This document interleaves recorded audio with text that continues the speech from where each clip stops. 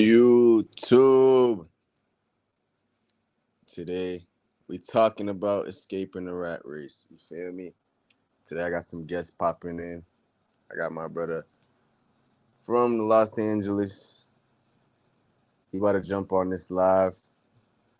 I met him in Europe, and he's gonna basically tell us about his plan to get out the U.S. again. Last time we met, we was in Budapest, and ever since then, I done moved on to Asia. What's up, Tel? I done moved on to Asia, and brother had to get his things realigned, and now he's planning on getting back out the U.S., escaping the rat race once again. So we're gonna have him come in here, promote his channel, as well as other people who want to join the StreamYard and talk about, escaping the rat race or just their views on this shit. That's what we're gonna do for the night. Shout out to the 9 people in the chat. Shout out to the 9 people in the chat. I promised y'all a panel. It's been a minute. We've been doing IRL streams and stuff like that, but now we back on the panel. I'm gonna drop the link right now.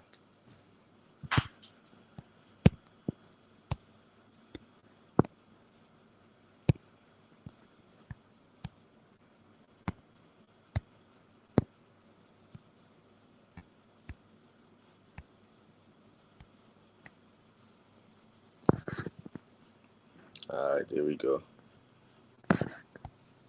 Escaping the rat race. You dig? Escaping the rat race. We gotta escape the rat race. You gotta get out. You gotta get this money. You gotta be self-independent. Hold on, let me send bro the link real quick.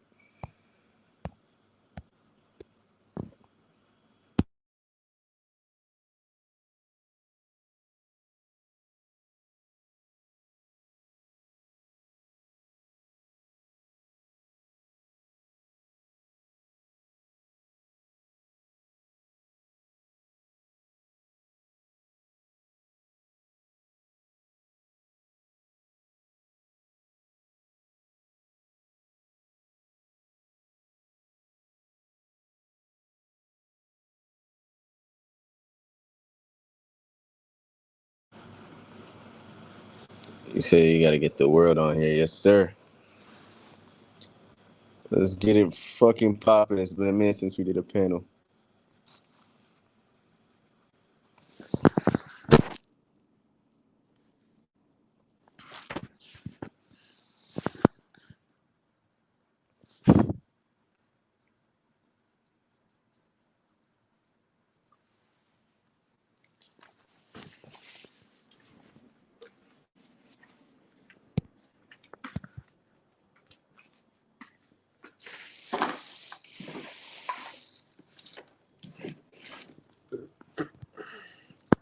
He said looking at Pattaya hotels right now.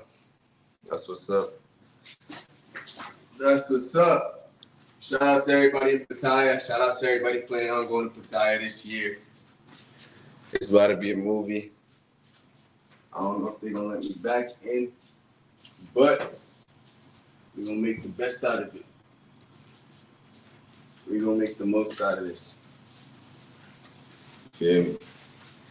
He said, "What do you do for work, G?" I'm a content creator. I'm a content creator. I've been doing content creation for the past 5 years consistently. But I've been doing content since I was like, maybe 12 years old. This is before you could get paid for content, you know? This is before niggas could get paid for content. So it's kind of like my passion is like the world had changed by the time high school ended for me. It was like dudes was making money off of video games. Whoever played video games was making money off of playing video games on stream. And I was like, yo, if this is possible these days, what's the chances if I took a chance and kept making content, I could live off this shit. I could make 10 bands a month.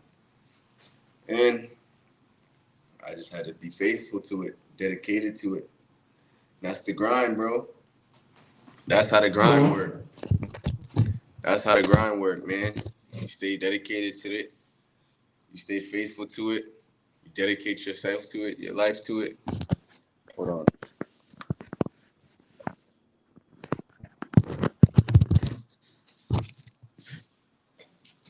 Bro, I didn't get the link. Shit.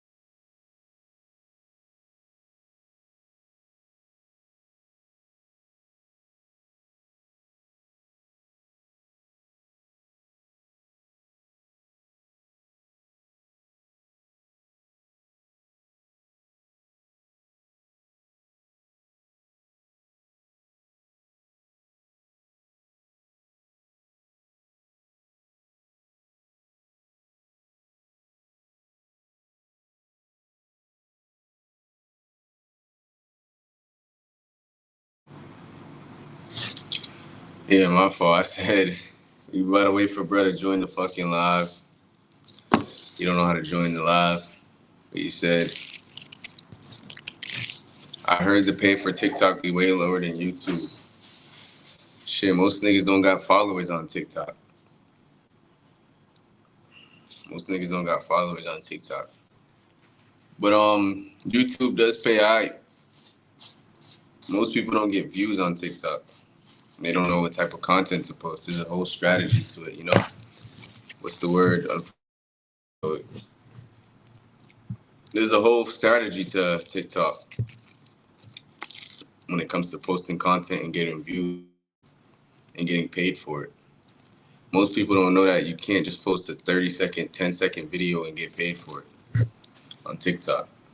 There's way different requirements than people think.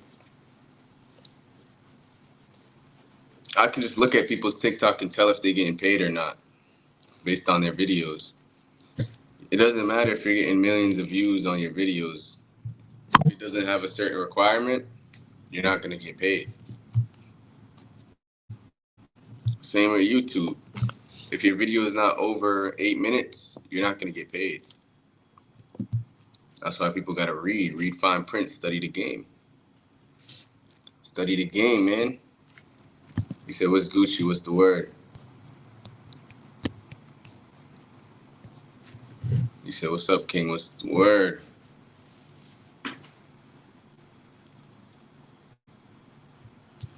He said, I need the TikTok sauce. Shit. Nigga, DM me, bro. DM me. There's a lot that goes into the TikTok game. Bro, I had like mad followers for a while. I didn't figure out how to get monetized till like a few months ago. And it was kind of fucked up. I was pulling mad views, but I was doing it wrong the whole time. He said, I know one TikTok method to make money. What is it? And TikTok, they do partnerships. So like TikTok finds you the brand deals and stuff like that. But I don't do those shits. I'm not promoting another man's brand. I have too much content for that, bro. He said, that's tough. He said, share with us, G. Hold on, Brody cannot find the link.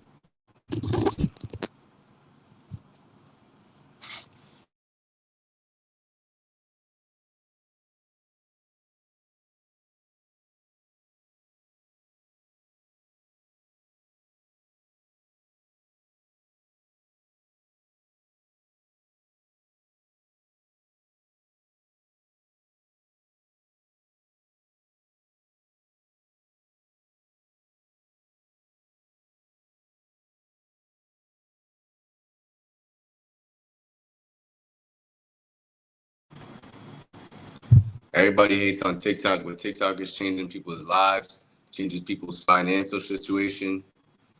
changing people's business. TikTok is paying motherfuckers.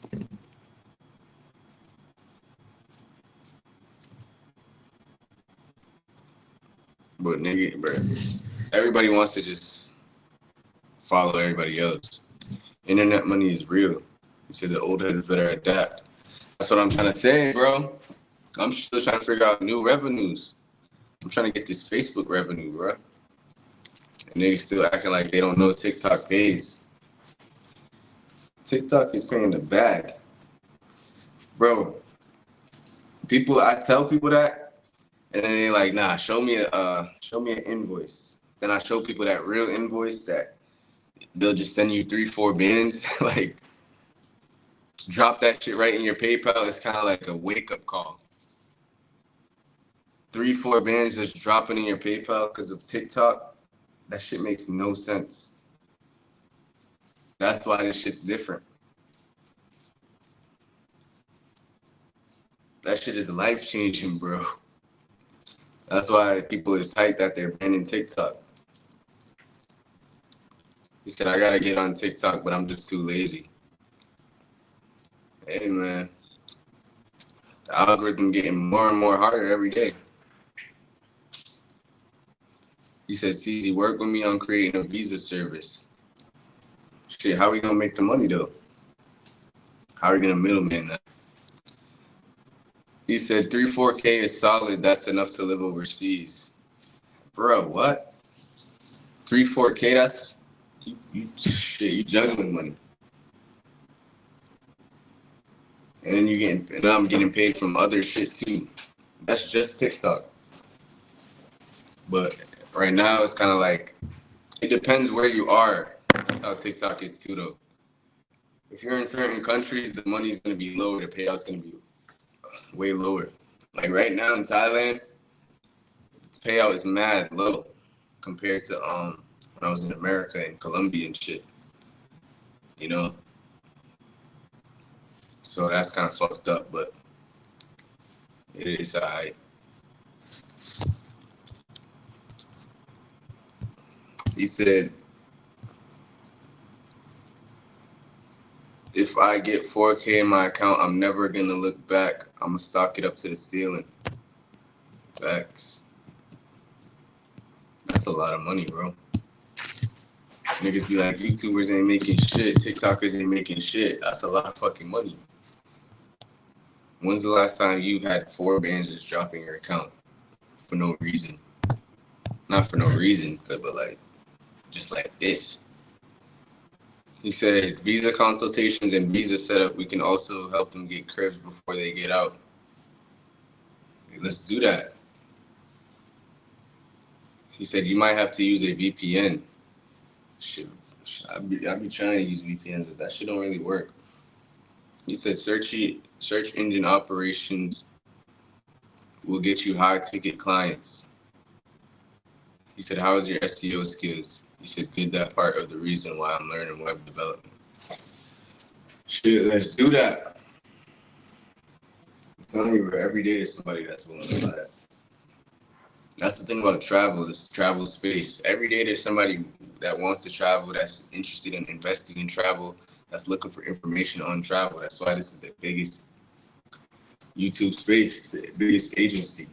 People be like, yo, why are people he's trying to live off subscribers' money? It's like, no, these niggas is smart. These niggas are in the flow of where the money's going. Old head niggas just mad that they're playing backwards.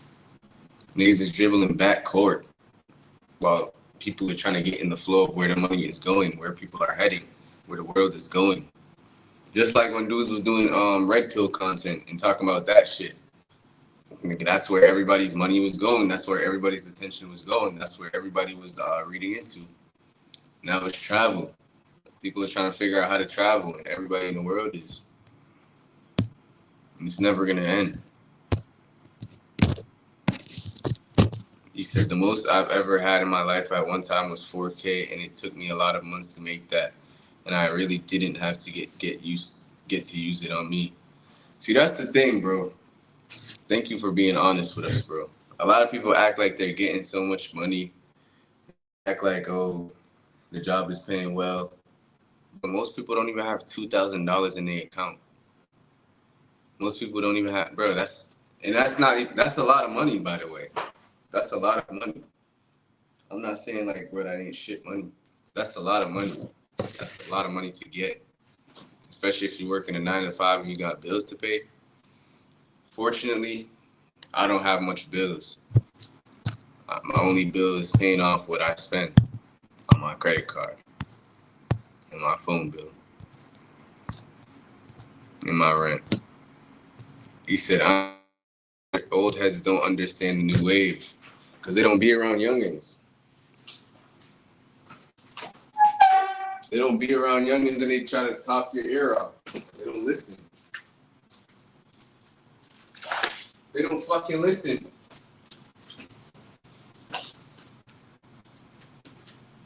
Big bum clock,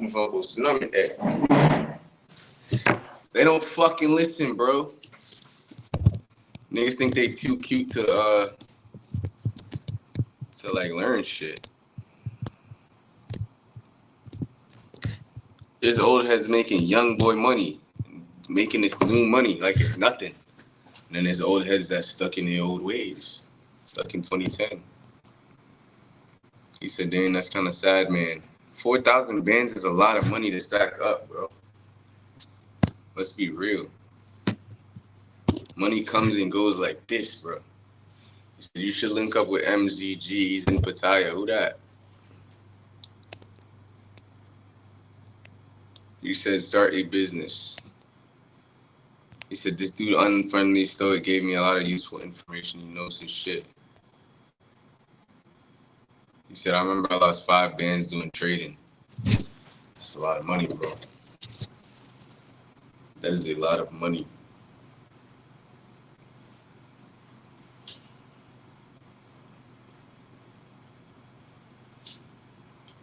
Bruh, still ain't get the fucking link, bruh. Shit.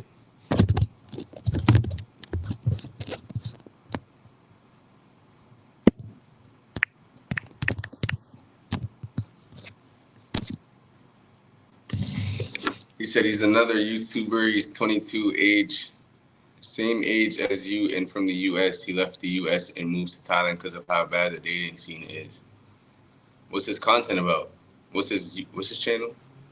ZJT. He said, "I know the feeling, fam. Nigga, 5 bands." He said, "I lost like 20 bands, but it wasn't really my bread.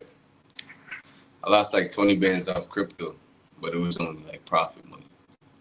Just by staying in some shit too long. But I ain't stressed it because it was like I put like a band in, and I profited like 30 bands. This is when before niggas even knew about Dogecoin. That shit went up a little bit, bro. I was at 30 bands off of like a 1 band investment, 500 investment." He said, "Same here, damn." But it was just to show me like, nigga, shit. Brady came. What's good, brother? Shit, chilling. What's up with you? Shit, where you at? Hawaii? Yeah, yep. I'm in Hawaii, beautiful Hawaii. Check it out. Shit, man. We were just talking, bro. He said they look like James Brown. Uh-huh. But Yeah, I get that a lot. so I'm gonna tell him how we met, bro. I'm gonna tell him a little story. You tell him how you met me. All right. So Yeah, for when sure. I met, bro, this was 2021, right? No, it was 2022, right? So Yeah, 2022. I was in Budapest, Hungary, right? I'm walking through. I'm like, yo, why the fuck is it kind of like a little race issue? You feel me? It wasn't like racist because it was still cool and laid back and chill. But I was just kind of like fed up. I'm like, yo, I gotta get the fuck out of here. This shit weird. You feel me? Then I walk into a Burger King randomly. Then I order my food. A nigga behind me, he's like, hey, I like your shoes. I was like, good looks. I was like, where you from? He was like, where am I from? I'm like, I'm from America, bro. He's like, yeah, I'm from Compton. I'm like, yo, what the fuck? What the fuck? And he's like, yo, I've been out here for a minute. I'm like, what the fuck? He's like, I've been out for 6 months. I'm like, what the hell you been doing out here? How you been out here? You feel me? And it was kind of like a fucking inhumane experience, bro. How I met this guy. Oh yeah, Basically, we yeah. just, it was, bro, seeing a black in these places kind of like, is this even a real experience?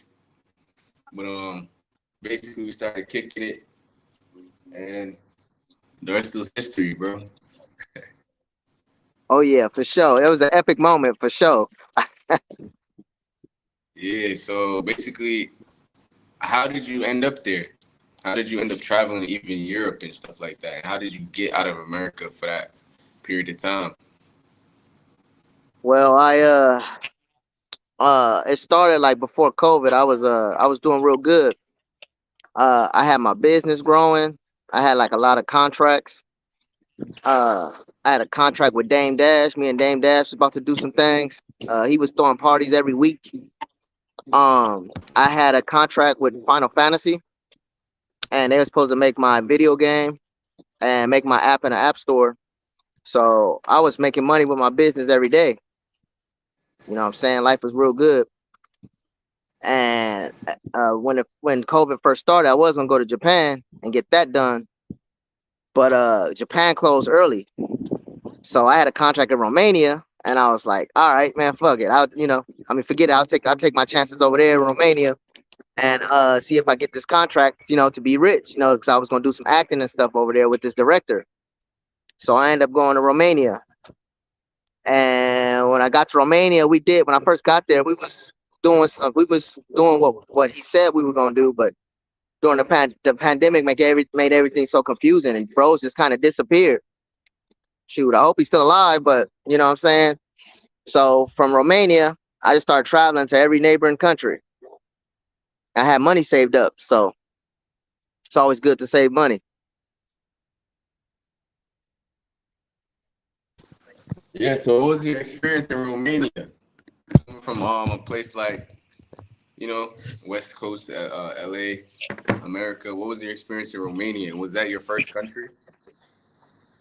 Yeah, yeah, that was my first time getting there, and Romania was nice. I love Romania. It's one of my favorite countries. Like the food is good. The people are like, what I'm saying, real cool. Um, it's real like nature everywhere. Like it's a real nice country to visit and even live. People are Yeah. real chill there. And you said you used to be in movies or just on the scene of like the Oh, entertainment industry.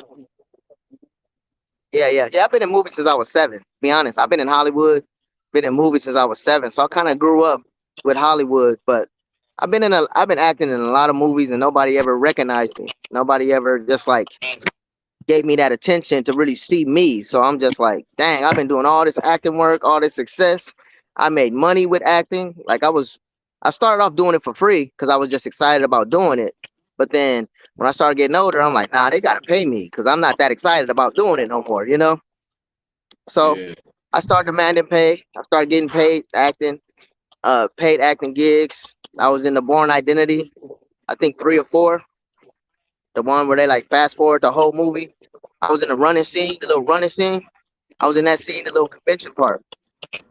And like I had to do something now so that something sticks. So that people see me and they're like, hey, that's that actor, whatever, whoop the whoop or whatever. So now I'm the Black Dracula. Everybody know me as the Black Dracula.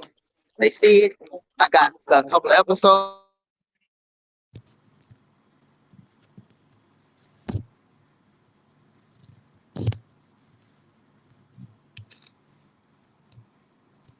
coming up. Brody shit froze. He said, "What was you in, bro?" I think he was in a few movies and stuff like that.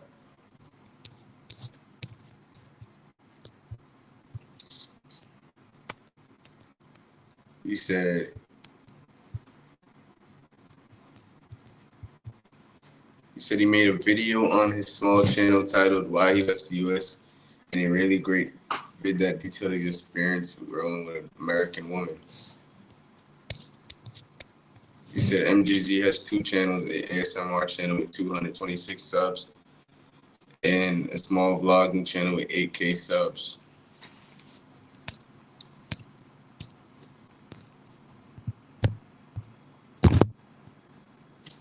Damn, bro.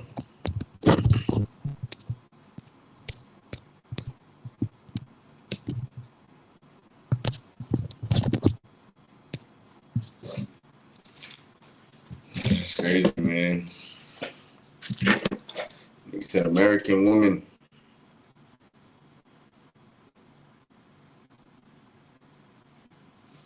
Yeah, man, if you got problems with American women, get the fuck out of here before you do something stupid and irrational.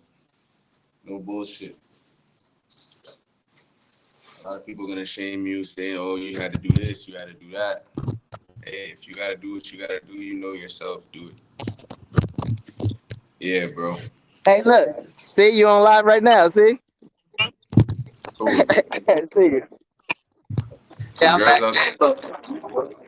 Yeah, man, I was just talking to the chicks or whatever. They started talking to me, so I was like, "What's up?" Shit, what's Hawaii like, bro? Okay, so Hawaii is aloha, and aloha means in their language, it's like be cool, be chill. You know what I'm saying? Like just kind of enjoy life, be at peace. So being in Hawaii is real fun, man. There's so much to do. There's beautiful women everywhere. Uh, the food is really good. It's influenced by LA and Japan. So if you imagine Los Angeles mixed with Japan, man, that's Hawaii. It's cool. Would you say it's still the rat race, or is it a different culture and vibe out there? It is a rat race, but you don't feel it as much here, even though like everything is expensive here. People talk about it, but like there's jobs out here, there's money out here to be made. Like I'm planning on opening a store out here, like next week. So Yeah. And would you say like, because the brother just said he had to leave the U.S. because American woman. Would you say there's still problems with the woman and like the mindsets over there, or is it kind of like they got their own type of well, people, they got their own Asian influence over there? well, yeah, they got their own type of people here. The women here are amazing. They're beautiful. They're welcoming. Uh, they don't really like a lot of trouble here. You know what I mean? But I'm gonna tell you, they don't like the white man because the white man came and took their land. So because of that, they're not very welcoming to like the white community because they came and took their land. So they're a little strict on them. They be racist to them and stuff, but everybody else is like, hey, welcome, welcome, come, let's party. Like I had a dude the other day, he had a cookout. Bros invited me over there, gave me two plates, gave me like four drinks, just loaded me with food. I was like, oh, thanks, bro. All because I complimented his Compton hat, because I'm from Compton, So he's like, man, just hooked me up with a whole bunch of food, and he was like, hey, you good? Because I could give you more. He was trying to give me more, like more food. Like they're just real open. You see a lot of brothers over there? Yeah, we be seeing brothers and stuff. You know what I'm saying? But not too much. Yeah. It's not a lot. Shit, so what would you say is better than about Hawaii than with your experience in Europe? Well, over here, it's a melting pot. There's a little bit of everybody out here. You know what I'm saying? Uh, just a little bit of everybody from Europe, from America, from Asia. There's Indians. You don't see Indians too often, but you see them. You know what I mean? But it's just like it's a melting pot, and everybody comes to Hawaii to vacation and eat some good food. For me, it's not expensive though. I'm not gonna lie to you. It's not expensive to me. Some things are, depending on where you go. But for me, it's like that's anywhere. It's not even that expensive here for me. But For some people, it is. Just depends on what your pockets are like. I'm not putting nobody down or nothing, but everybody say it's expensive. But I'm living good over here. So Would you say it's cheaper than LA? it is, it is cheaper than LA, and that's the thing. It's cheaper than LA, cheaper than New York, cheaper than Chicago, but it still got some things that's pricey or whatnot. Is it good to start businesses over there? It is definitely good to start business here because you could you could price things for a lot of money. You could charge people for a lot of money. Like they charge a lot for a lot of things, but like me, I'm not even gonna be charging a whole lot. Like, cause No, I know. A few months ago, we had spoke. You was in Vegas or Arizona or something like that. You said that place was like a hellhole now. You said it changed since you was last there. What was that experience like, and why did you feel like it was kind of like a zombie land? you sure you? I'm about to say. I was like, you sure you want to talk about? Because that's like it was a zombie land, bro. I mean, I didn't even like. I just didn't see that coming. Like, I mean, the people would be hunched over, doing drugs, growling at you, and you like, hey man, like zombies. In the movies we kill them, we stab them, so I'm like, gotta watch out for that over there. But they really like that, bro. Like, there's been a lot of stories, crazy stories in AZs since I have been back, and I got video of some of these people doing the hunched overs like zombies and stuff. So it's like it's crazy. So what would you say was your biggest shock coming back from overseas since COVID, and you came back to America? What was your biggest like shock? The biggest shock was like to see how aggressive people have gotten. People have gotten so aggressive out here. Like it's like they're more cutthroat. They ready to just cut you down for your money. Like everybody's money, money, money, money hungry, and they complain about not having it, how hard it is, and that money hungry attitude. They ready to kill. Like they going for blood. Like you know what I mean? Yeah. But you didn't got in some situations when you was in Europe too, though. So like, what was that like? What was the racism like in certain places you was in? Yeah. Well, Serbia's a cool country, but they hate Americans and they hate black people. So it's like a lose lose situation. They'll tell you they're not gonna hopefully tell you they racist. But me and a lot of my other black bros from Serbia kind of felt it out there. And Yeah. I was on a bus with my Serbian bro, and he was like, "Fuck you, fuck America, fuck black people, fuck." I was like, "Dang!" Like he just went in, and I was just like, "Bro, like who you talking to? Like, bro, you trying to start shit with me, and you trying to start shit with America? Like, what's up?" He's like, nah, but still, just saying, y'all, America bombed Serbia. We like, okay, bro. It's like, Yeah. so like sometimes they just, especially the older generation too, they're really like, you know, in their culture and their tradition, and they just don't like other races of peoples. A lot of times it be black people. So, You said I was in, and Hungary. Oh, and it was very racist. He said, "Fuck yeah. East, they are the most racist Europeans." Do you think that? uh, I won't say Eastern Europeans are racist. I won't say that. I'll say they're nationalists. So it's like Yeah. if you go to Bulgaria and you're not speaking Bulgarian, they're gonna be like, "Hey, fuck you. We don't give a fuck about what you're doing. You could come from London. You can have blonde hair, blue eyes." I saw what they did to that dude. He had blonde hair, blue eyes. He came from London, and they're like, "Hey, fuck you." He wasn't speaking Bulgarian.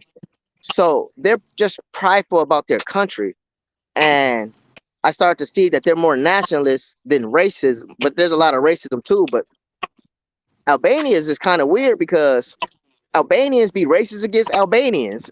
The southern Albanians be racist against the northern Albanians, calling them mulak. It's like the equivalent of saying nigger. It's like they're like mulak, stupid mulak, and you're like, dang, like they go in on their own. So so I could kind of see that about the racism too as well. But they just find ways to just disagree about shit. Like so And you had talked about fucking Montenegro or some shit. You always tell me about that place, bro. Like, how is that Oh yeah, different yeah, from the rest? yeah. I'm feeling Montenegro. Montenegro bomb. Like it's I didn't get racism there when I was in Montenegro, but I had just had women coming up to me. They're like, dang, it's good to see a black dude, like, oh, okay, what's up? So they was really feeling the black dudes. But I did see the men get mad because the women was coming up. That's typical for most places. The men were like mad that the women were coming up to me. Yeah,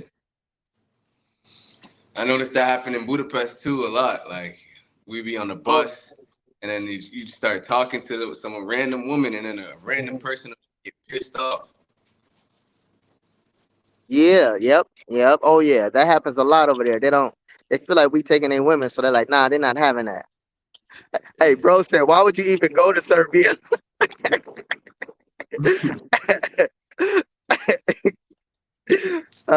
I appreciate that guy. That bro is funny.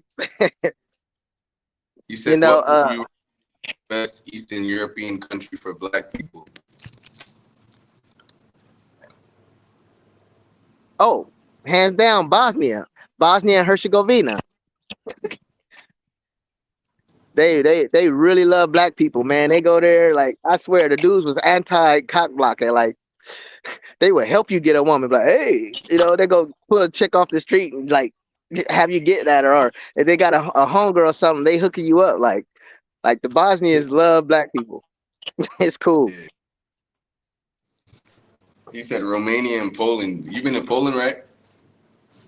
Yeah, I've been to Poland. For me, Poland was fresh, bro. Mm. Uh, yeah, it's like a college town called Krakow. Mm. I say it kind of weird, but it's Poland, but it's like Krakow or whatever. And that place is fresh, bro. I'm actually gonna go back there. He said, "What's your socials?" Uh, it's baby best celebrity page. It's my IG. What's your And if you YouTube? want to see my YouTube channel is Epker, EPCHAR. You could type in Epker in any search engine, and that's mine. Or you could go to epker.com. Yeah, and what type of business you do? Like, people want to know what kind of business you do as well, and like how you make your money. Production. Yep, I got a production company. We do Yeah. music, we do acting, we do film, movies, anime. I have books published, fantasy novels. We do it all when it comes to entertainment. So And where do you see that coming in play overseas when you go back overseas? How do you think you're gonna expand that and keep that running overseas? well, what I'm gonna do is when I get back overseas, I'm gonna be printing out my merchandise, my clothes, my books, all that stuff. I'm gonna be printing that stuff out, and then also I'm gonna be performing my songs, my musical songs or whatever, my rap songs, because I'm doing a song with Lil Bootsy. I'm doing a song with Lil Bootsy and crew soon, so that's coming out. Mm. So I'm gonna be And doing those gigs, going to nightclubs, you know what I'm saying, performing and stuff. So yeah. So I noticed you have a lot of connections overseas. How does that help you? Like, just making those connections overseas and bringing your brand overseas. And do they like rock with our culture and stuff like that? Do they rock with what we present and what we bring into the table? Or would you say you get more yeah, support in oh it? yeah, man. You know what? When you go overseas from the United States, they rock with you a lot more. They support your music, your talents, and when you get those connections, man, they'll do anything for it. They'll got your back. Like I have connections. My Indian brother that adopted me, he's rich, and he's talking about come to my home. I give you my cozy palace. I give you my car. I give you my dog. He wants me to come to India, so I got to go see bros. He been asking me for 3 years to come out there, and bros is Yeah. like, man, I'm mad at you because you won't come. Like I'm like, dang. He's like, I'm gonna make you rich. Watch. I was like, okay, bros. You know. And then my Dubai connection, I can help people start a business up over in Dubai.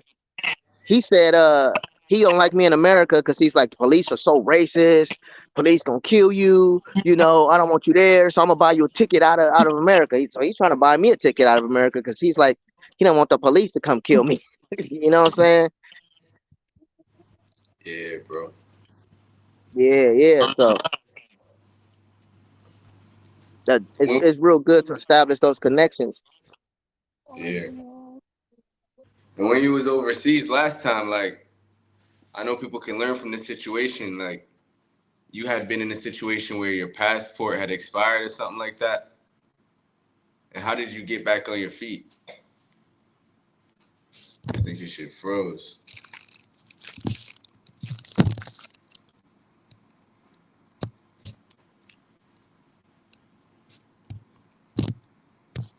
He said no shade, but what's the allure with the war torn countries? He said war torn. These are just up and coming countries. They're not really war torn. Third world countries, maybe.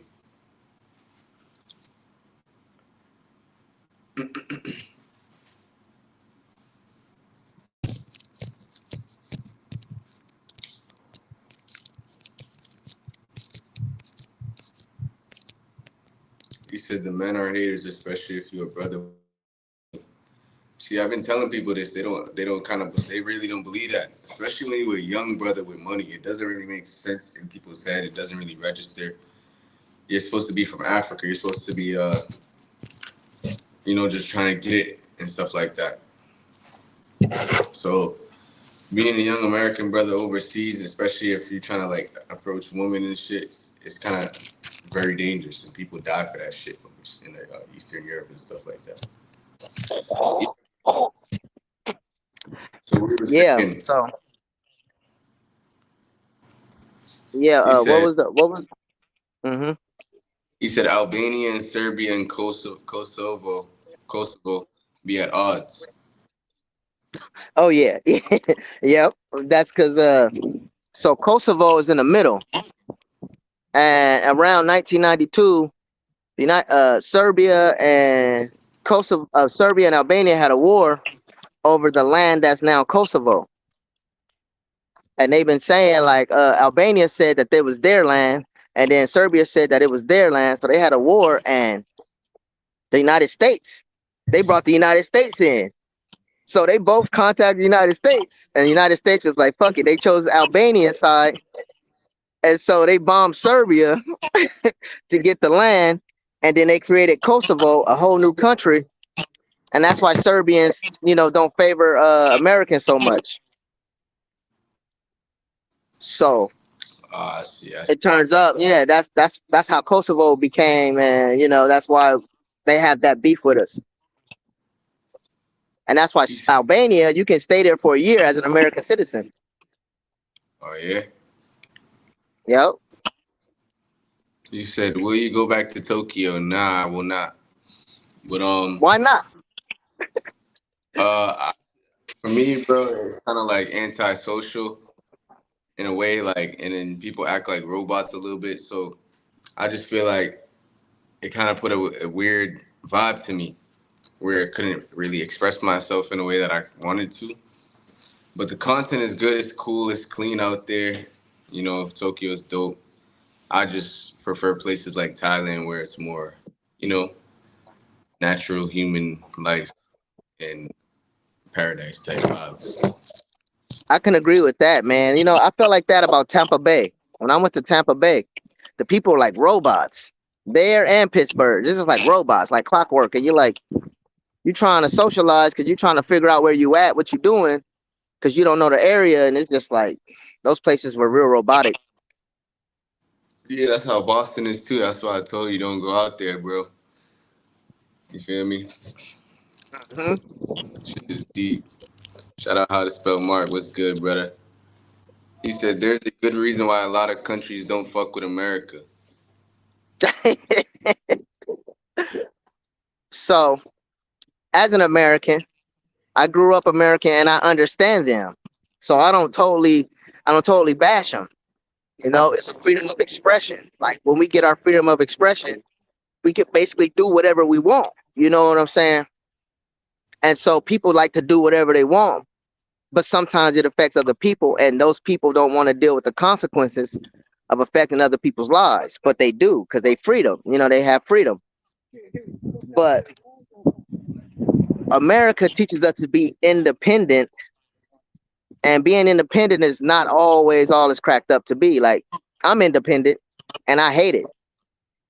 Damn. Like I have a business, so I want help from everybody. The rich people need more help than anybody because we need people to run our business. We need people to help us with certain things. It's like managing our money, our time, everything. We just need a lot of help when we start making a lot of money in a certain tax bracket. But America teaches us to be independent, which counters the whole mindset of being successful in the way of getting out of the rat race. You feel me? Yeah. You So think it, we are the most. Oh, go ahead. you think it's easy to make money before when you was in the industry and stuff like that, or now that the industry is more like back burner and it's more about independent media and stuff like that? What would you think is easy to make money now or back then, like maybe 10 years ago? Well, I think right now it's way easier to make money, and a lot of people just don't see it. They kind of miss it. But it was a different time back then. Like when I grew up, there wasn't like it wasn't easy to just record yourself. You couldn't record yourself. You couldn't jump on the internet like how we do now. It's totally different.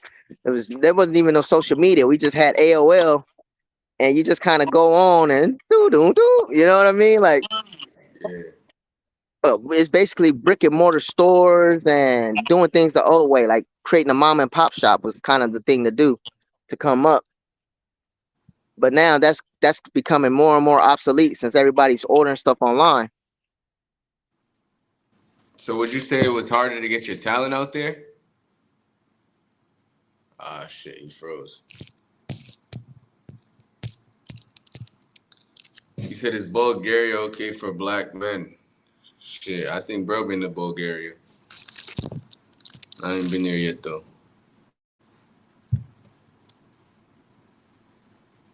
You said Americans never had to deal with the wars our government starts because it never comes to our land. It's always across the pond. Facts. That's facts, bro.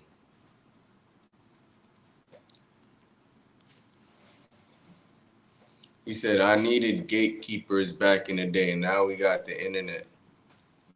Nah, no bullshit. Back in the day, bro, you had to go through a nigga that knows a guy, that knows a guy, that knows a guy, that knows a guy, that can put you in a room that, you feel me? Now it's like, those guys need you. Those same guys need you with your platform and who and how you got reach. Okay. Yeah, bro. Well, yeah, it's real windy over here. That's the problem. So it keeps cutting out and cutting back in.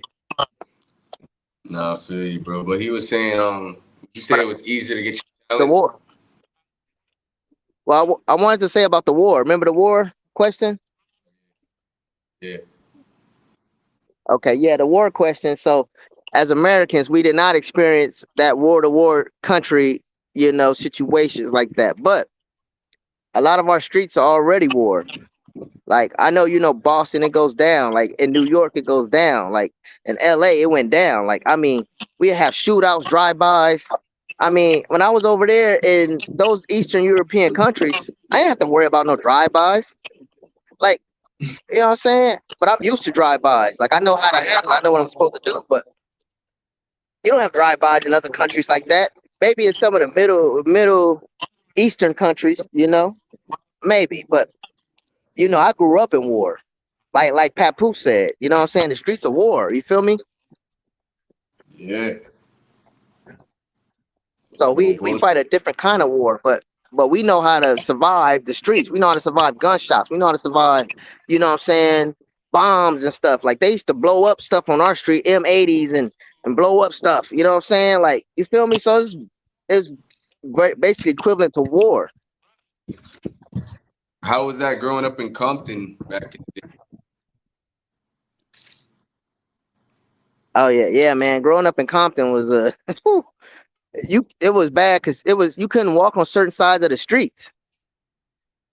That's how day? Yeah, bad it was because if you did, dudes would be like, "Man, you're not from over here. You can't walk on this side of the street." And they shoot at you. crazy.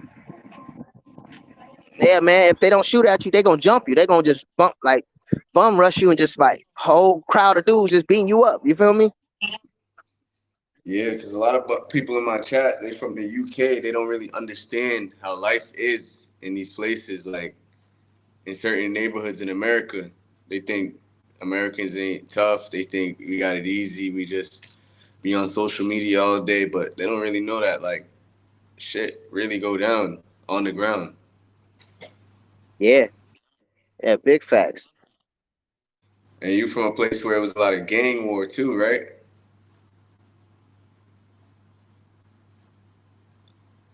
Brother, shit froze again.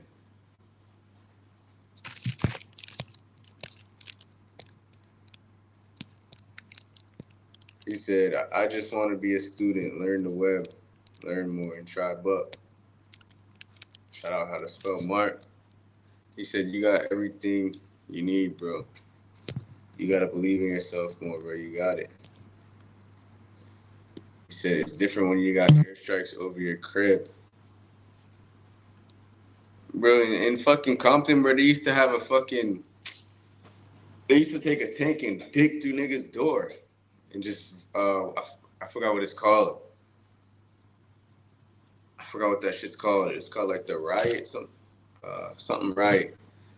And it like just digs through your house and destroys that shit. Man, it's this win. It's this win over here. Yeah. Yeah, win is it's crazy today.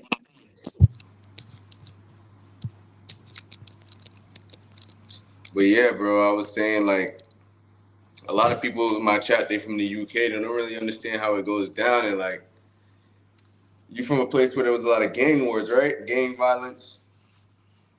Oh yeah, yeah. Man, gang wars be the craziest because it's like a whole bunch of people in different colors just fighting each other.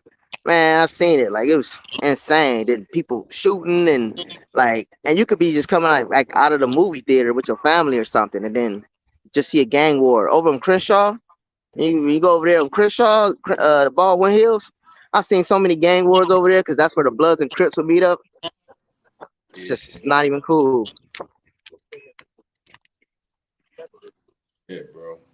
That's what I'm saying, bro. Do you think you got the passport, bro? Because a lot of people don't really understand that niggas is really trying to get out of these. We seeing real shit every day in America. You feel me? Oh yeah, It's not just yep, women. So what yeah, do you think about exactly. people saying that Uh, dudes just travel for women, black dudes just want to holler at pussy and shit like that? yeah, yeah, yeah. I mean, exactly.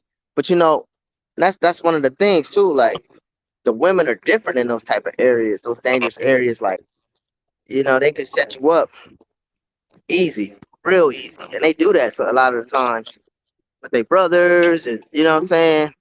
Set you up to boyfriends, they pimps, whatever it is, they set you up and it ain't gonna be too good for you. And I understand what bro's talking about. He said it's different when you got airstrikes over your crib. You talking about airstrikes?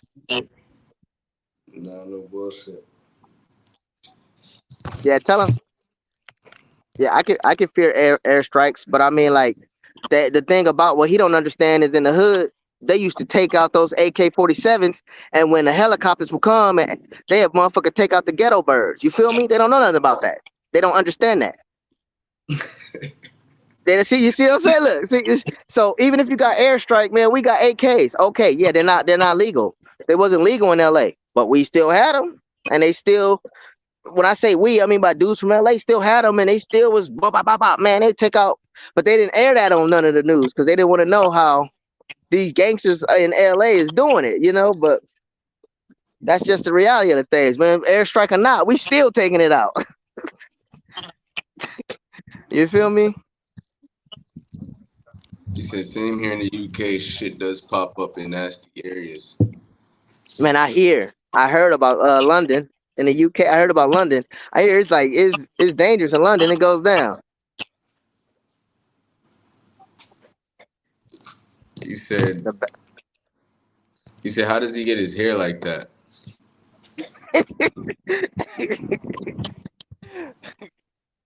well, well, half of it is because I'm the Black Dracula. I use my Dracula powers to make my hair like this, but also I use gel and I perm it. He said, I had to go but Black Dracula for you in a minute. For a minute. how was dating in Europe though? Somebody said, how was dating in Europe for you compared to coming back and seeing what the So, vibes of these women now in America? well, the women in Europe, some of them still have me in love with them after we left and separated and stuff. And those European women, a lot of them are really really good women. They're nice to date. Like they like to pay for the date. They like to go on a first date, like go to the park when you ain't got to spend no money. They not about just like you spending money. They about actually spending time with you, getting to know you, and it's a real good feeling to date a lot of the European women. You know, if you can get their attention. But a lot of them are conservative too. They're more conservative, so they'll be feeling you, but they just will be like kind of a little distant, kind of because they don't know if they should pursue it because they're so reserved. You know? Yeah, they're in their own world, no cap. It's a whole different world. Yeah, yeah. Fact. They definitely in their own world. They love that. But if they open up to you, then they I mean they gonna give you all the sex you want. They not gonna say no. Like they not gonna man. Like when I was with all the European women I ever dated, man, they never said no to sex. Like as much as I want, as much as I can handle. You feel me? So And what would you say like it is coming back now that you're in Hawaii and you've been to LA, Arizona, and Vegas and stuff? the more I travel, the more I want to get out of the United States. Now, don't get me wrong. United States is my home. Everybody fight for their home. I'll fight for this country. That's nothing. But my thing is, it's like my country treats me like shit because of my skin color, because of something I didn't choose. No bullshit. But at the same time, like my family have been like my family military. We fought in the military for this country, and like most of my family got out in some weird little way. And it's like, dang, like you know what I'm saying? Like, and my brother had such high honors.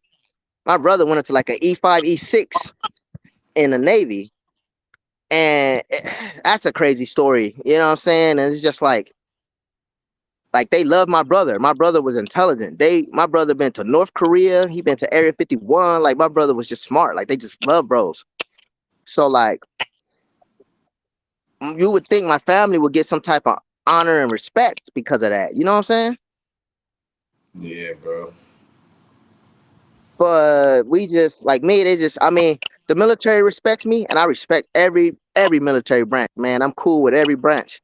My favorite is the Navy, but like we don't get that honor as a family. Like of what everything that happens and stuff. So, but my uncles was Army. My dad was like Marines, hardcore. He was talking about it yesterday. He was stationed in the Philippines. Yeah. Shit. You said what part of Hawaii you in? It's called Oahu. Can you flip the camera and show us, or Oh yeah, yeah, for sure. where you at right now? The beach. Yeah, I'm at the beach. You been to Waikiki? My boy said he been to Waikiki. He just left there. Oh yeah, yeah. Waikiki is nice. I'm not too far from it. I'm at Ala Moana, which is like 9 minutes from like Waikiki.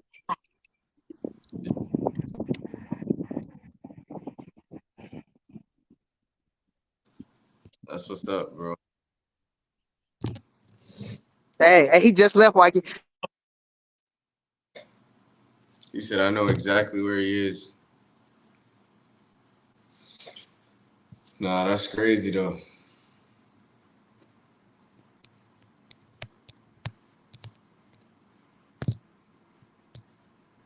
He said I literally just left there. That's crazy. Wow, I wish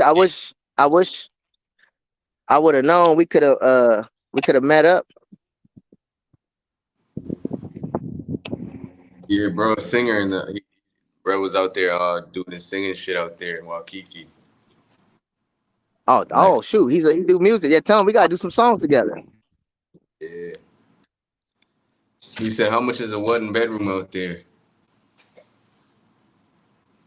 Yeah, we could get one bedroom. You could get one for like as little as like 1,000 to like 1,000. What's it like? You said 1,000 a month. Yeah, 1,000. Between 1,000 and 1,400. Okay, Yeah, you could get a it's studio not for bad like compared to like, yeah, yeah. It's not like LA or New York where you gotta pay like three bands. yeah. Mhm. Um, last time I seen you, bro, you had like a little passport situation when you was overseas, and I know people can learn from that. And like I think your passport expired or something, or you had to like give it up. How did you get your passport back, and like what was that process like? And could you Oh help well, if somebody you prevent that situation next time? yeah, if you that's the one thing about America. Like if you're stuck in another country, you could take out a patriotic loan where they give you a plane ticket and they give you money and they loan you money to fly back home to the United States. So all you gotta do is pretty much pay back the patriotic loan and you get your passport back. I'm on the way to get mine back right now as we speak. Yeah, Yeah, it's gonna be coming probably like 2 weeks, 3 weeks. I don't know. Probably like 2, 3 weeks. We'll see. yeah. Where was he planning on hitting first after that? You ain't going no more. Uh, Japan. I'm going to Tokyo because I'm trying to see about getting my anime mainstream. how far is Tokyo from where you at right now? How far is the flight from there? They said what, like 7 hours, something like that. 7 hours. Damn, you Yeah, kind of that's close. why it's so close. Yeah, that's what's up. He What was said, he how much talking about? Oh, the other dude. He said my I got that Delupa what? That Dil something. Iraqi? What's that? Yeah, yeah. What is that? What does that mean? He said, It sound funny. if you in a jam overseas, hit the embassy. Yep, yep, exactly. You in the jam? Anything happen? I'll tell you about a racist thing that happened to me in Hungary.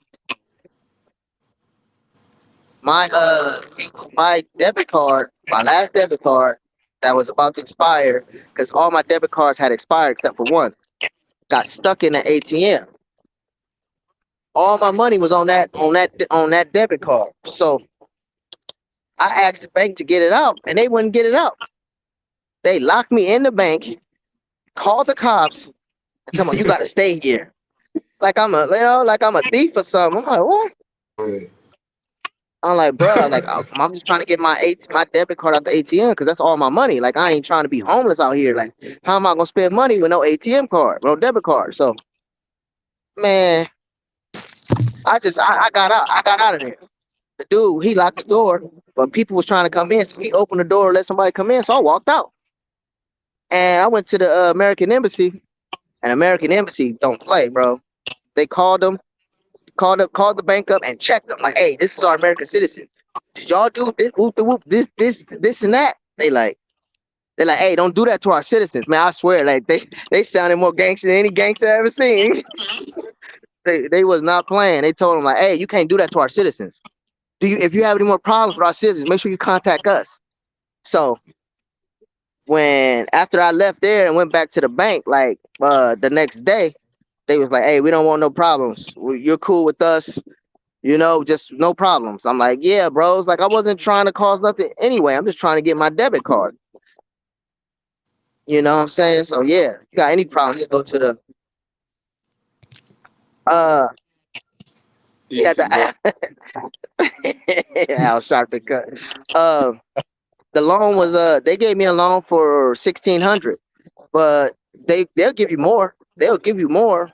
It just depends. Depends on um, you.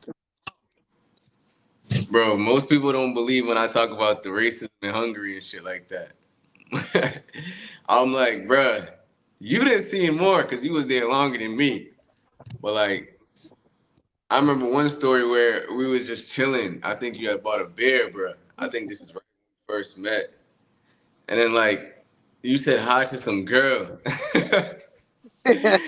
Hi to some girl. And then she tried to like ignore you. And then you said something back. And then she ran back out. She said, "You're a monkey." And then you Oh was like, "Bitch, drink." And you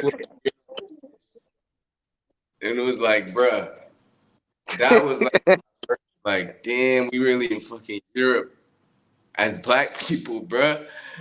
And then another situation when I said something to some woman, and then she came out, she was like, "What?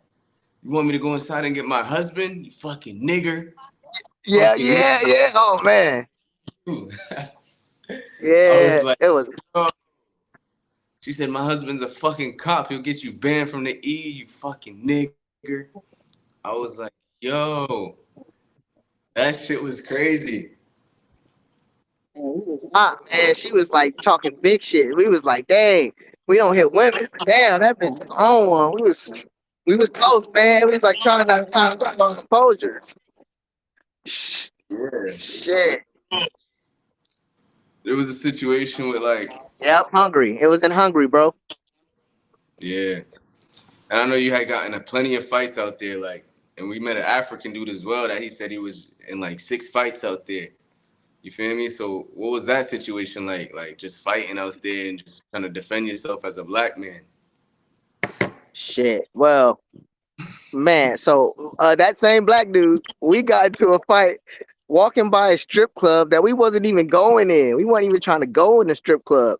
But the dude was standing outside and they start talking to us like, hey, what's up? What the fuck y'all doing? We're like, oh, we're not even going in there. Who's in there? And they're just like, well, you're not in there and you're not getting in there, so don't worry about it. So we're like, I'm like, man, we're not even going there. We're going to Metro. We're going to a place called Metro where they like black people. Man, the dude just kept talking shit. So I was like, man, fuck this dude. I go off. And I'm like, man, what's up? What you want to do? So he pull out his pepper spray and he tried to pepper spray me. I dodged that shit. I was like, and I came and, you know what I'm saying, swung at him, but the nigga wasn't close enough, you know what I'm saying, because the pepper spray and shit. But he ran over and he pepper sprays that black dude you talking about, pepper spray him right in the face. And I'm like, Yeah. oh shit, you pepper sprayed a homie?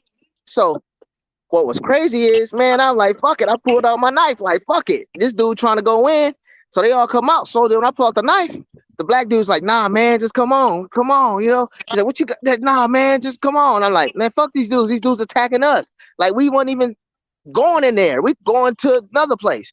And he like, man, just forget it, man. Just forget it. I'm okay. I'm okay. And then when I had the knife, then they like, then that's when they went back inside the club. They didn't want none. So I'm like, all right. So I put my knife away, boom. And then us, me and the black dude go to the Metro. He goes in and wash his face off and everything. And he like, man, it's cool, man. It's cool. Thanks for having my back. I'm like, man, fuck that, man. They just racist for no reason. Like, I can understand we was trying to get in or something. Like, but they started it. So they started shit with us, man. Like, that's just one little situation. I Yeah. got another situation where this French dude beating up a black woman. So I stopped the nigga like, hey, what you doing, nigga? Come fight me. You feel me? Come fight me. And the nigga like, Oh yeah, he was trying to speak English, but he couldn't speak it very well. And he talking about like you need to understand that you will get hurt. That's what he said. And I'm like, me get hurt? I said, well, you need to understand. I ain't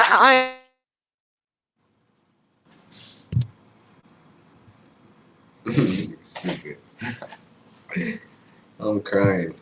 He said, sounds like Hungary is more racist than Serbia. Nigga, shit. Nah, Hungary's not like extremely like racist. It's just they just like they just they just don't I'd want. say so. Oh yeah, you back? Yeah, yeah, I'm back. Yeah, You said yeah. I would say Hungary is more racist. It sounds like it. were you saying about a black girl, French guy? Yeah, yeah, yep. What happened with that? Well, that was the situation I was talking about. Uh, the dude was a French dude, and he was like beating up the black woman, and I protected her. And I threw the when he slapped me on the face, I threw my drink at him and punched him. Bomb. You feel me? Like, cause you put your hands on me, bro. So what's up? You know what I'm saying? And when he saw I knew how to fight, you know what I'm saying? Got on him, boom, boom. But then the black woman is the one that was like, "Hey man, just leave him alone. You know he's had enough. He had enough." And she stopped. She's the one that stopped the fight, even though he was beating her up. So I was, trying to play the hero can get you in trouble sometimes. So And I know you had a story where like a dude's girl had came up and like touched you or some shit, and you got in a fight because of that or something like that at a club or you was on the strip, uh, at where at? Which place? like in Budapest. You said I forgot the story, but you said something with a dude's girl, and he got mad or some shit. Dang, man, it was like, to be honest, it was a lot of little situations like that. So I don't remember that one off top. It was a lot, man. I got to some fights because they was just always being racist. Like,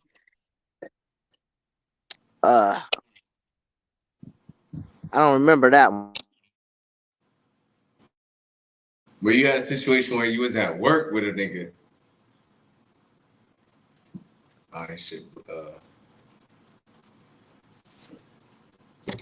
his shit went out. He said black women ain't our woman, let them fend for themselves. He said jail overseas ain't worth it. Bro, there's niggas in this world that never get arrested, that never get caught. Uh, that's this nigga for sure. This nigga done been in a million fights in a million situations overseas. And Big H as well. But yeah, you had got into a situation working with some dude at some butcher shop, right? Yeah, man, the dude got me hired there, but it's like when I start learning the job and start making more money, he start hating on me, and he gonna tell me you need to go home today. Get the fuck out of here. We're trying to work and get money today. You don't need to get money today. And I'm like, bro, calm down. So I went back to work, and the dude pulled a knife on me. So nigga, I threw my knife away. He came at me with a knife. I threw mine away, and I was like, all right, come on, motherfucker, let me show you what's up. So he saw that I was about to motherfucking get that knife out of his hand, and so he threw his knife. He saw I threw my knife. He threw his knife, and he came, punched me in the jaw, bro. Came and punched me in the jaw. I'm like, oh, okay. So after he punched me in the jaw, nigga, they went. The other dudes grabbed him and grabbed me. Man, I socked over like five dudes, bro. I was like, ah, socked over five dudes and punched them in the face. So we both got a hit on each other. You feel me?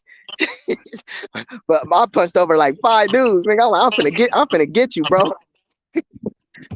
You know what I'm saying? But you gotta be just like he said. You gotta watch out. Make sure you don't go to jail. But you gotta defend yourself. You can't let them take what you got because they will try to like beat you up just because you black and they know there's not a lot of black people around, you know?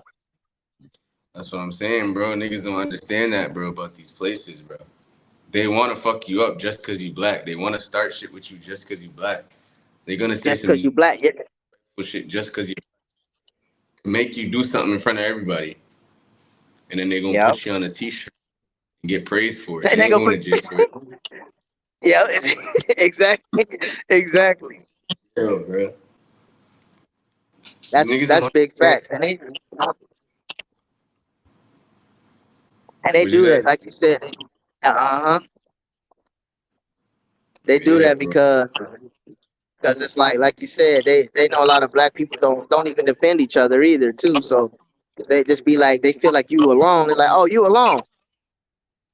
Exactly. You ain't got no power. You can't do nothing. Exactly. And I seen that a lot, like at the club and shit like that. Like when you go in the Oh yeah, club, yeah. Watch out for the niggas don't show, bro. You get no love from these bitches, and then they try to like sometimes disrespect you on some shit. Cause there'll be like two Yep. black people in the club and like 400 white people, 500 white people, and they all looking at you like trying to make sure you don't get no pussy. White white dudes is Trying to coming up yep. Yep. making. That's what it's exactly. They trying to make sure you don't get no. And that's the worst, man. That's the worst. That's gonna start a fight with any religion. That's a fight off jump. You feel me?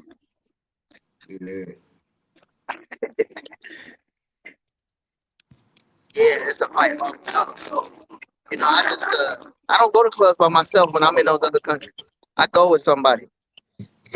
yeah. He said, "Wait, describe how it was meeting black women over there in Europe. Like, cause I remember we met a few black women and they kind of like try to like evade you. Like, why are you If talking? yep, Are you homeless?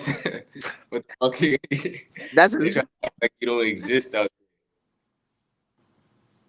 that's exactly how it is. They don't be feeling you. They try to avoid you. They don't want to talk to you. They look you up and down like you don't belong. It's weird. there. Yeah, bro. Yeah, it's so weird, man. Like just like we get so much hate even from our own people sometimes, and they be like, "Damn, can't win for losing." So what'd you Like when I say? tell people, like when I tell women I got a business, they be like, "Okay, good for you." Damn, good for me. I mean, yeah, it's great for me, but that's not the point. The point of it is why you jealous or why you mad or why you can't congratulate me. But like, congratulations.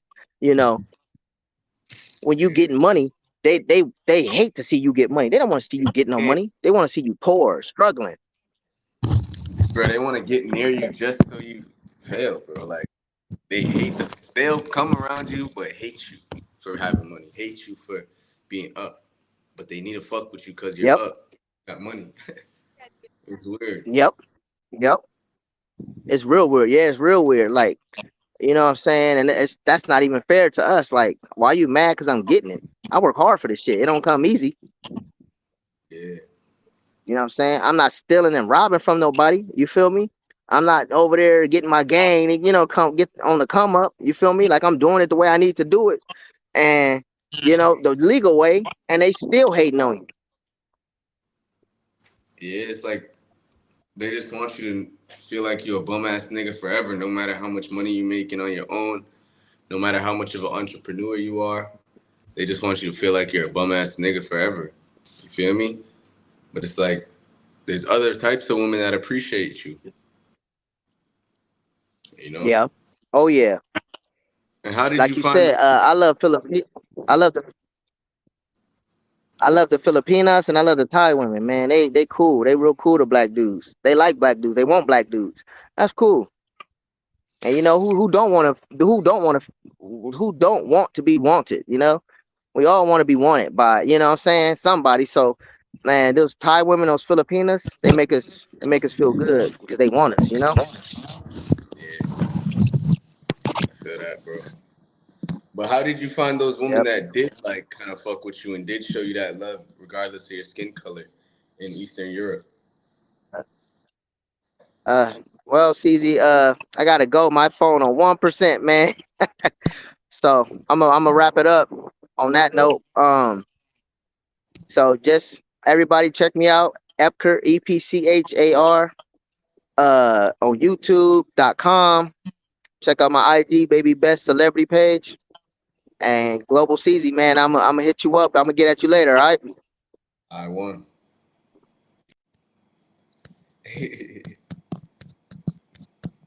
He said,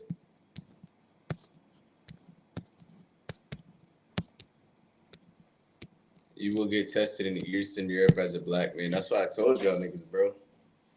That's what I told y'all niggas, bro. I've been saying. I made a video about this 2 years ago. Everybody thinks I'm fucking capping. Everybody thinks it's me. But I'm speaking from third person. I'm seeing, bro, I was meeting other black people and I'm seeing just shit go down. I'm not a fighter, but niggas I know that they be fighting. They ain't gonna put up with shit. They gonna address shit. And you'll see how people really feel when you're around people like that. Because people don't, after that, it's like words is being thrown. Fighting words, murder words is being thrown. I done been around that dude and I'm seeing people ready to kill, pulling out knives and shit, facing off. You said the slick back got them crackers thinking you sweet, but that's what the woman loved about this nigga, bro. I'm telling you, this nigga had that cut. I'm telling you, he's bagging every freaking woman in Eastern Europe, bro. Every time. Because it's like, hold on, a black dude who's not acting like a gangster. He has a Naruto headband on. He's chill, he's funny. He speaks a little bit of the language, and he's not afraid to talk to me in public. That makes them go crazy. But it makes a lot of guys like want you dead. I'm talking about dead. That's how it go out there, bro. That's why it's like just go out there for women and shit like that. When that's what you're gonna attract, that's what you're gonna be pulling eyes from. It's kind of dangerous. You said, Ceezy, what you use for search engine operatives? You never answered me. You just basically gotta tell people. I mean, you basically gotta go put tags and stuff on your videos. That's similar to the video. That's similar to the topic, the categories. You know, like if you're making a TikTok, you got to put tags that are similar to the categories that people are always looking up. Platforms like YouTube and TikTok are like Google search engines, so you got to kind of predict what people are going to search up and then make your video pop up there. So like when you're making your titles and stuff like that, you got to make it more appealable, you know, instead of just generic. You got to make it more appealable, and you kind of got to make your just your whole channel and your brand more like personal to you instead of just making it vague titles and stuff like that. You know, so it's kind of like a series. More people want to tune in. If I if I was posting videos and I'm just saying black man in Thailand every day, black man this, black man that, yeah, that's cool, but that's not. It's not really like personalized to me. You know, so you got to kind of predict what the viewer is seeing and just look at your shit from an outside perspective. You said you will get tested in Eastern Europe as a black man. Hell yeah.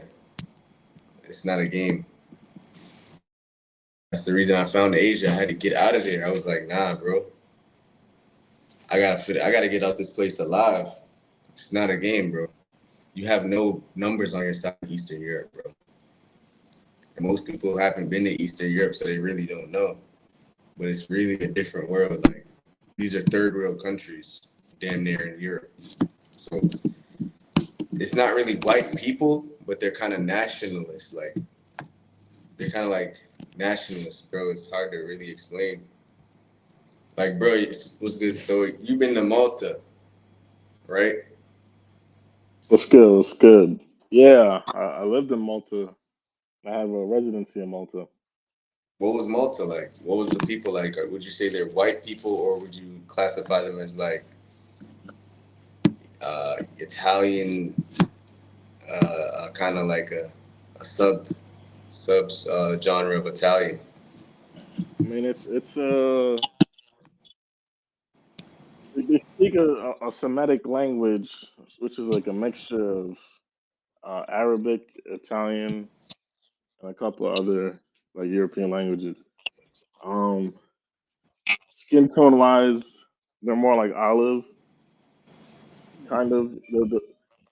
As far as like ethnic wise, I think they're like a mixture of like European and like Arab,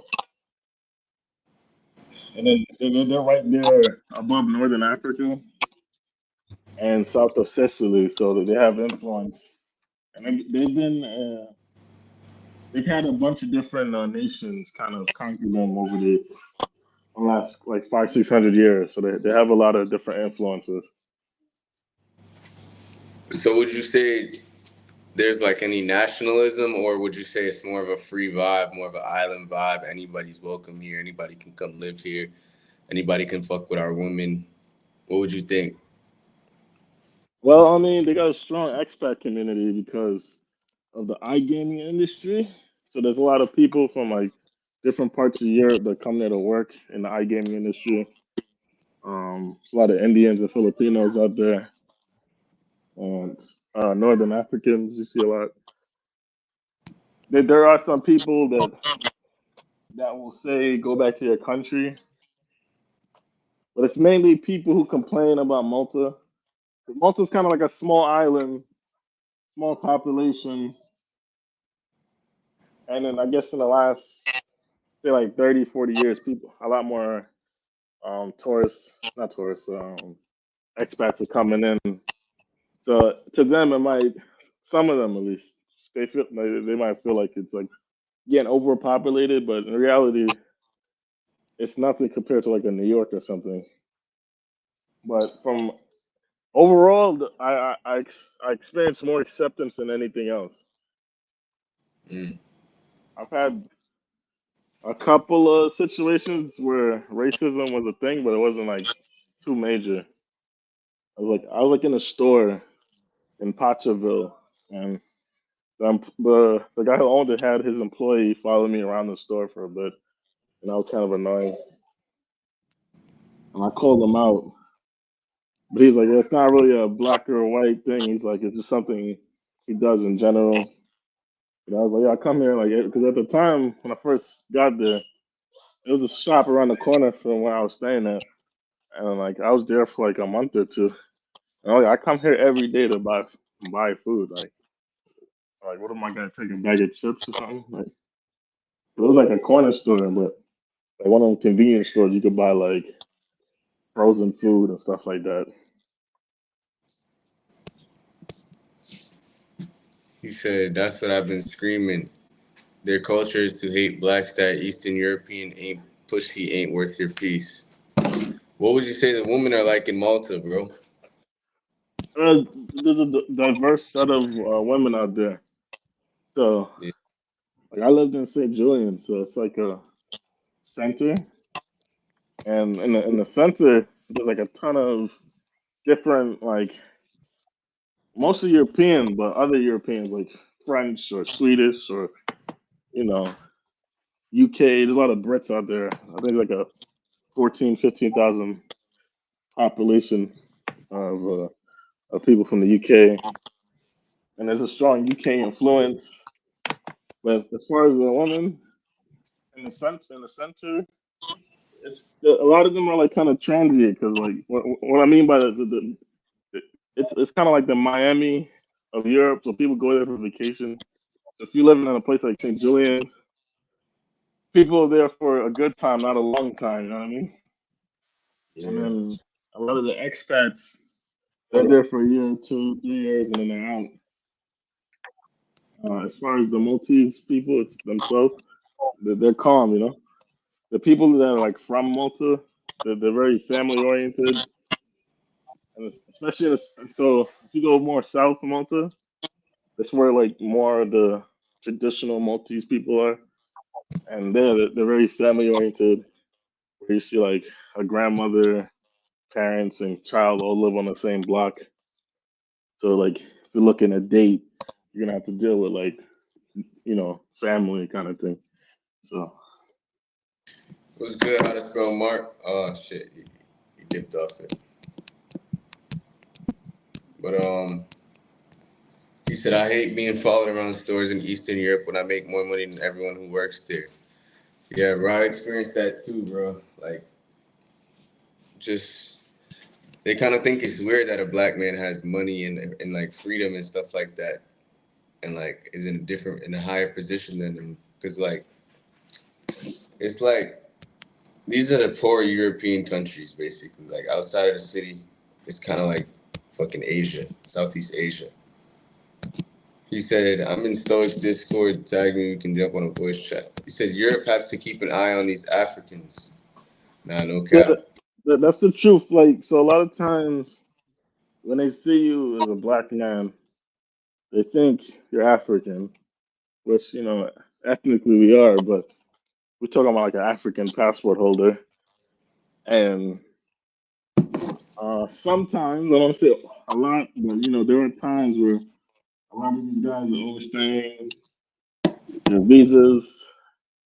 They land in the country and they're overstaying their visas and stuff like that. So they get, and you see that in every country. I've already seen that in every country I've been to. What Like Africans discriminated for they're that? discriminate, they're discriminated, but there's generally kind of a reason for it to a degree, but not so. But it's like a small subset of them that are creating like this bad vibe, and then the ones that are like just going there to live and do things by the book, they get scrutinized heavily. So it's like you say, like here in the U.S., right? When you try to get a visa for Vietnamese, they get heavily scrutinized because a lot of times Vietnamese will come here on a tourist visa, overstay and never leave. You know what I mean? Yeah. So it's like, so yeah, you see a lot of scrutiny on certain passports, uh, and then but like most of like Africans I know, I was working in a restaurant at one point when I was in Malta, and they had Africans working there, and then some of them.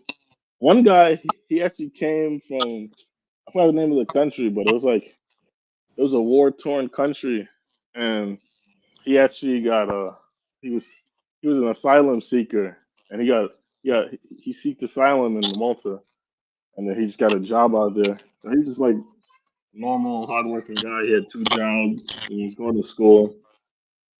So it's like, but at the same time, you go to Potterville and you see some Africans, selling drugs by the party area. So it's just like, You said that's people the go there to avoid taxes. avoid taxes. Yeah. Uh, Rich I mean, people, he said. Malta has two things going for it. They don't have capital gains tax, and they have a 5% corporation tax. Uh, so the base corporation tax is 35%, but then there's a certain way you could file your taxes where your corporation only pays like 5%. And so a lot of companies, a lot of foreign companies, will set up shop in Malta, especially, and that's why the iGaming industry is so big out there because online gambling. They'll set up shop in Malta, run their business from Malta, bring people from their home country to work. So, like I say, it's a German company serving German clients. They hire Germans come to Malta to work compliance and finance and customer service and things like that. That's why you see a lot of other Europeans living there because they're working a lot of times in these tech and iGaming companies. But yeah, you could save taxes for sure on Malta. But as an American citizen, it's a little bit more complicated. We get taxed on our worldwide income. Yeah. But what do you think of people saying black people don't travel to Africa? That we don't or we shouldn't. People are saying like, why are these guys not traveling to Africa? They feel like we should be pro-black, all black countries and stuff like that. What do you think about that? I mean, I'm definitely interested in traveling to Africa. It's just that when you first start traveling and you're trying to, especially like if you're not just doing vacation, like you're trying to stay out there for a minute and backpack and stuff. What you find is Africa's kind of expensive to bounce around. Like people don't realize how big Africa is and how expensive like a ticket from like one country to the next. It costs you a couple $100, $400, $500. Where you could go from like Thailand to Vietnam for like $20. So like if you're backpacking, it's easier to backpack through Europe and Asia than it is to backpack in Africa or even Latin America. Nah, 'Cause, for like, real. how much is your ticket from like Brazil to Colombia or vice versa? Maybe $300, 200. Yeah, yeah, it's rather pricey. Now, if you wanted to go to Malaysia from where you at right now, you could probably take a bus there for like $10, $15. You know what I mean? Like, For real. Nah, that's the truth. Like most people don't feel comfortable just trying to navigate Africa. There's not much. I wouldn't say there's not much information, but like compared to traveling like South America, Southeast Asia, and Asia, it's kind of like pretty. It's way pretty more like expensive. traveled and inexpensive. So it's like going to fucking Zimbabwe and shit like that. It's gonna be like what you're gonna be Oh, in a different. Like I was gonna you're trying say one more thing too is that a lot of these countries in Africa require you to have a visa, and these visas ain't cheap. So on top of the flight, like you said, you're trying to backpack to Africa, you gotta pay for this expensive ass flight that's like three, four, $500. Then you gotta pay for a $200, $300 visa. It's like it adds up. So if you go to Africa, you pretty much gotta stick to like one or two countries, unless you got a big bag and you just drop in the bag. Yeah, that's what most people don't understand. Like, you don't have to be rich to travel South America, to travel Asia. You can do that shit as a college student, bro. But like Africa, it's a different world. Europe, you can travel that shit as a broke college student, just in a gap year. I know a lot of people doing shit like that. Just gap year, traveling the world, traveling South America, Asia, Europe. But you never hear about people doing that in Africa. And it's usually like people are like celebrities or artists that it might go to Africa and stuff like that. Then we get a little more information, but like there's not much information. It doesn't look like there's much infrastructure and travel convenience when it comes to Africa and getting around there. And then they don't have any budget airlines like that too. And based from my understanding, Africa's a little bit more corrupt, so they probably could afford to do budget flights, but they just don't do it. Yo, did you see that video of this white biker? There was a girl. She was biking through Nigeria, and then the cops pulled her over. It was like, "Give me money now, money." But he's smiling and shit. And then he like they recently got arrested and stuff like that. And it's like, bro, nobody wants to be in that situation where you're just in the middle of Africa and they telling you, "Give me money," looking at you like they want to kill you, bro. I'm They're trying to saying, extort. It's a white lady. yeah, like a white biker lady. She like bikes around in different countries and stuff like that, That's motorcycling. tough. But like she pulled off her helmet and they realized it was a foreigner, and then like they just got greedy and hungry and money hungry and stuff like that. Mm-mm-mm. Most people that travel to Africa, they start fucking, they start telling you like, bro, they always trying to extort you. There's always scams, and it's like, bro, who wants to do that? You know, when you can go to Southeast Asia, it's fucking beautiful. You're living like a king. The people are nice. Tourism is already set up in a way where it's easily navigatable. It takes a lot to go to Africa. It takes a strong person and a well seasoned traveler. You feel me? Yeah, I mean, I eventually want to touch down in Africa. I just I want to get my bread up certain ways. So when I'm ready to do Africa, I'm gonna tour it like how I would tour Asia, or you know what I mean. But it's gonna be expensive to do something like that. Like, Yeah. I want to check out Cape Verde. That's a spot I always wanted to check out. I probably will go to Morocco when I'm in Europe because you can get a cheap flight from Portugal to Morocco because they're right near each other. So that might be my first African destination. Is probably Morocco. But like as far as like inner Africa, like Nigeria, Ghana, places like that, I probably I might I say give me a year or so. I definitely want to touch down Africa at some point. You got to be more strategical with your plan of Africa. Yeah, I feel that. He said, black man or traveler went to Somalia, it looked lit, not gonna cap. Nah, I seen a little bit of that. No, I'm sure Black, Africa's lit. It's just hard to get to these places, you feel me? To just pick one city in Africa, it's kind of like, for me, I would probably start with South Africa, and people be like, bro, that ain't real Africa. well, And you South know, Africa. I mean, it's like a different world. It's more like modern, westernized, I think. I mean, every country in Africa is different from one another. I think. Like, I heard Nairobi is kind of like they said Nairobi is like LA 2.0. The fuck? He said, Ceezy, would you marry a girl overseas? Yeah. Would you? Would you marry a woman overseas? Cool, man. Yeah. Uh, I don't know how I feel about marriage as a whole. In an ideal world, like, In the would you give ideal world, a title? probably yeah. Alright. What's good, It Art? had to be had to What's be a good? good What's good? reason. What's good? What's good, R2? My phone's low, man. I need to switch on my. I'm gonna put my headphones on. Good time. He said, I don't know about getting married, but long term partner, yeah. I feel Yeah, that. long term partner is more on my style. Shit, what's the We, woman in New York like, bro?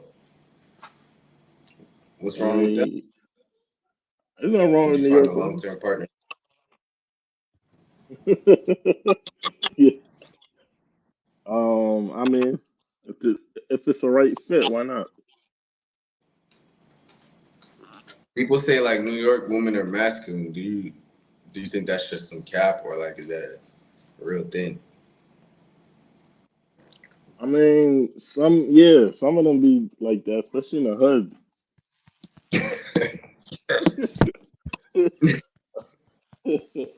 But there are feminine women in New York. You just gotta weed them out.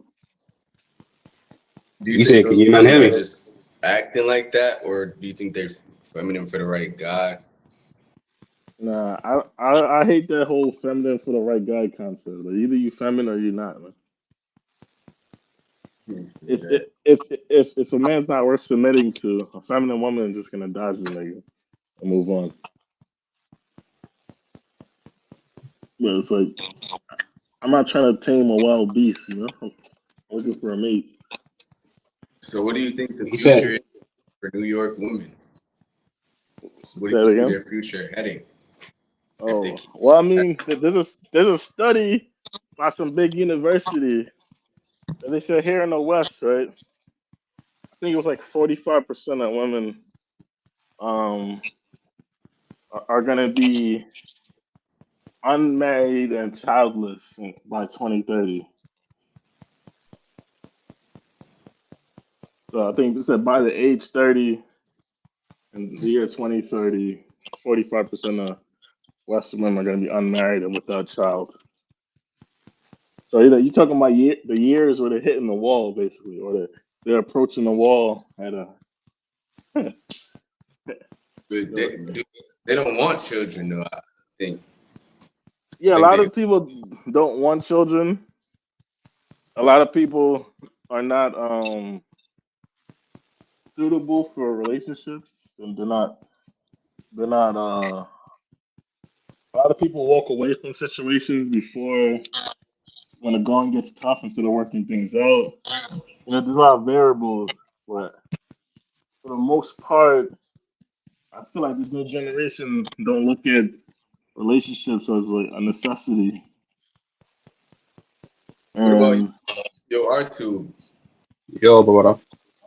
What do you think about the UK? Like, what's to say to that? People say the UK You masculine and shit like that. say that again. The UK what? I heard people kind of say London girls is kind of done for. You know, I follow this guy. His name is Passport or something like that. He's always talking about how the UK women are. Depends What's what you that? want out of them, innit? Depends what you want out of them. Are you looking to Like, marry them? Do you want a relationship? Are you trying to smash them? What are you trying to do? I feel like I sent this to the. I heard something like, as a dude who got your shit together, you're not in the hood, kind of a businessman. I heard like the foreign women always pick a non-black guy first, you know, and I feel like a lot of black Mm, mad about that. what if you're just a straight laced guy? Yeah, like a straight laced guy where black women feel like you're too corny, and a white woman. Oh, a black woman, yeah, yeah, kind of. Still, I ain't even gonna lie, yeah, man. They're more They gonna go for guys like they're more gonna go for guys like me. You know, guys that are more hood, like you know what I mean, man. yeah, But the straight laced guy, I'm gonna be nah, honest. The reason why most of yeah, them have problems, is because they're not chatting to these chicks, man. That's the real reason, man.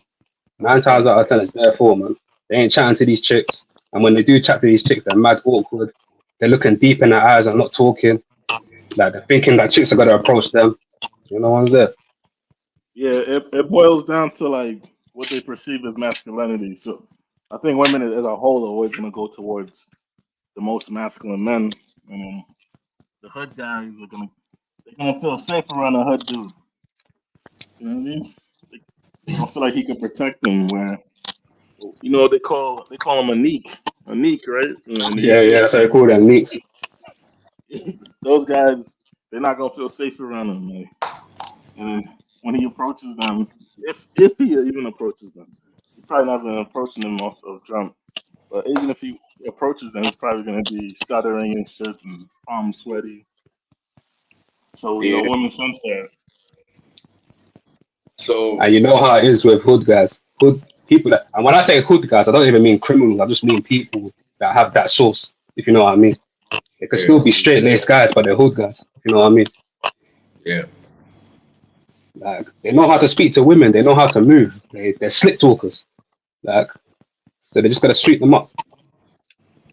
So what about non-black women in London? Like, what type of guys are they choosing? Because like I feel like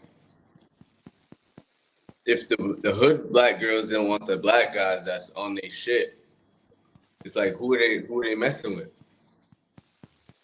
Who the straight laced black guys or the hood black chicks? Wait, say that question again. The straight laced black guys. Who are they messing with if they not messing with black women? White chicks more time. Becky, yeah, say Becky. Yeah, yeah, it's white chicks more time. White chicks. Yeah, white chicks. Maybe like Indian and that, but it's more majority like 80% white chicks. So what about the foreign woman? What's the foreign woman on? But I ain't gonna lie, man ain't really smashed, man ain't really fucked with that much foreign women like that. And if man is fucking with foreign women, it's mostly gonna be the broke ones, if you know what I mean. Yeah. You said Ceezy, what up? What's good, brother? So do you feel like more dudes should leave the country or just tough it up? That's up to them personally. I personally wouldn't say leave the country primarily for women, because that's gonna ruin your travels if you're just leaving for women. But Yeah, a dismal experience. You're gonna be like Floyd. yeah, yeah, yeah, yeah. They want that, bro. Like some dudes have everything else. They feel like they could, you know. Some dudes is at that age where it's like they got done everything I needed to do. I just want to. I And just then want to. you gotta remember as well, yeah, it's not just London. We have Birmingham. We've got Manchester, Liverpool, Southend, Bristol, Brighton. We've got the whole of England, UK, Scotland, Northern Ireland, Wales. So there's hella chicks out here, man, in the UK. But dudes want a different mindset with these women. They want a different vibe to be around. You can Some find dudes that are outside of London. You can find that outside of London. And you can find it in London. Like, what kind of mindset are these? What kind of mindset do these guys want? just Good like a question. based mindset. Because when you think about it, the mindset that these guys got is not even evenly yoked with the foreign women anyway. Mm. Exactly. Mm. Remember, these foreign women, they don't want a soft guy. They want masculine men themselves. And foreign men are more masculine than Western men in general. Exactly. And But then, some Even and those then they little have tired, to. even those. Well, go on, bro, start. A it's not lot of always those about guys are gonna get got. They're some gonna go niggas to is Thailand. genuinely They're gonna go to ugly. Thailand. They're gonna go to Thailand look for a nice feminine chick, and then she gonna marry him, have him buy a bunch of properties and take all Bro, his but a shit. bunch of niggas that's actually ugly, bro, and like women genuinely would never let them fuck them. You gotta They gotta leave understand. with the. They gotta leave with their wallet. They gotta leave with their wallet. They hold- They have to leave with their wallet.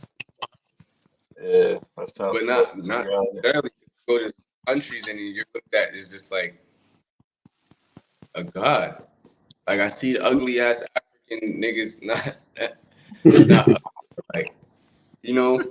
We all know like there's some niggas out here that genuinely. How could you? You feel me? It's like Get it? they have happy wives and beautiful women. They're gonna have to leave yeah, with their wallet. Them kind of guys. And when the money rolls out, they know that that woman's gonna leave as well. So they got to Nah, work like a dog. Asia is different, bro. Asian women are attracted to different things than like. There's a different beauty standard. So like, there's black dudes that's like very ugly, bro, with beautiful Asian women in Japan, Yeah, but Philippines.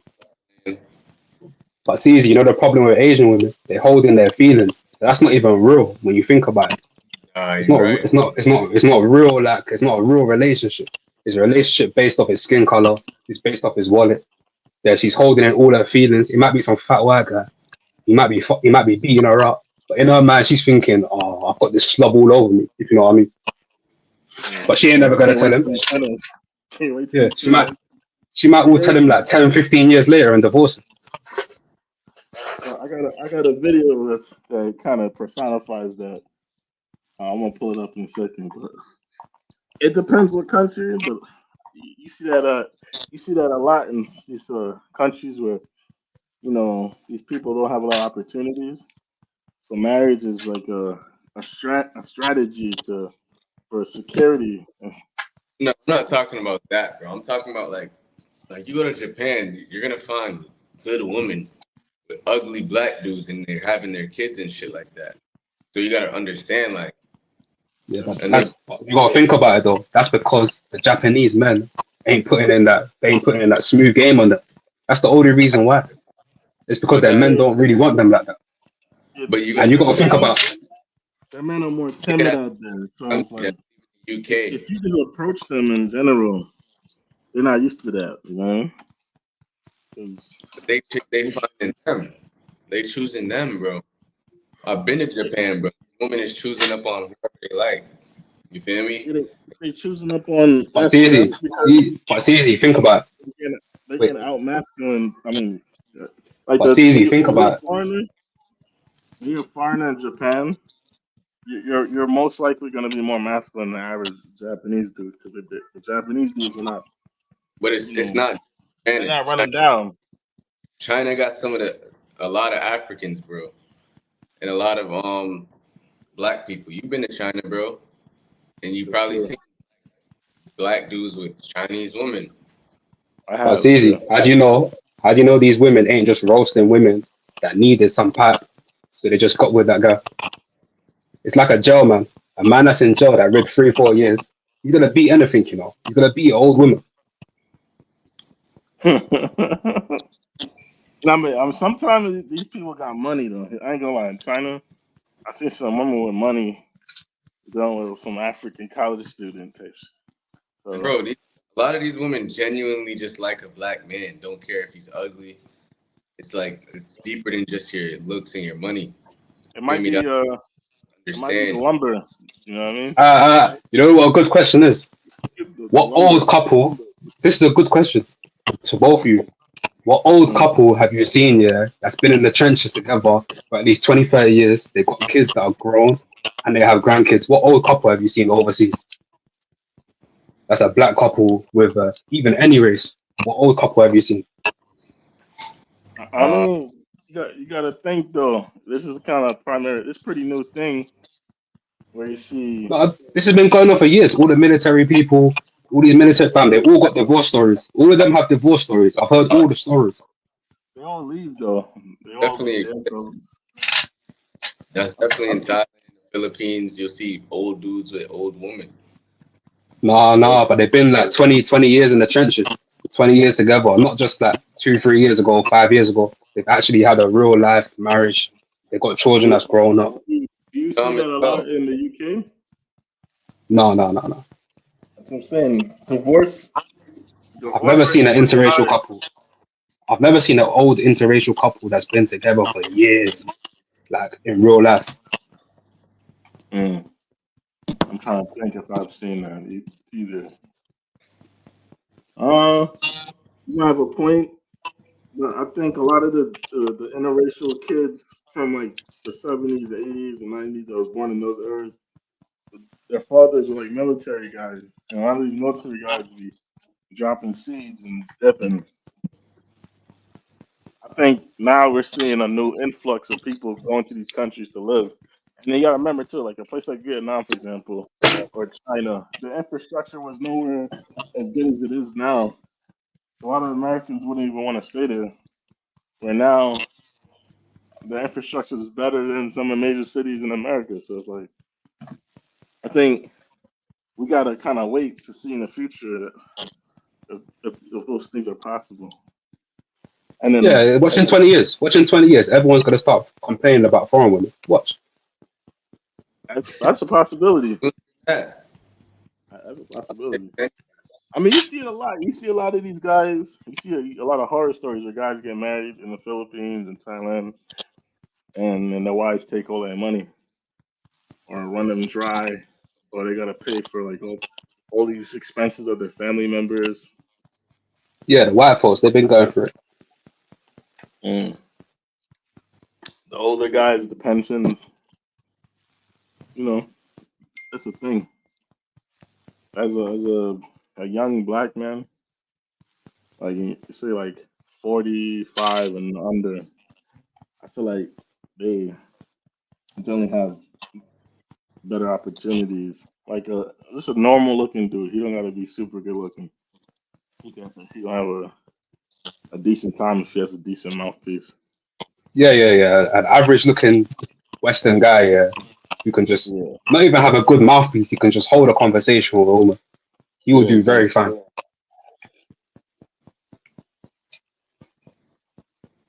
Like But New for the York, long term relationship, I don't know, man. It's all mad fun. let's face it, most of these guys are not even looking for any long term relationships. I mean, you These Yeah, can't really. guys, so So eventually, it just you know people move on. mm, in fact, no, I did see. All right, this is gonna sound funny, but I have seen a few long term relationships last. Now I think about it. I have what to go back. interracial? Yeah, but it's generally white men and Asian women. No, no, no, no, no, no. I'll talk about black people. Black people. I Yeah, yeah, think yeah, yeah, yeah. I You can think see that. it's a new phenomenon now that black people even go into these places. Why would a black person leave America and live in Southeast Asia 20 years ago? You feel me? Yeah, 40. yeah, Nigga, shit was exactly. But even an interracial relationship in general, just in general, America. what you You seeing see it in that? America. Yeah, you see the like the Like Filipino Cali, black. you see Asian blacks. Yeah, We're still together to this into old age. Hell Yeah. yeah. You know Okay. Guap Dad 4000? Say that again? Guap Dad 4000. He's a rapper. No, no, no. No, no, no. His his mother is like a Blasian. She's like Filipino and black. And his grandparents are together. They in Cali though. But you know, it's like I think In Canada. it just depends. I think right now the way Asia's going, it's like Asia, Latin America, you're gonna see more of that. Um, we have to revisit this question in like 2 decades, I think. Nah, for real. You said we don't need to have kids living overseas. Y'all agree with that? Not in People Asia. have You should not have kids in Asia if you're black anyway. no Mm, people Your kids are gonna grow up traumatized. If you yeah, they're really love gonna. your children, you won't have them in Asia. You mean like have them born or live in Asia? Both. Obviously, you can have them born in Asia, but actually grow up in Asia, grow up within the school system, grow up around those children. They're gonna grow up traumatized. I think They're gonna be if getting you have bullied. kids and you live in Southeast Asia, you got to send them to international school where everybody look different. But even they're still gonna be an outcast within society. There's gonna be not really. Yeah, they are. Because the Asians ain't gonna take them in fully. And the Asians are always gonna remind them of who they really are.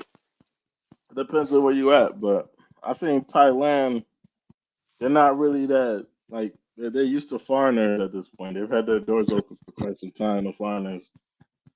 So yeah, it there's a lot depends of on what mixed kids in country. Thailand. Yeah. They just Say that act again, CZ? shy, you feel me? I said there's a lot of mixed kids in Thailand, but like in Japan, but they're gonna have a little mannerism about them that like they have to fit in mannerism wise, even though that's not their wiring. You feel me? That's how it is out here. I know this one Thai chick. She got like three baby daddies, bro, and they all her kids is half black. There's a She's lot of like, them like that, bro. yeah, like Capital D said, who's the chap talking? Yeah, man. All right, chap, mate. All right, chap. it just depends, man. I think you could. I think you can raise kids in Southeast Asia. I see people do it. They generally go to international school though, so it's gonna cost you some bread. Yeah, so that's like an 8K a term and that. It could be that. It could be like that. Depends. It could be as low as 2K. Oh yeah, that's all right still. It's still expensive Yeah. though, but it's all right. Not really, because like if you put into like let's just say the tuition for the year is 8,000 US dollars, which is like how much is that in British pounds? Like six, five It's and a about half, something six, like that. yeah, about 6, 5 or something, around that. Yeah, and then if you take into account the cost of living, when you add the tuition, it's still cheaper than living in the UK. So like the schools that I looked at out, let's say in Asia, Are they high there's quality though? Like is the education high quality? yeah, these are like top tier schools. Like the cheapest school I've seen were like maybe in Bangkok. I was looking at like two, three, 4 grand. The ones I'm looking at are more like in the 8 to 15 range. Like there's some really good schools in that range, you know what I mean? Mm. So it just depends on like how much you want to spend, what your bag is like, and like the things that you need. But if you're trying to send your kid to a good school, you can get a good school for like 8, 10K. Patia is a little cheaper. But the most So expensive that, school in Thailand is gonna be International School of Bangkok, and they're like 30 grand a year. And Bro. yeah, but if you let's say you compare that to like the same type of school in New York, it's gonna cost you like 60, 70 grand a year in New York. So it's like, But do you reckon a good New York public school, yeah, might be even be better than that though in Bangkok? nah, not at all. I had So to. no. My son goes to public school, and the local school I here is horrible. I had to get him out of there and send him to another school, another district. I literally had to write the superintendent a letter to handle the transfer. The school he's at now is pretty good, but like the school I'm looking at that he could go to, and I said Bangkok. It's like it's like one of them top tier. I don't want to say the school's name if he does go there, but it's like a top tier school. And, it's like, and they're all over the world. They got campuses all over Mm, the world, and they have a track record for kids graduating from there and then going into the Ivy League. So mm. he's gonna be better off. And you gotta think about too. It's like he's gonna be around the wealthiest people in the country. So his just the network alone is gonna be Yeah. That's a good opportunity there. It's gonna be rubbing shoulders with some proper guys. yeah, exactly. His best friend might be the prime minister son or some shit. You know what I mean? So it's like, No, for real, still for real. yeah, I'm thinking like long term with it.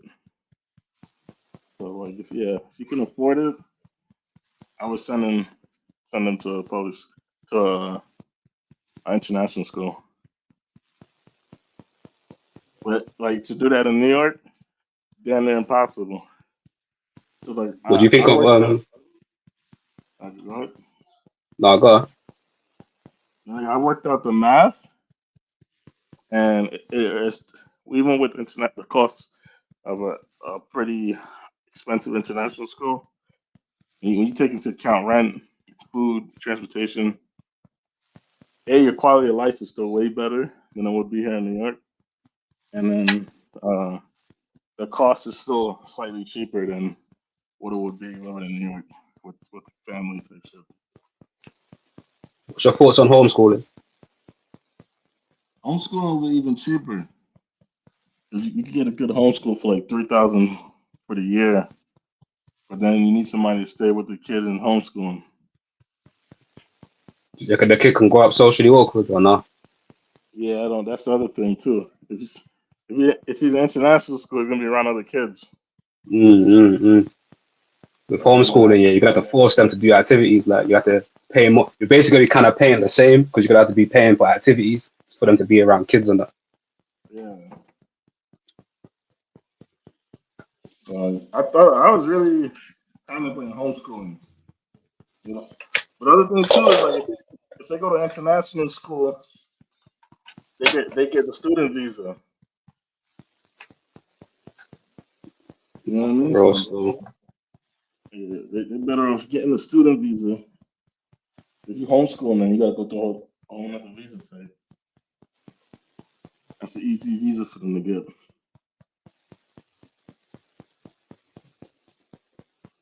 But yeah, this was still. just When you trying to depends. get back to Asia? I don't know. The first place I'm gonna touch down is Europe right now. Oh, Europe.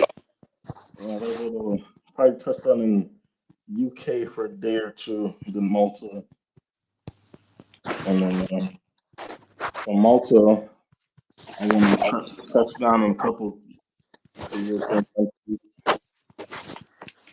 But Lord willing, I'll probably I'll probably touch down in Asia after the rainy season. When's the raining season? You see raining season. Is it all over Asia or is it just certain countries? Southeast Asia, but it's each country got its own rainy season at different times of the year. So the When's the Philippines Thailand one? is like July to October. Oh, that's long, fam. It's like 3 months. Mm. once October hit, it's Gucci. Mm, It's mm, really mm, mm. it's really August that is terrible. Yeah, That's why they, that's when raining season is in Nigeria. It's in around August times, around like July, August. yeah. September is kind of light work. It's like it's just like it's kind of ending, and then October is over. It's like it's by the time you reach October, it's nice weather. Every I city thought in Thailand got different uh season. Some so. places longer, some places it's like shorter. Also, Yeah, what? yeah, Say for example, it's raining season in Phuket. You can basically go to the north, and it might not be raining season up there. Yeah. I think it's Mm-hmm. the same. It's just that some cities have it worse. The ones that are like coastal near the ocean and shit. Yeah. Mm. Like Bangkok. Let me see. I'm gonna Google it now. Rainy season in Phuket. And yo, Ceezy, you see when you're Yeah. doing that, you see when you're in your lives, yeah, and you're doing the Muay Thai training in the with all the other people and that. Yeah. Are those sessions free, or are you paying for them? Now you gotta pay. Oh, okay, But okay, it's okay. cheaper to do a group session than a Mm, private session, basically. mm, mm, Yeah, mm. yeah. Phuket's rainy season starts in May, and then Pattaya start in June, and then Bangkok's one starts like late June, and it ends. But they all end in October. So they all end in October. But like it seems like the closer you are to the water, the sooner it starts. Yo, what's good, y'all? It's good, brother. What's going on? Much. So something I wanted to bring up was like when I think about living in Thailand, like long term, was like the crazy ass weather and like monsoons and shit that we have, like I don't know what to call them, like the big like Monsoon water, season. yeah, monsoons, like how to predict those and like navigating around those. I mean, it's not like it could be any different than like a huge hurricane, I imagine, but I guess you don't know until you actually experience it. I mean, it's not. I've lived in Thailand during monsoon season. It's not that bad. It just rains a lot. So, so it's like you get intense downpours for a few hours, and then then it stops. Then it rains again, and it stops. Type shit. But it doesn't. It's not like all day. It just rains heavy when it rains, and then sometimes it rains so much that the streets might flood. So How long do you lose power for when it goes out? I've never lost power before. That's what I'm talking about. Yeah, that's what I want to hear. Or it could Yeah, rain all day for all I give a shit, as long as I don't lose power and Wi-Fi. nah, I didn't lose any power. I just lost the ability to be outside all day. Kind of thing.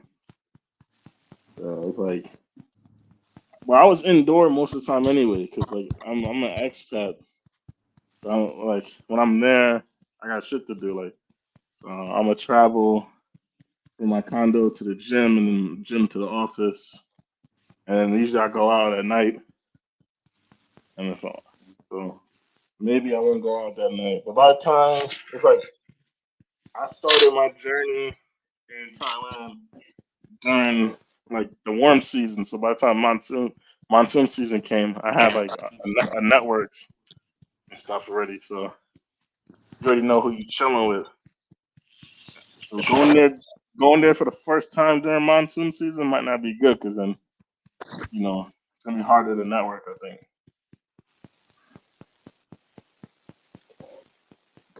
I've been through Hurricane Katrina, Hurricane Wilma, shit, Hurricane Matthew, all the big ass fucking hurricanes.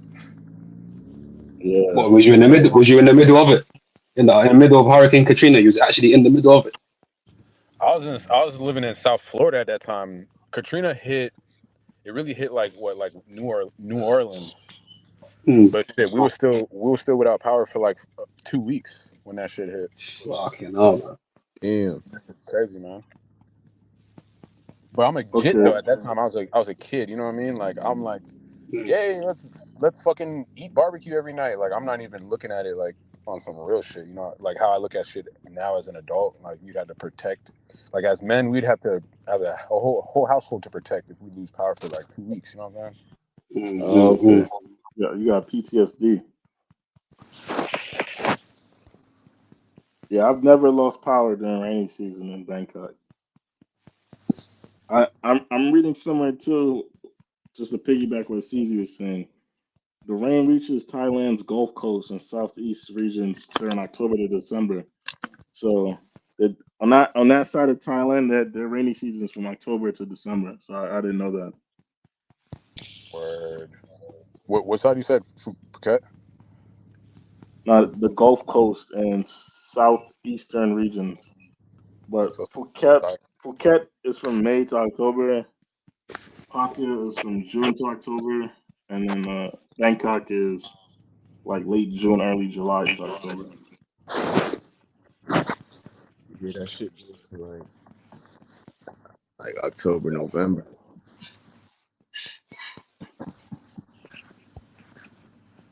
Yeah, like in Malta during the winter it rains a lot. It doesn't get very cold, but it rains a lot. Yeah, bro. In the summer, it doesn't rain at all. In the summer in Malta, like you'll go like 3 months without seeing rain. Kind of crazy.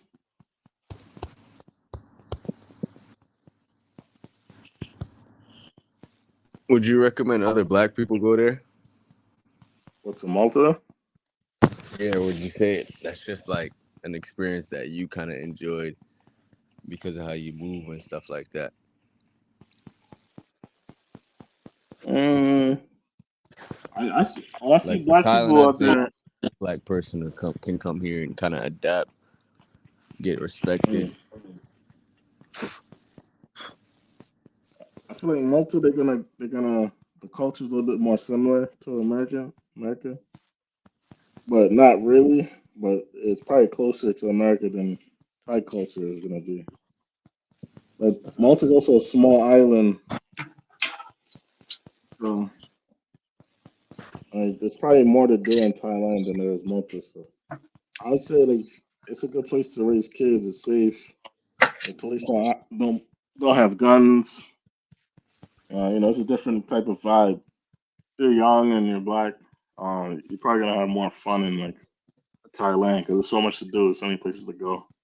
You can be in Phuket, Pattaya, Krabi, Bangkok.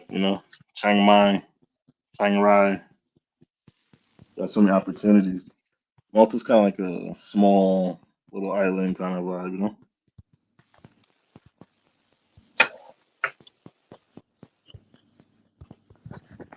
What about China? Would you recommend other black people go do that? I live in China. You know, how, like visit China, stay there for a few months or extended period of time to where they amongst locals and stuff like that. Yeah, I don't have really negative experiences in China. I had a good time in China. So I would say, yeah, go for it. Like, You have a good time during it, or is it like a hindsight? It was a good experience type thing. Because like sometimes when you're in these places, it's like you kind of feel anxious, or sometimes you feel like just weird, outcasted, staring into the microscope. when I was in China, I felt like a celebrity. People walk up to me, and ask me to just like sign papers and shit, and take pictures with me and shit. Like, I feel like I had a good time in China. I met a lot of good business contacts out there. I met a lot of cool females out there, and a lot of cool dudes too. Like it was a vibe.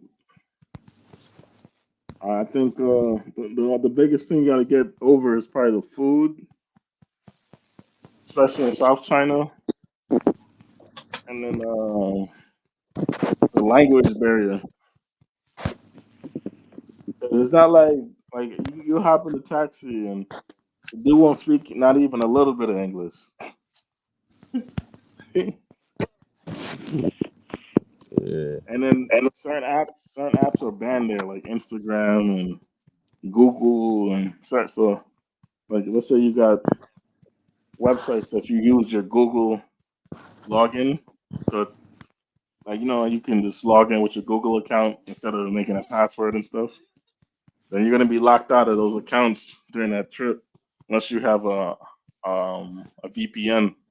And then sometimes certain VPNs get blocked, so it's like you gotta know which VPN to have. You gotta prepare if you're going to China. But once you got your everything in order, then it's a fun experience.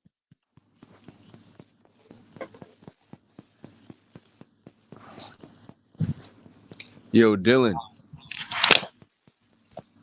Yo, it's good. what's South Florida like? Like, what is the vibes there for brothers out there? For people that maybe have a thought of moving down south to Florida, what would you say that experience is like there coming back from Thailand, such as the life there? I know Florida got more of a different vibe than up north. Would you say it's still like kind of like get out of there type of vibes, or is it like bearable? Yeah, so like I'm from South Florida, but I stay in the DM. I live in Maryland now. I live in Maryland now. Oh, So yeah, when I was saying that stuff about living in the hurricanes and shit, that was when I was living in Florida. But nah, shit, I'll give you the perspective of coming out of Maryland. Straight up, it's oh nah. man, shit, bro. Like you already know, I can't tell nobody in this chat or nobody watching this maybe, bro. When you go to Thailand, you come back, bro. You're a different person. Luckily, Yeah, luckily here out in the DMV, it's more like workflow, bro. Like everybody is work. Like everybody's on workflow vibes. Fucking like the people I hang out with, I probably met them either they're a contractor too, or maybe I had them as a customer. And the women I chill with, I fucking had them as customers before. It's like everyone is like on some work vibe shit. Man, this shit got me wanting to go back to fucking Thailand crazy, bro, because it's like everybody here is in a rat race and they don't even know no difference, bro. Like everyone out here in the DMV just be chasing titles crazy. Like that's just the way of life here in the DMV is like you ain't shit if you don't have like some supervisor title or some shit like that. Like that's what they care about around here. It's like status in the corporate world. yeah, So it's like if you're not a nigga that gives a shit about that, like if you don't give a shit about corporate world, you don't give a fuck about working for another man type shit, bro. You miserable as fuck, just like my ass. Fucking, I was working for a company for a minute. Bro, I got so pissed off. I said, "Bitch, I'm starting my own company because I can't work for not a goddamn person ever again in my life. I'll never work for somebody." What do you do, Dylan? I mount TVs. I mount TVs and I install curtains and blinds. Got you. If you went back to Thailand, are you trying to live there long term, or what is your goal? Bro, next time I go back to Thailand, bro, I'm not coming back, bro. Next ticket that's getting booked, bro, is a one way. It's a one way ticket. If it's not Thailand, it could be somewhere else, bro. What would you do for a living out there? So, uh, yo, respectfully, bro, I would love to chop it up with you, like privately. I don't want to put like my whole life plan on like YouTube Got you. live right now, to be honest with you, respectfully, bro. But I would love to talk to you about it, bro. I got my plans sorted out and shit, or what I would like to do. You know what I'm saying with my business now, incorporate my business that I already have going on right now. I'd love to chop it up with you privately, bro. But I just don't want to put it out. You know what I mean? Like they just got like people with bad vibes on YouTube and shit, and I just want to. I respect that. But But yeah, man. When Hopefully I can see your shit, CZ. I be ranting sometimes, bro. when you plan Nah, on breezing out again? Yo, so it's like I'm planning for like end of June, July. But I'm not gonna lie, the rain season is kind of discouraging me. Me taking my time to make the move to Thailand is only better. You know what I mean? I could only prepare more and more. So it's really like I would say like July area, but this year for sure though.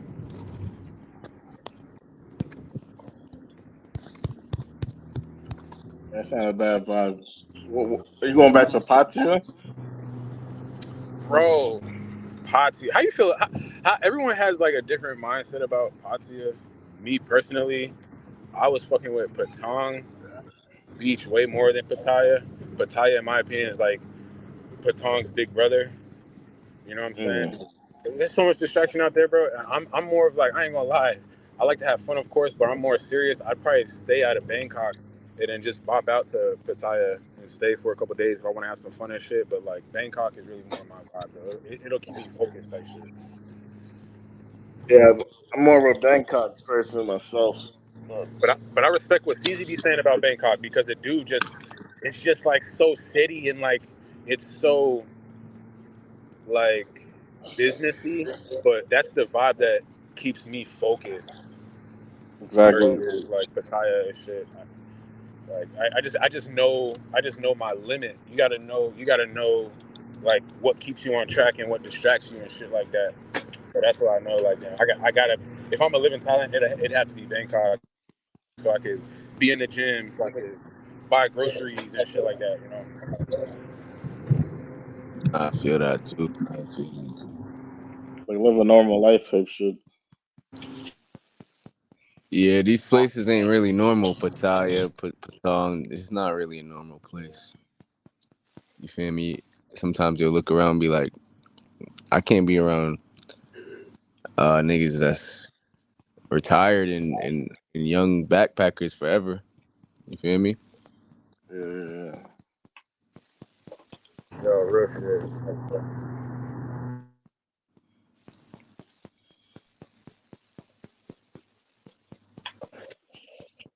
Technically, But you that shit is could, cool. Like but in a business aspect, if you want to think about business though, like bro, Pattaya is like perfect, bro. We could do like literally fucking anything you could think of, bro. I feel like the business would boom.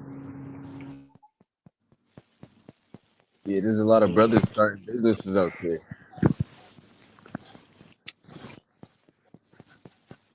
You could set up a fucking taco stand and get rich. I feel like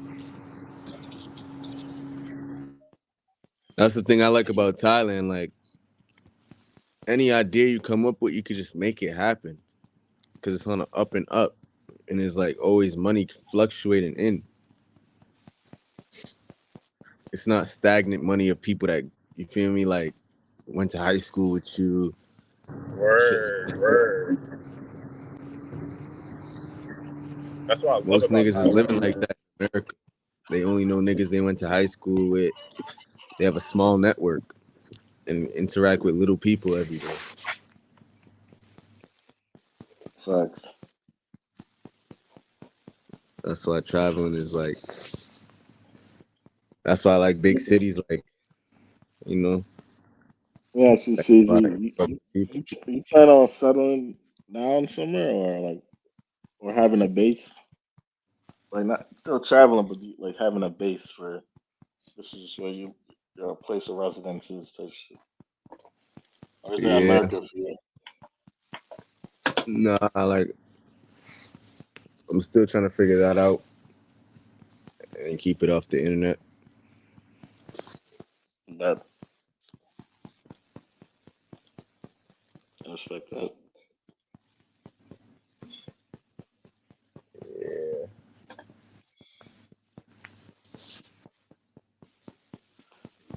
Even like I was thinking, like let's say I have a base, I'm probably doing more long form content than lives and shit, right? Cause like if I have a yeah, base, when I'm traveling, I could record a shit ton of content, and then when I'm back at my base, I could be dropping content if I'm out or not type shit because I have so much footage. Yeah, that's what I usually do. And like Mm-mm. people think I'm somewhere, but I'm like at home dropping my shit. Yeah, exactly. That's fire, bro. That's such a fire way to do it, especially before you're able to like really be out there remote full time. Yeah, like not everybody wants people like lively updated in their business and shit like that. So I feel like that's the new wave. Thanks. Get a month's worth of content, 2 months worth of content, and now you moved on. You doing your other shit while dropping your content. Yeah, that's a wave right there.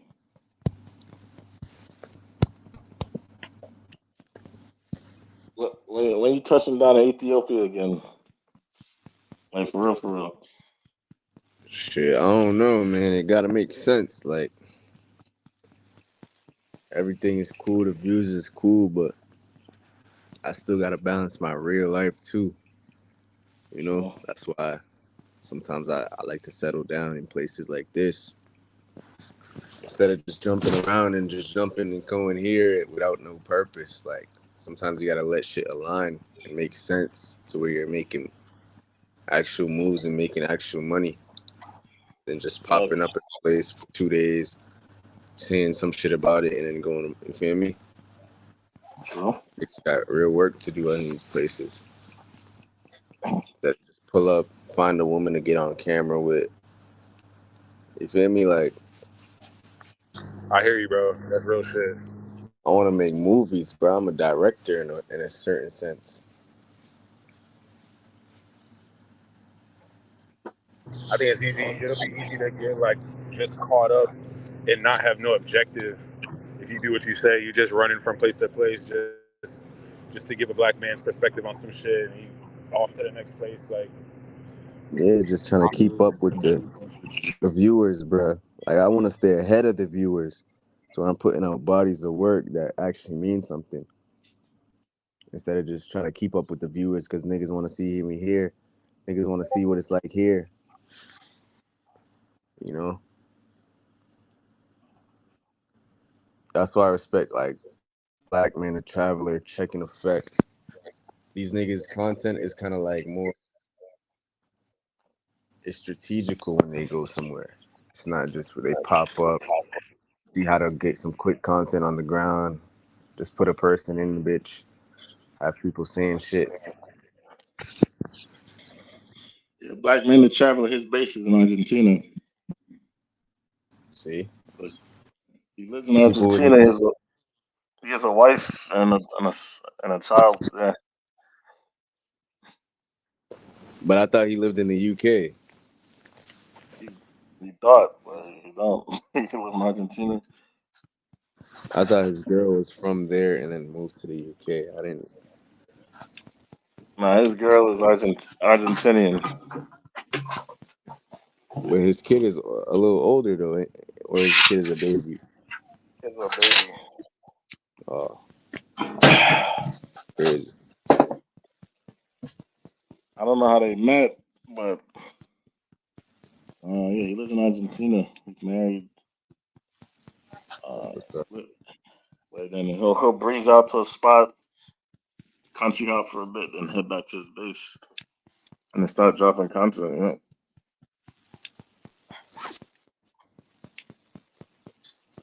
It's good to choose a base that's like low cost, though. You know.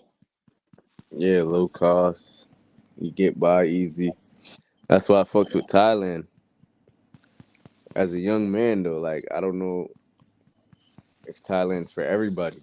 As a young man, Thailand's a place where you kind of like LA in a sense where a lot of shit is inspiring, a lot of shit is like fun as well. So you don't get bored. There's never a dull moment. There's never nothing to do. You feel me? You're seeing people that's rich as fuck coming here every day. You see So, people that's like famous, like models and shit like that coming here every day. Muay Thai fighters coming here every day. So it kind of keeps me on my shit, rather than a city like Pattaya, where it's kind of like veterans and old people and just sex and shit like that. feeling like I'm Phuket. seeing buff ass niggas every day coming here getting beautiful women, rich ass Arabs come here and splurge. That shit's kind of inspiring to me now. It makes me stay Yeah, I on know. my. Hell yeah. Well, I'm not gonna ask you that, but like, do you plan on getting a base at some point, like in the future? I feel like this is my base. Got you. So you just need to get the visa thing sorted, basically. I mean, I've done it without the visa, but it's like, you know, I'm trying to figure out if I really want to do that visa yet, or Mm. because it's nothing to leave Thailand and go, you feel me, somewhere else. Sometimes I do get tired of this place.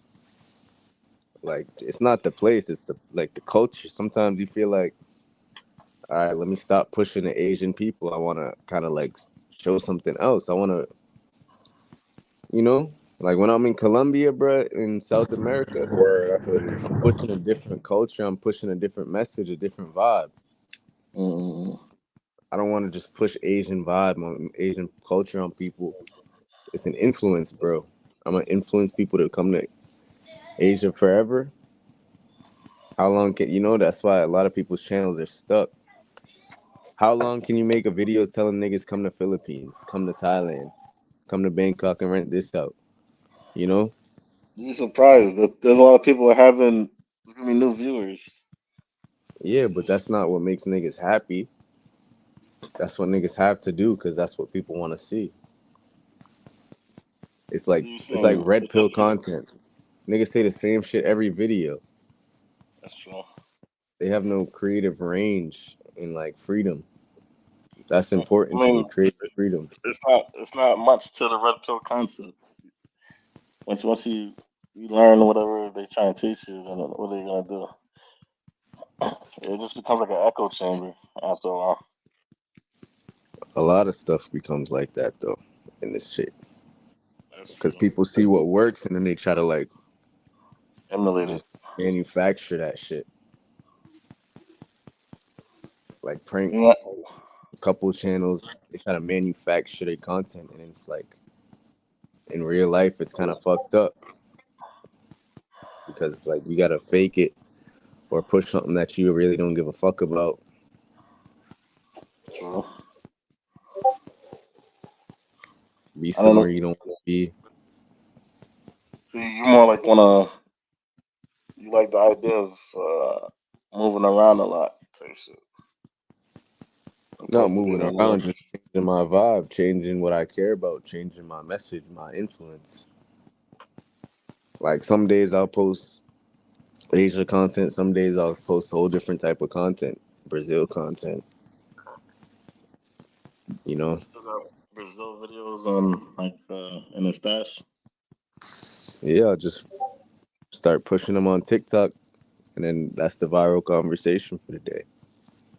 That's True. what that's the audience I'm targeting for the day. Mm, I feel you. Yeah, I mean, you gotta. How long you been on the road for? Shit. Oh, on this recent sting. Like 2 months, 3 months, 4 months, 5 months. Gotcha. I left in November when I like when I Left the started this states. shit. Gotcha. Gotcha. But niggas don't understand that online there's a rat race too. The social media shit is a rat race as well. Don't get it Mm, fucked up. That that's everybody that's doing social media ain't free. that's They true. don't really living like that, bro. And I would argue that the rat race online is just as hard and complicated as it is in fucking real life. Yeah,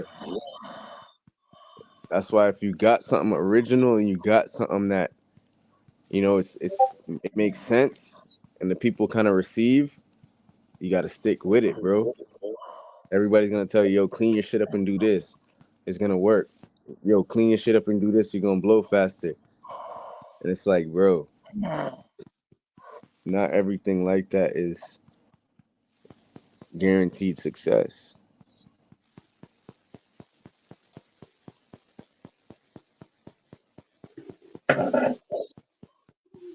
True. You gotta just go with your personal flow, like where your spirit brings you. Like there was niggas back in the day that like gave up everything and then they started promoting shit like forex and stuff like that. Mm. See, nobody's doing that no more. Pyramid schemes, nigga, all type of shit like that, bro. And it's like shit changes. A lot of Niggas those is are scams, really, though. There's still yes, forex guys out there, but they're dedicated to this shit. But most of those people is like one day they're doing like skits, and the next day they're doing forex. They're just promoting some scam more time. They're doing it for a quick bag. or niggas will put a girlfriend on their channel and then like it'll bring in a whole lot of viewers, girls, all type of people that niggas that want to fuck your girl. Then they don't realize like that's a dead end once that's over. They don't want to see you anymore. Niggas don't even know why they watched you. Or fucking prank channels. True. I met like famous pranksters that was lit, like make averaging hundreds of million views, getting hundreds of million views on pranks, bro. And they broke now, hate their life because it's like Mm. people Nah, that's hate facts. people genuinely like. Like one bro, Fuzi Tube lost his mind. That's why they all live streaming on Kick now. Yeah, I met Roman Atwood. He was one of them niggas too. Like he was doing fake pranks with his kid, like and his wife, and then like nigga that he lost his fucking wife. He was the one that did like a prank where he faked like he threw his baby off a balcony or some shit, and like people hated him for that shit after. And it's like, bro, you making money with these pranks, these fake little pranks and shit, but they're making real people react, and it's turning you to like a fucking outcast in society where you can't come back from because you sacrificed all that shit just for views and money and stuff like that. And it's like, I think like a lot of a lot of like the fan base or the viewers, the audience, their tastes change over time. You know what I mean? So like maybe prank videos might be in, and then that shit is but they're out. not your fan. They're not your real supporters. And That's the thing. that's where They you have like a do certain niche shit. is good because like either like in a travel space, either you're like you're on some black man the traveler shit where people go to you to see new places, or you're like I don't know who's like somebody like Forrest Lee. He was like he's in Thailand, so niggas is known for Thailand content, right? So people are looking for that Thailand stuff. They'll go to him, and they like his personality and stuff. But those are the two strategies. You're either moving around or you're choosing a base and you're showing people everything that country has to offer, type kind of thing. What type of what direction do you want to take your channel in though? Me, I wanna have certain bases because like me, my long term goal is to have multiple locations that I live in and like bounce between them. But I also want to do a lot of traveling, so I want to show people different countries and locations and interview expats and locals in each of these locations, and to show them the main pillars are going to be like housing, so like how to get housing in this location, food and entertainment, and dating, and building networks in each country. Like so, each country has a different way of dating, different way of building networks, different types of food, different types of entertainment, different ways to get housing. So like basically, just hit those pillars, and I think it would feed any type of audience member. They all have their different things that they're looking for. So more like a service. I mean, there can be a service behind it, and in the beginning, it's probably going to be less services and more information. But in the future, definitely services will be available. Positioning your channel or your brand in a way where it's like a service or it's helping others is always going to be like evergreen and like everlasting. Exactly. But at the same time, you may not want to like be of service for your whole life.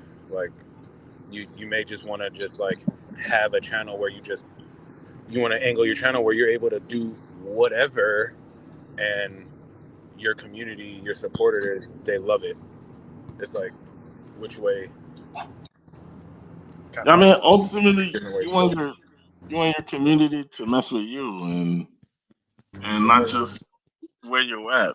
So that's when your personality comes into play.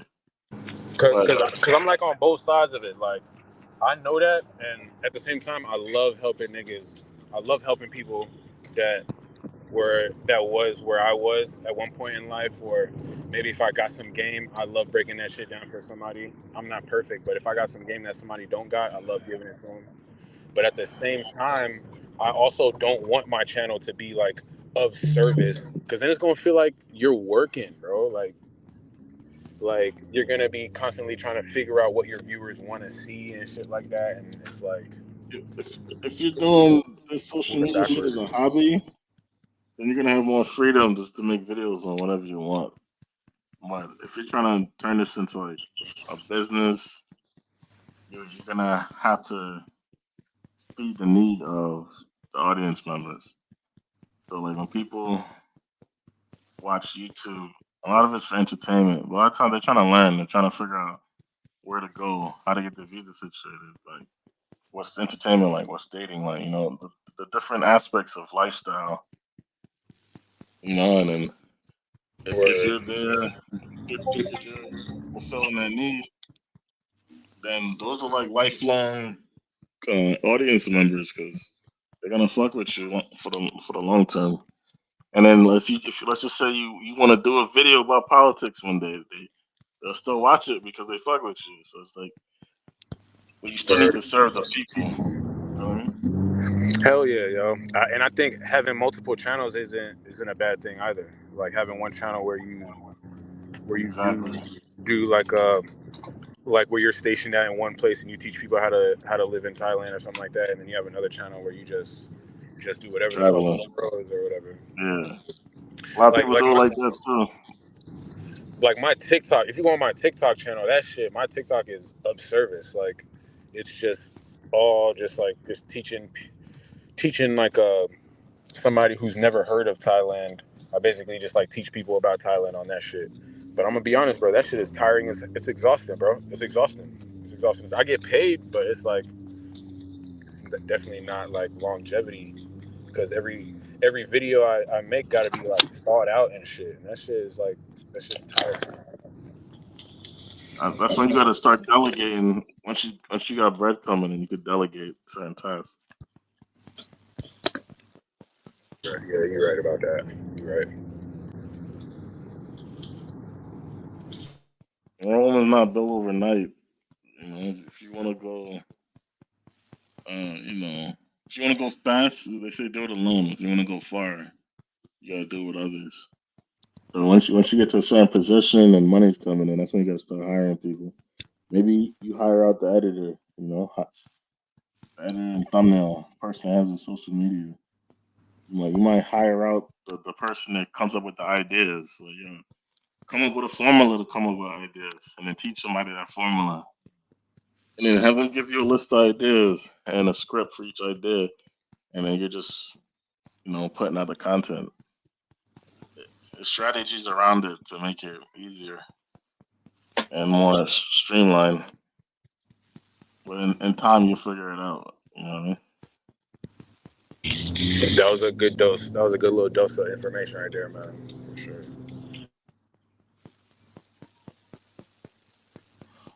Like CZ, let me ask you. You got a goal of hitting 100K subs, right? For this year, right? Yeah. Like, what is your goal for like long term longevity as far as like keeping this thing that you have going, sustaining you long time? Just expanding my real life. You feel me? I put real life first, content, social media second. So as long as my real life aligns and I'm doing what I'm supposed to do, I feel like it's easy to put a camera on. That's the easy part. And True. just that's basically been my main thing, my biggest skill. To just live real life and then turn the camera on, you know? And I Fact. feel like Fact. that's what most people need to tap into. Just turn the camera on, keep the camera rolling. Content is happening. A lot of people are content minds and don't even realize that, you know? A lot of people are creative minds and don't even realize that. They just don't tap into that and know what people want to see and people pay for. And, you know, it's like a business mindset. It's like a hustler mindset, bro. As long as you got something that's in demand, you're gonna be good. You're gonna be financially well, you know? True. It's like a lot of people got tricked out of believing in themselves, though. Like believing Yeah, into their own creativity. They got tricked out of doing that shit, and they got a corporate job. exactly. Yo, what's how you feel about the like music streams? Easy, you is that something that you would rely on, or like something that you willing to work towards? I'm gonna be honest, music doesn't really make a lot of money as far as streaming and stuff like that. It doesn't really, it has a bigger impact, but I don't feel like the money is really smart and really like livable off of, you know? You invest more money into music than you make off music, honestly. But it makes money longevity wise as an asset. But like content is something you can live off of. You can literally make money off of every day. That's why I feel like it's more intimate and it's a smarter option. Content is gonna make people listening to your music. Music is not gonna make people watch your content if they don't know you. I'm not gonna lie, I feel the same way, man. I made more money off of TikTok than I've ever made off of my music. Exactly. And then the thing about music that like when I first started doing music, what I realized with most people around me, these dudes talking about, yeah, I've been in the game for 20 years. I know Lil Durk. I know these people, and they have nothing to fucking show for it. You know, it's like with the music game, it's more about credentials rather than your work. You know, that's what all these older music cats are big on, just talking about credentials and what they've done. But what about your work, bro? With content, it's like you can't do that. People are just gonna look at your work. Music is like blurred lines, is this, is that.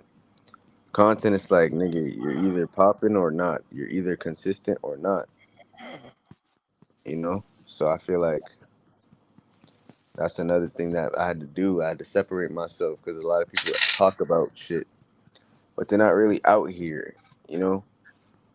They're not really like serious.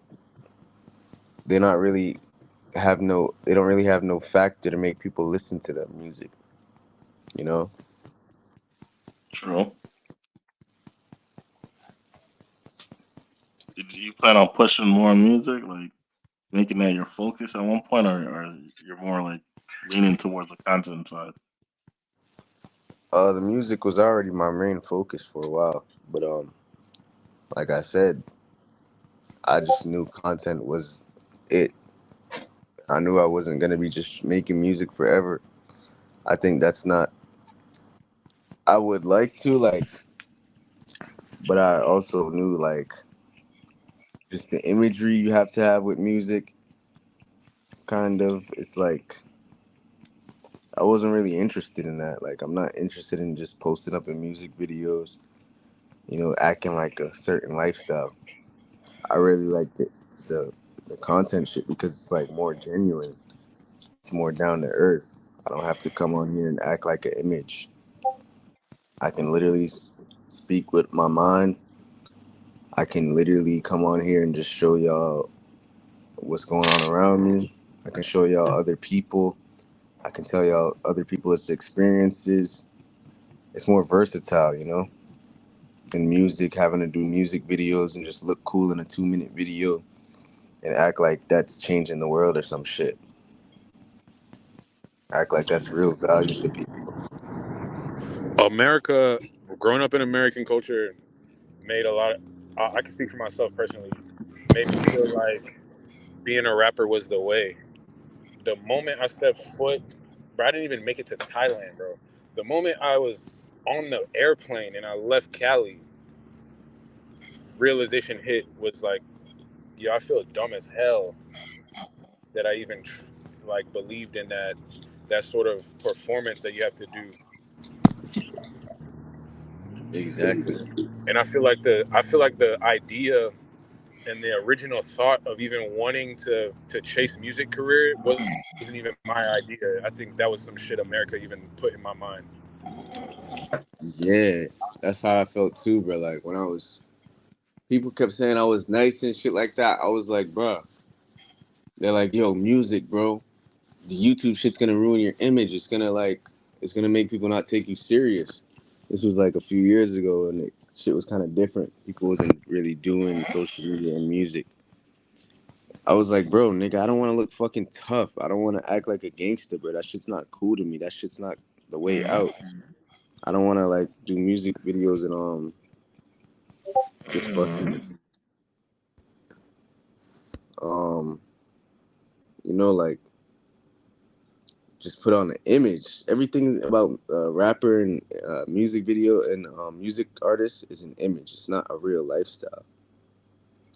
You know, it's It's not all gonna. it's all propaganda, and it's like a program that was made from way before us, bro. Like way, way, way before us.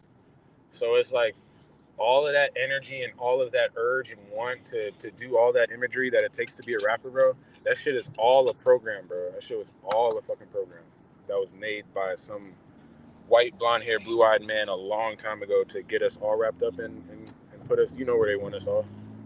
Exactly.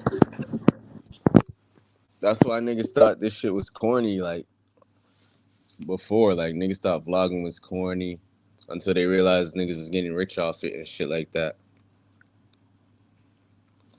They thought rappers was cool. They thought King Von and Pooh Shiesty was cool and shit. And when I went overseas, I realized, bro, that shit's so stupid. Niggas literally risking their lives and shit, trying to act like rappers and gangsters and holding up guns in music videos and acting like that shit's you're really doing something. That's lazy shit. You sitting in the studio getting high, coming up with rhymes, bro. Like it's cool. I love music. It's powerful, but at the same time, bro, let's be real. Yeah, it was a setup. It was a setup for sure. I do think that there's a way. I do think that like eventually you'll be able to incorporate that shit in your real life though, man. 100. Nah, exactly. Like there's always opportunity for that, but I just feel like the content shit kind of makes me more focused and more like it kind of comes with a different stigma. You can do more Let me ask positive you, things with it in the long where run. do you where do you see your content going and evolving to in the future?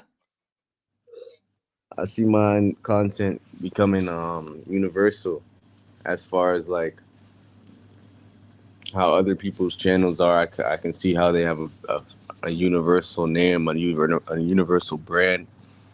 For me, that's what it's about. For me, a universal brand to where People don't have to be where I'm from. People don't have to just like be look like me, you know? It's like the content speaks for itself. The brand speaks for itself, you know? The website speaks for itself. And the more I travel, I feel like the more I'm gonna meet people, the more I'm gonna have different ways of thinking, the more I'm gonna have new business ideas globally. You're gonna tap in with a lot of people on the road. Yeah, exactly. That see visions that I haven't even seen for myself. Exactly. What do your parents think about everything? Shit, I don't know. I really don't ask. You feel me? It's kind of different. A lot of people talk about parents, but like my situation with my parents is very different. It's like I kind of live a private life. I feel Not you. private life, but like I kind of just do my own thing. I call my own shots. I don't really ask for nobody's approval. I don't really talk much with people, bro. If I have an Got you. idea, I'm gonna execute it and make it happen. It's no asking if, yo, you think this is gonna work.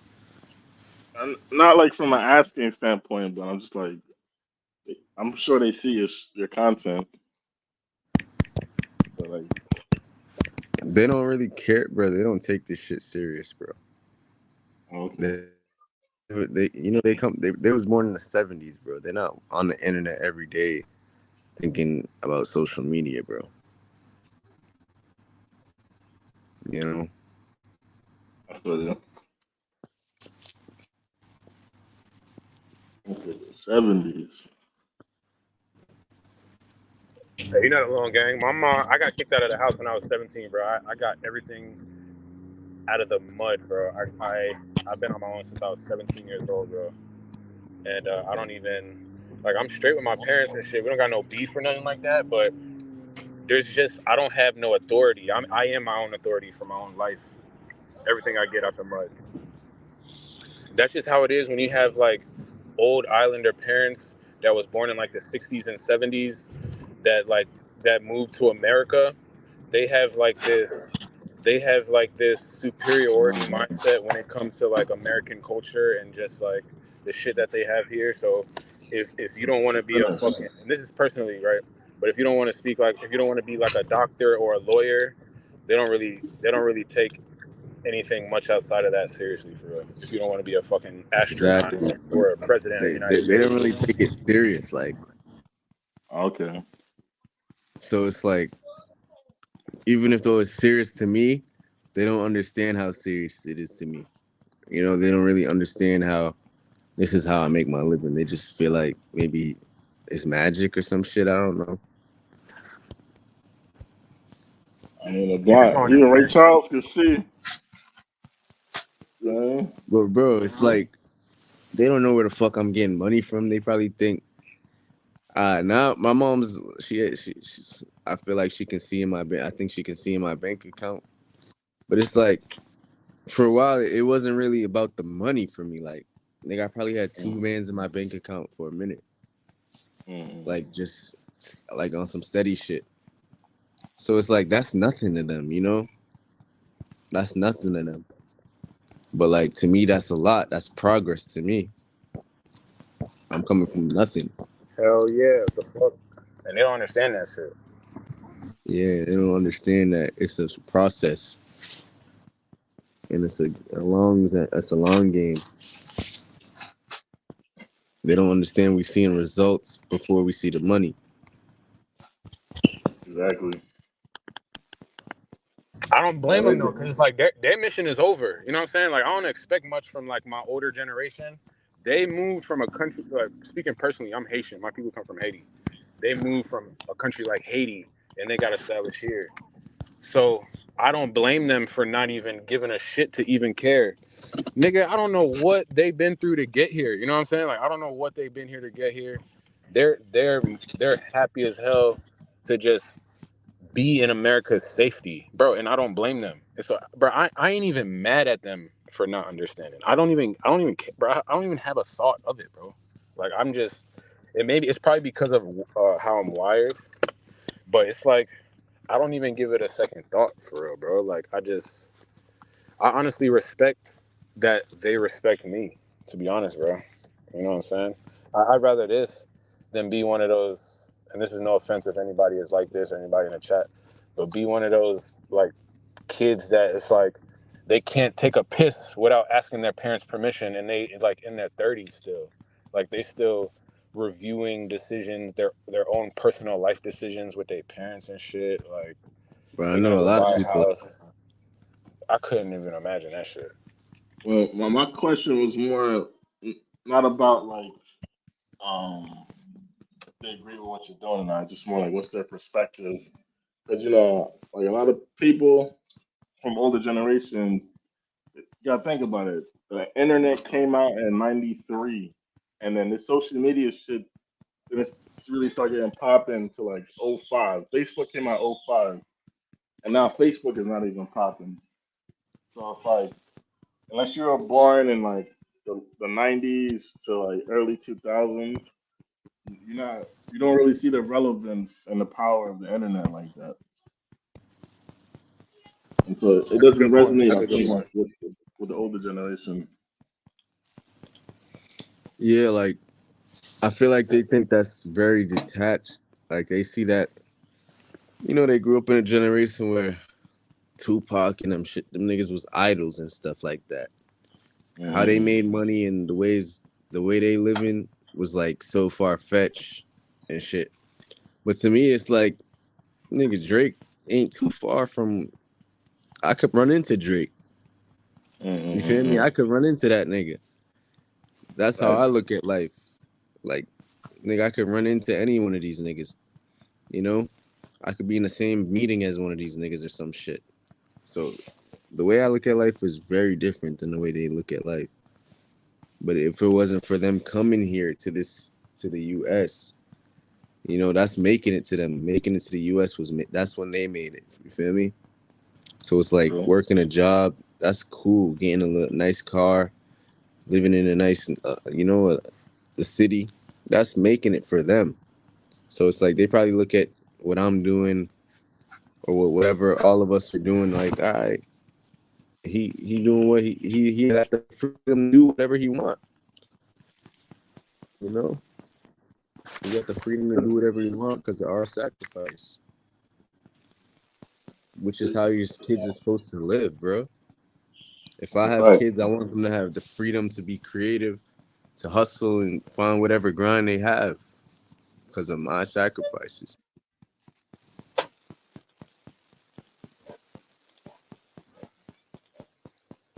Nigga, if I fought in World War II, 3, bro, you think I want my kids to fight in World War III? Nah, I want them to live in you feel me, a good society.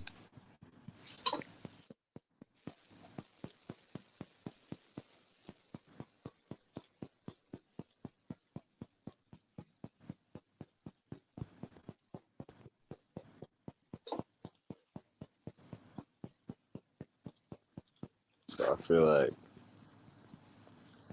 I'm just blessed to where, because I know people who's like 27, they still live with their mama, and their mama still treat them like they 14. Like, nigga, where you going at this time? Why your room ain't clean?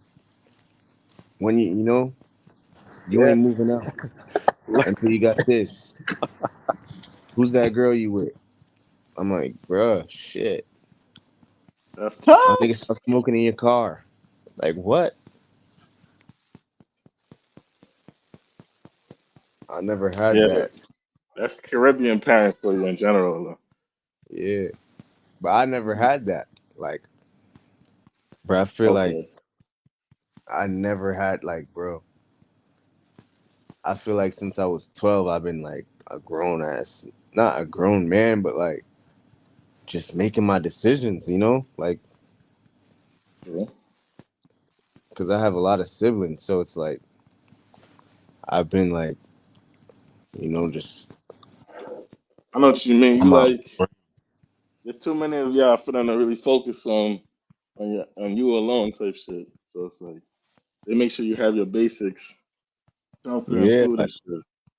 But you doing your thing still on navigating the when you world a on your big own. man, you gotta be responsible for yourself, my nigga. Mm, This little boy, you feel me? They sending my little brothers through school and shit, bro. Like, nigga, I gotta be responsible for myself. I gotta figure out what life is to myself. that's They true. don't know what it's like to be a young black man growing up in America. I gotta figure Yeah, that that's out. it. Yeah, I man. gotta It's understand what that's like. I gotta figure out how to maneuver. I couldn't ask how do you deal with racism. My parents is from all black countries. They've been in the hood. They came to America straight to the hood. They've never What? experienced it. mm-mm-mm. I feel you. The younger generation is always gonna have it better though, because like when you're the oldest or one of the older kids, your parents are just trying to figure it out at that point. Once they have Yeah. the younger ones, they're more established. They got their career going. They probably got a little bit of more bread. When they first It come to the wasn't really country, a figure it out situation for me. Like my mom had me at 27, so my parents was okay, mature, okay, but it was more like they gave me that freedom always to like make my own decisions because I always been mm, a smart kid. I'm well mannered. I carry myself correctly. You know, that's why a lot of my friends' parents respect me too. I was that okay, nigga like my badass friends. They mama call. They say I'm with Cameron, and they'll be like, "Oh, okay, okay." They could, cause people just trust me. I'm like a responsible dude. mm-mm, Everybody knows if you around me, I'm gonna make sure shit goes right. I'm responsible. You feel me? I'm a thinker, bro. so I never really had those problems. Like, what are you doing? Don't make this bad decision. You feel me? I've always Bro, had a grown man mind, and I carry myself well mannered and like serious.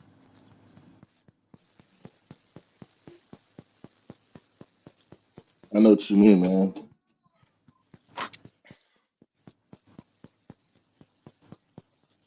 I mean, it comes to this point where you're not really seeking your parents' approval, but you know they're gonna have some type of opinion on whatever you're doing, even if you care or not.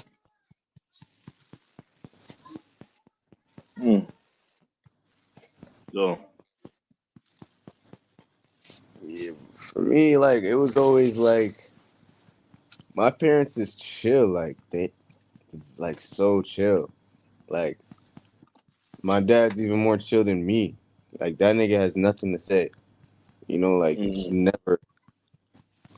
he's never like made any shit like it's never serious. Like he's just a leader. mm, Like he doesn't say shit about anything. But he'll like if I'm doing something wrong, he'll just correct me in a way to like do better. mm, But never in a way like he's talking to me, he's just living life.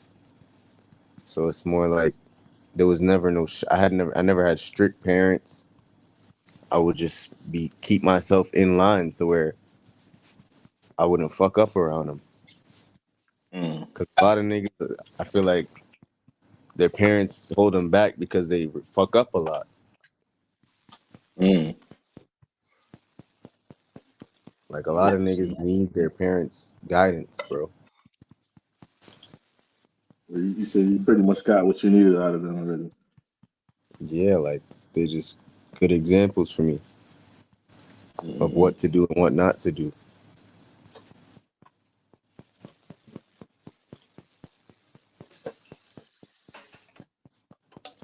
Man, I mean, you gotta love life. You gonna go through shit in life, and you gonna learn from it. You're gonna grow.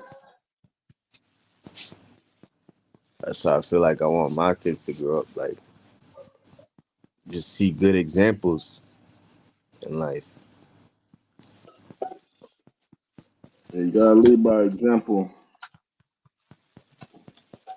A lot of people say I'm not gonna have kids in this generation because of this and that, this and that. It's like my nigga, just put your kid around. Good. If you're a good example, your kid's gonna want to live up to that and do Like, better.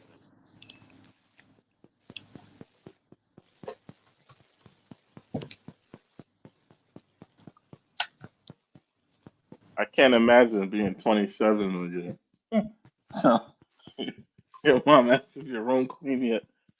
That'd be tough. I mean, I gotta get Nah, out of here. bro. Yeah, I Like, gotta get out of here. bro, I got a cousin like that, bro. I like his mom is Jamaican, bro. So everybody that comes over, nigga, he'll have friends over, and then she'll just be asking you mad questions, like she's your mom, my nigga. And you feel like, damn, bro. Should be in your face staring to see if you're high, my nigga. Mm. Situations like that, I ain't And gonna then lie. she'll keep coming in the room and shit. It's like, damn, my nigga. I know my mom a certain ways, so if I'm living at my mom's crib, I'm not having people over there like that. I'm just getting up, I'm going to work, making my money, working as many hours as I can to save up to get about it. You know what I mean? It's like But it's like you some can't. niggas literally just don't want them in this world alone. They don't, Shit. because they didn't raise them like that. They didn't raise them to be independent. They didn't raise them to be responsible. They raised them to be dependent and like just take talking from them. True. I I mean, I feel think like that's niggas why the be like father is that. important too, because like your mother can nurture you and build you up and give you resources, but I feel like only a man can really teach you how to be a man in certain ways. Facts. The way you describe your father kind of remind me of you, so like probably picked up traits from him. Yeah.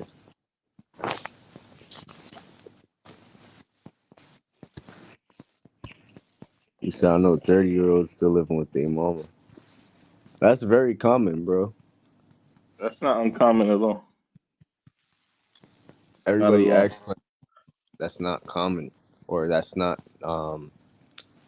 In not normal. in in New York, that's regular, bro, because it's $1 million for a house out here.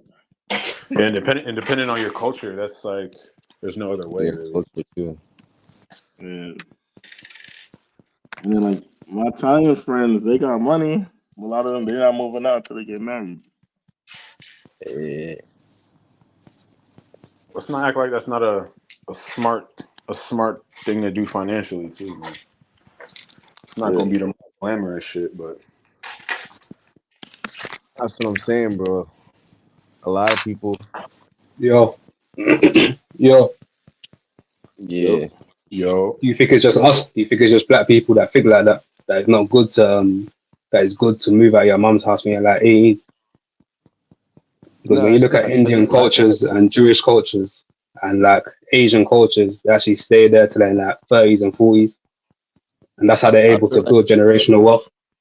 black people is like the only people who's coming from zero that think like that.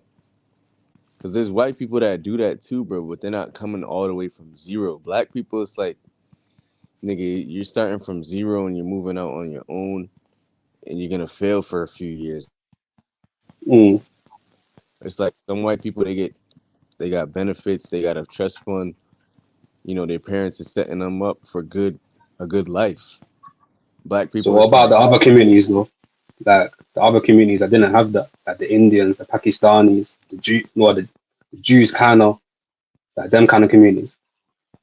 shit. I Even still the have Jewish Africans. friends who live with their parents. You know what I'm saying. Say that again? I said I So have yeah, Jewish friends who still live with their parents. Their whole family just lives together. That's what I'm saying. But it's mostly black people that will say, move out your house when you're like 18, 21, and then we'll cuss other black people when they're like 30s that are still with their parents when there is actually the proper thing to actually be doing to build generational wealth for the next generation of black people that's coming up.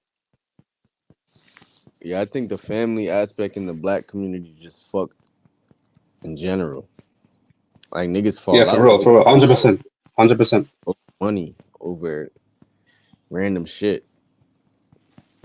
That's what I'm saying. Pay Niggas is yourself. And I falling think on the their reason they ass. do it is because of the fucked up shit that they see, like the fucked up shit that is like going around socially. Like it's not socially accepted to still live at home with your parents just Yeah. because they just because society thinks it's not cool. There's some goofy shit. Who knows? But it's really just But because of black people are not in a position to be thinking like that. Not at all. Like, let's say your parents owns the home that they bought. Like they don't rent, they own the home.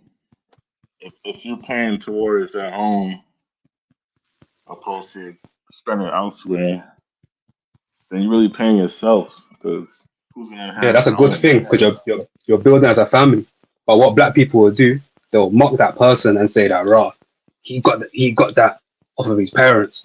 Because even I used to do that when I was younger. You'll see a man, obviously his dad or his mum might have bought him a car, and then man be like, raw, he didn't get it off his own back, he got it off his parents. But we're not supposed, we shouldn't be thinking like that. If you get what I'm saying,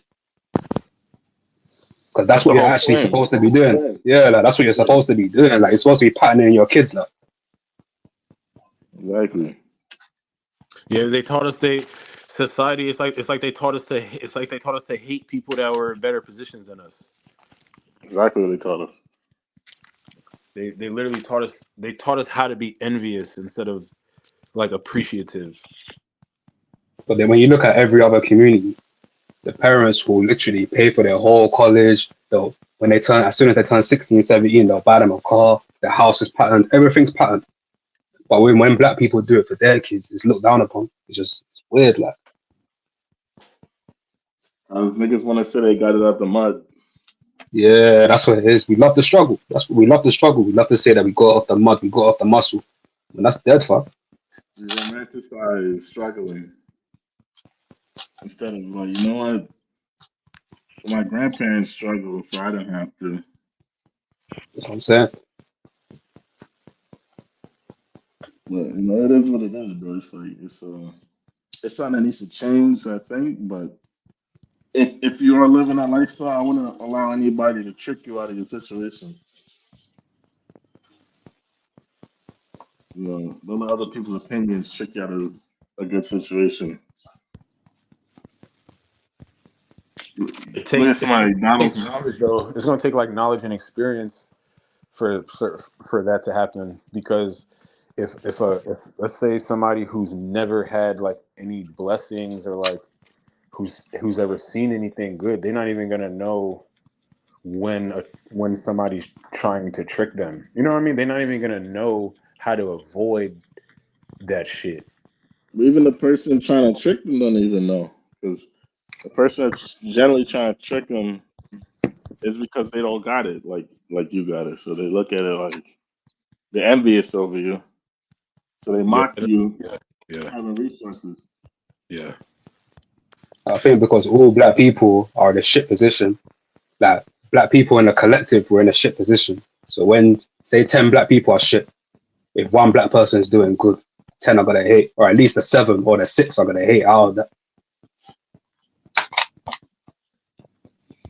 Yeah, a lot of black people don't want you to succeed off of their help. That You too. know, like That is a thing. even your parents, my nigga. Sometimes it might feel like, damn, Damn, nigga, this nigga where my living the payment easy at? life. Yeah, like, Yeah, that's most black parents. Most black parents. Most black parents are like that. Yo, I got a hot take. I ain't gonna lie, bro. I feel like family be the main ones that be trying to prevent you from succeeding. I hate to say it, but being somebody that I high key I grew up separately from like my father's side of my family. So and I reunited with like a whole side of my family when I was like 18 years old when I was a grown ass man. And there sometimes I get some weird energies and weird social cues from people. It's like they don't want to see you doing good sometimes, and I feel like I'm able to see that is because I didn't grow up with these people. You know what I'm saying? I'm able to see them as just like regular people. And I ain't gonna lie, but it'd be like family and like those friends that you grew up with, man. No, they No, want to see you doing good. They want to see you doing good. They just want to see you doing better than them. That's what Yeah, it is, bro. exactly. You start nigga, they doing want better to be than able to them, say that's the problem. they want to be able to like belittle you whenever they want to. Exactly. Or they want to keep you in the box that you were in before. So like I find like a lot of people will bring up shit that happened like 10 years ago. So their perception of you is some shit. It's like something you were a long time ago, maybe. Let's say Yeah, you were like a let's say you were like you was on the block or you was a roadman for the British people, right? And then like now you in corporate America or something like that. There's always gonna be somebody in your own neighborhood that knows you That's the and you worst. That's the worst transition. That's the that's the worst worst. transition. That's Yeah, the worst. going from a bad guy to a good guy. They hate that the most. They Yeah, want you to stay a bad guy till you die, or they want you to just rot in prison or something. yeah, exactly. And when people see like, yeah, I still remember he was doing such and such. Like you ain't that new nigga. Like you know what I mean? They try to bring you down. A lot of times you gotta 100%. separate yourself. But then when you meet a white brother, and then say you tell a white brother, rah rah, this and that, you're telling your story, they'll admire you. They'll literally admire you like for doing that. Mad. Yeah, it's funny, right? Bro, it's crazy. It's crazy.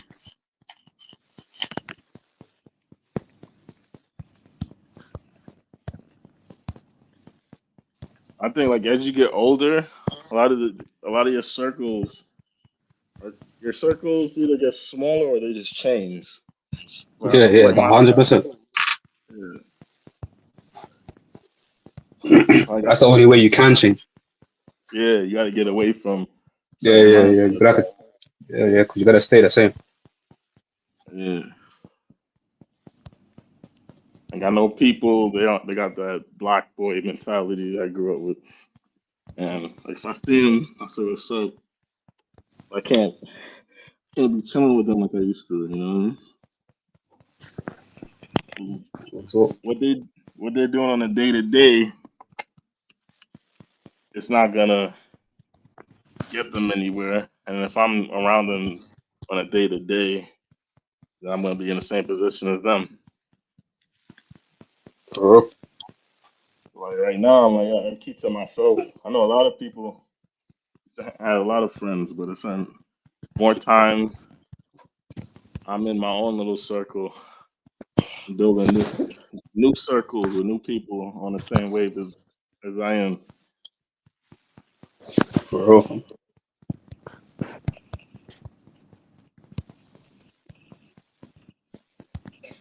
Sometimes I get a phone call it's like, yo, you know what happened to such or such and such got locked up, or I'm like, oh word,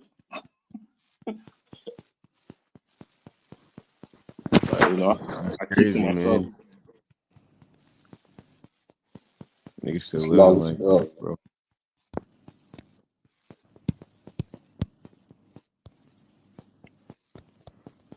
It's real, man. So you gotta transition and get into your higher self. For real, still. It's hard though. Yeah, it can be, but I think the hardest thing is like when you got certain things you want to do, and then the people around you like, no, you can't do that, or be realistic. They say stuff like that, like to make it seem like what you're trying to do is like out of out of out of the box. But then you look at other people doing it, like if this guy could do, it, why can't I do it?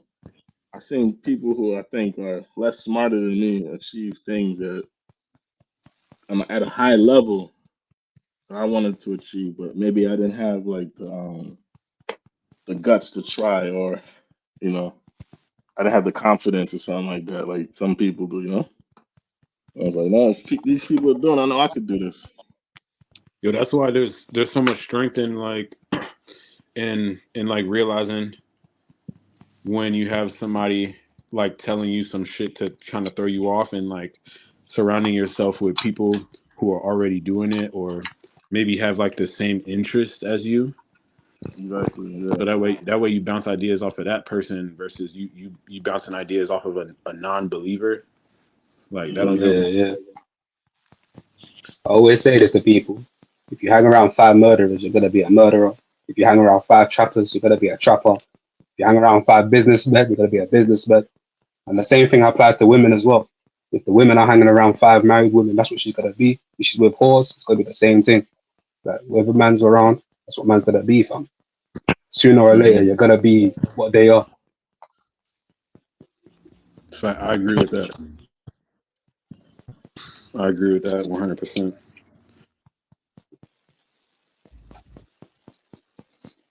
And I'm trying to be an entrepreneur, so I'm trying to be around other entrepreneurs right now.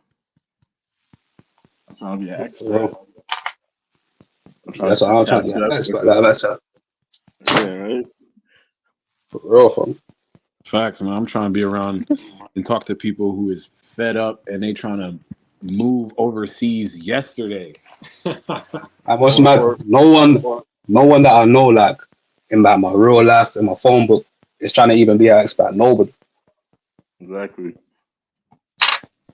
You gotta reach out. You gotta create your own expert community now. My nigga, this For world real. is too big, bro. That's why I said like the niggas you know don't mean shit to this world, bro. There's The a niggas spec. that There's you a grew small up with spec. don't mean shit to this world. This world is happening out here, bro. There's niggas doing it. It's like the niggas we know, bro. The niggas around us. You're not gonna like find the answers through them, bro. You gotta get out, go out here. Mm-hmm. You're right, bro. 100%. Speaking of that, right? I think my first trip to Thailand, like my first trip to China gave me the battery in my back that I could get up out of here and live somewhere else. But when I was in Thailand, I met mad people making money on the internet. And then that kind of became my new obsession because I was like, these guys have a certain type of freedom I've never seen in my life. And it's like, at that point, oddly enough, I was already making money on the internet, but I wasn't thinking about being like I was technically location independent, but I wasn't thinking about moving kind of thing. You know what I mean? So it's kind of like I met programmers, I met people doing like drop shipping, and people that had like their own software as a service, dudes that were just working in Thailand for some big companies. I met Facts. one This world is dude. happening, nigga. Yeah, that's what I'm saying. And it's like if I never left New York, I would never met these people. Mm. They give me the knowledge that oh, this shit is possible. Like there's a dude I went to the gym with. He had a trading algorithm. He went to Cornell for There's a mathematics. dude I went to the gym with. Got Trading. hired. He got hired as a at a hedge fund as a quant. He learned how to program on the job. Started trade like building these trading algorithms for his company. Stacked up a bag, and he's like, "No, I'm gonna just do this for myself." And he was basically making like tens of thousands of dollars a month on like pretty much passively. You probably have to tweak the algorithm here and there, but for the most part, he's just chilling. So like you meet people like that, and then you come back and you see people waiting 80 hours just to pay their rent in New York. He's like, yo, you gotta have a totally different mindset. Like,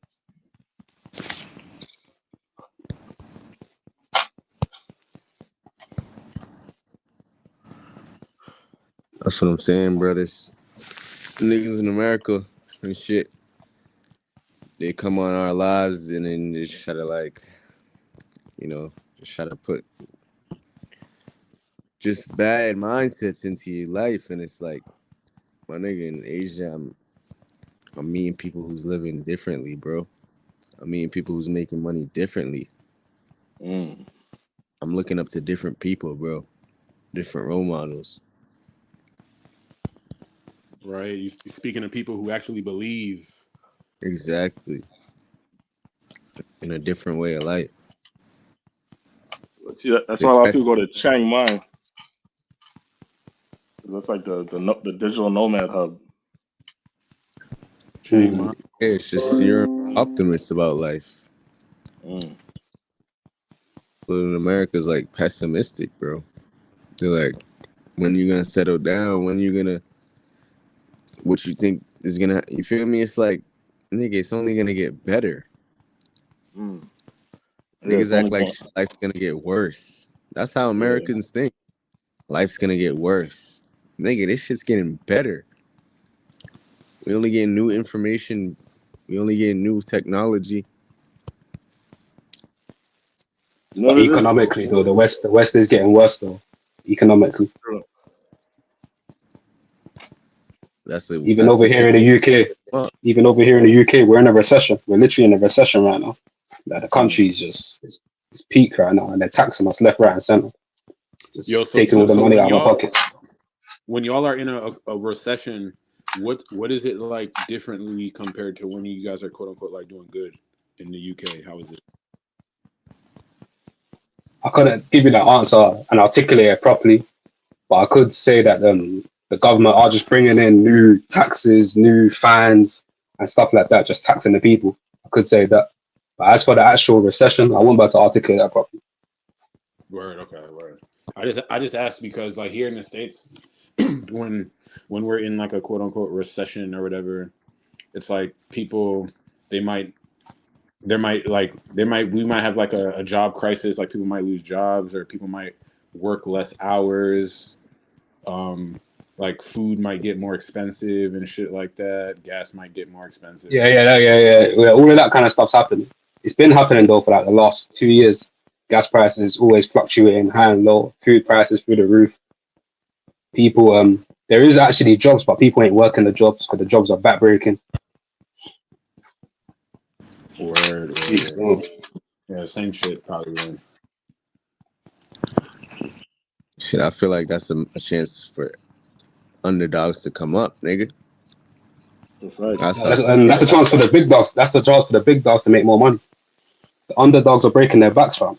Yeah, the They don't know what middleman to is do. getting cut. Middleman is getting fucked over. Middlemen are getting fucked over. Most people are middlemen. They in between the consumer and the boss. Mm. Entrepreneurs is gonna eat when regardless. That's a fact.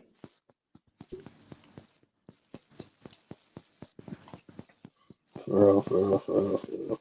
You see a lot of people in the community now hating on like the YouTubers that are like looking at YouTube as like a entrepreneurial hub. I've seen it like this. What's that dude name? Starbull. He's like he calls the consultations like all the dudes doing consultations a racket, and he's saying that these dudes are what you call them. He said they're committing like online cyber crimes or some bullshit like that. But it's like it's Yeah, it's like but it's it's niggas making money in America. It's an American business basically. yeah. Consultation is like what you're paying for is for knowledge. If you're paying somebody for a consultation and they give you the information that you needed, how's that a scam? You know? You said cyber crimes. That's funny. That's crazy. Yeah, so they posted in my Discord like so they hate on Yeah, I see it. Austin I see it. Holloman. You seen it, right? Yeah, yeah, I see it. They look at Austin Holloman. You know, Austin, he got a multiple streams of income coming in from YouTube ad revenue to he got a Patreon. He does consultations, sells books, travel Bro, it's a guides. lot of niggas gonna be mad at niggas making money off of the shit that they don't Yeah, aren't I was just about making to say that. period. Simple Yeah, as that, It's bro. like that's Simple like a as nigga that, on the bro. street getting mad at Drake for signing a deal. yeah, that's stupid. Which It's Like happens funny. nigga, though. Which happens though. Niggas be on full podcasts debating niggas deals and shit. Yeah, You like feel like the Joe Button nigga.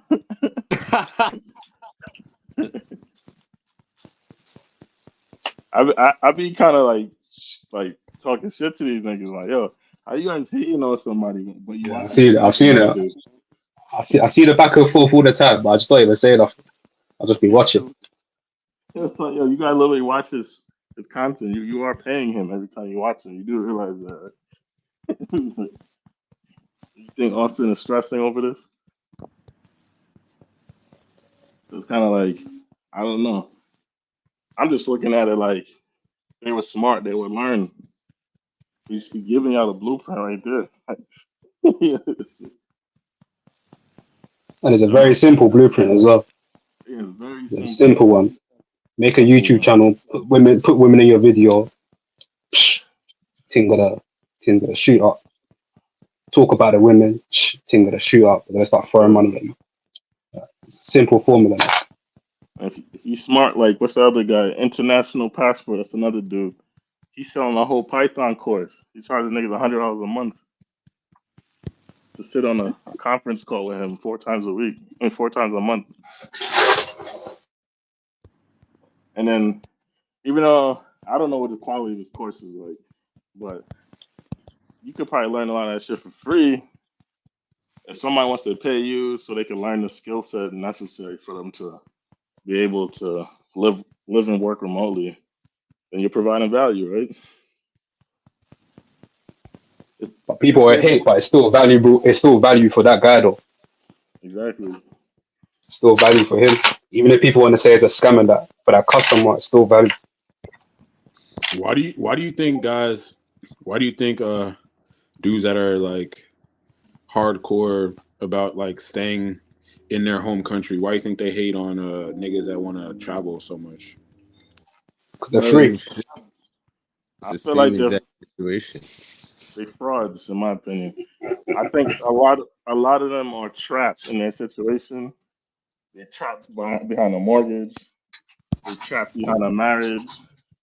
They trapped behind children, and then they can't move. They see somebody else doing it, and then in the back of their mind, they low key wish they could do it. Yeah, I, obviously. there's somebody But I'm not it's gonna the say same his name. situation. Come again? I said it's the same situation. It's like smart work versus hard work. A nigga who's been working hard and trailing and accepted that he's losing is gonna be pissed off at a nigga that's working smart, bro, Mm-mm. and just like skipping the line, skipping the. You feel me? Yeah, Like That's how like they no feel matter about what, women. like no matter what, he's just not gonna fuck with that nigga, no matter what. Yeah, that's why they yeah. mad at internet guys. It's It's just like, Mm. like bro, this is a good analogy. This is a perfect analogy I just thought of just now. When man used to be on road, there'll be guys here that'll be in in UK, you don't call college, we call it university. But you see in the UK when you go university you get student loans and that. So a man might get a 10k student loan, but that guy that goes university, he'll get a 10k student loan and buy hella grub with that. So he might buy Crow, he might buy Loud, or he might buy the white stuff. But then will be hating it. I ain't gonna lie. It was basically hating that raw. My man got his 10k loan. He didn't get that off road. He got that off a 10k loan, but he's making more money than man now. It's basically the same kind of thing. It's just man them hating. He did it in an Right. easier, he did it in a smarter and easier way than me having to go through hell just to make that money. If you know Right, what I like mean. we Mm. we started off with the same opportunity, but you freaked it and 10x on what I decided to do with my opportunity. So it made me Yeah, feel yeah, yeah. mad Now I'm about mad it. at you. You say the same way in the web development and software engineering world. You see dudes, they'll sit down for like 5 6 months, learn how to code for free from home, and then Yeah, I the see it nigga as well. the dude with the college degree, they got the same job as talking shit now. Like, oh, And they we won't got to call do this. and they won't call that guy a real web developer. They won't call him a real software developer because he learned from Udemy. Even though he might still know more than the guy that done 4 years in college, they'll still won't call him a real web developer.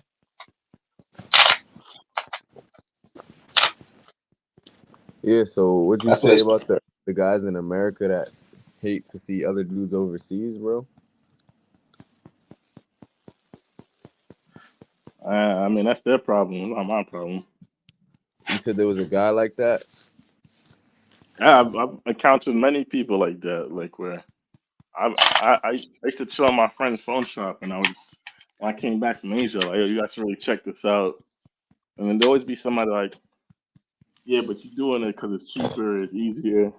Mm, Like, mm, mm, mm, mm. you lazy, like you don't want to work hard, and I'm like, why would I come here, wake up 6, 7 in the morning, take the train all the way to the city center to work mad hours, come back home, 12 hours gone from my day just to get by. I'm not even saving nothing. I'm just living hand to mouth, paycheck to paycheck. Whereas like I could learn a skill, work remotely, and save 50 to 70% of my income and chill in a luxury apartment in Thailand. But like I mean, if you Yeah, want to choose that, then choose that. But and I'm not hating anybody that wants to stay in America. It's just that you see a lot of hate come your way for wanting to do it a different way. Even for I my own mean, I think family that's a members. weird point. I think that's a weird point. They try and be like they try and say that like you're lazy. Oh, you don't want to work hard here in America. You want to just go have it the easy way. And it's like Yeah, I'm not. what's Don't wrong with get it that? twisted. I'm not a lazy nigga, bro. I run my own business. But it's like, it's just like, do y'all hear yourselves? Like when they say that shit, it's like, so you want to work hard? You want like, nigga, what the fuck are we talking about, bro? Like that's a nobody. rat race. That's like a Yeah, hamster on a they wheel, like that shit. bro. It's like a hamster on a wheel saying, "Nigga, why ain't you running?" When it is a hamster that's chilling in the tank. Right, yo. Like, Why what ain't the I fuck are running you on a wheel talking when I about, got nigga? freedom? I got freedom, nigga. I don't want to run on a wheel forever. What do people say that to you, Ceezy, as well? Like niggas somebody in the live today. He's like, bro, you're there. You're broke. It's cheap over there. Like, nigga, who gives a fuck? Oh, Like, but yo, I like said they you want to like in wanna your real wake life. up. I don't know. Like, I I've seen niggas say shit like that in the live stream, Mm, and it's mm. like, bro, who gives a fuck? At the end of the day, right? These people they look at money as a measure of success, but But it's the I'm more niggas who looking at don't have lifestyle. money. Niggas who actually have money know what's smart and what's not. Niggas who Yeah, don't exactly. have money, that's what they try to justify like why somebody else has figured certain shit out and they haven't. Why Yeah, somebody exactly. else has a game plan and they don't. Exactly. Like right now, I tell anybody who's like struggling in the states, you know, it's like yeah, you could like I'm gonna take out a student loan. I'm gonna work a job. I'm gonna rent a small room in the hood, or you could like no, I'm gonna go to Cambodia teach English there because I don't need a degree to teach English there. Live a middle class lifestyle and still get a degree. 'Cause I could just still take out a loan and go to WGU on the internet, have a better work life balance. 'Cause I only gotta work like 20 hours a week teaching English. So it's like, what's the difference? The difference is like the end goal could be the same, but one person is gonna be way more comfortable during that process. You know what I mean? That's what I'm Absolutely, saying. man. The Absolutely. black mindset is to like just stay What's up? down and lose forever. We love the And struggle, act man. like somebody's gonna free them from slavery, bro. That's how the slave was, bro. They was like, fuck Harriet Tubman. That bitch stupid. That bitch crazy. Somebody gonna free us off this plantation. And she's trying to do the freeing. She the one It's trying to like free niggas. us. It's like the shit. The niggas like, nah, bro. I got God gonna save me. I don't need the help boat. Niggas gonna keep turning down the help boat. Mm-hmm. I know, yo, this is off topic here. I ain't gonna lie, this is mad off topic still. But you see, you man have all travelled, yeah. See, when you not travel, yeah, do you not go there with just one suitcase? Yeah, I do personally, but it depends on who you are. Like I don't even go with a suitcase. I go with I go with a carry-on suitcase. I got like a backpack and then a carry-on and then like my little like Yeah, same. I just brought a carry on. a satchel, like a laptop satchel. And then Because when I was I try watching to my man's oh God, go for it. as I said, when I was watching CZ stream today, yeah, he went into the shop here. There was like, yeah, the shorts are like £4 or something, like £3. So I was just Mm. thinking, raw, you can literally just go there with like one suitcase, not even bring that much clothes, and then once you touch down there, yeah, you can literally just get clothes out there because it'll be cheap. Yeah, I I mean, bring wouldn't a few fits and shit like stuff because you can't find everything that you wear back home. So bring some mm. fits, bring some shoes, whatever. Yeah, just bring Yeah, like a bring couple underwear, things. socks. Yeah. Like, the essentials, a couple essentials, socks, underwear, boxes, and that. Like maybe like I one bring tracksuit, two I bring like tracksuit. a check-in bag because liquids. That's the What's only it? reason.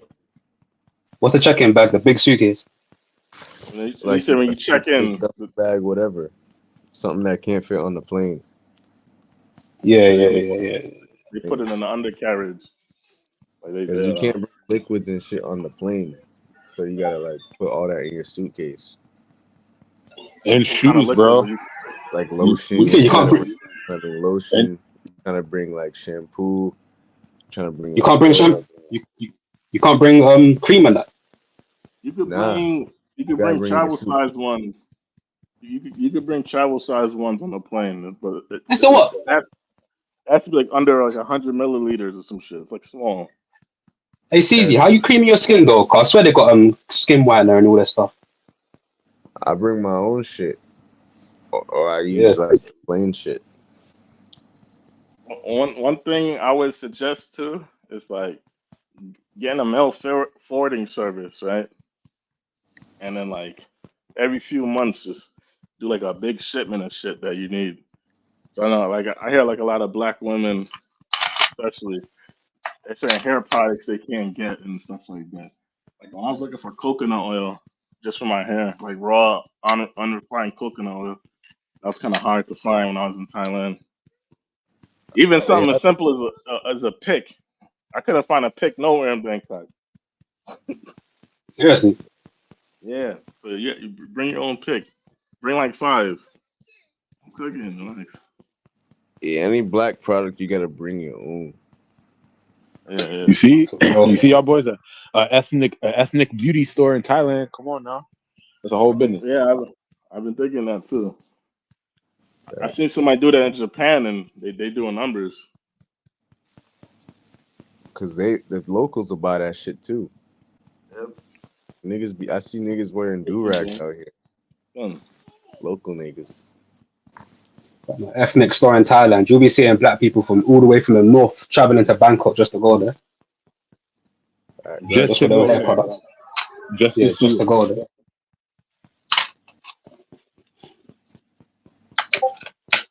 Like, even now, I'm thinking I need to bring like black soap, coconut oil. I simplified everything, so I just need black soap, coconut oil, and like you can use coconut oil for your hair and your skin, and then just definitely if You you be got a fucking with that fro, shea butter, fam. shea butter is good too. But I just like I'm rocking with coconut oil right now still. Does the job. Shea butter is good though too. That's the only thing that man uses. Unrefined, like you can use that for literally everything. Hair, body, face. Yeah, they don't Yeah, have that shit out. exactly. You gotta definitely find that shit. But there's certain They things don't like they got don't got Amazon. Yeah, Shit like that. Even in the UK, the Amazon in the UK is different than America. So when I was in the UK, but here in New York, you can get shit shipped to you same day. Ordered in the but same, morning. same, same, same here as well.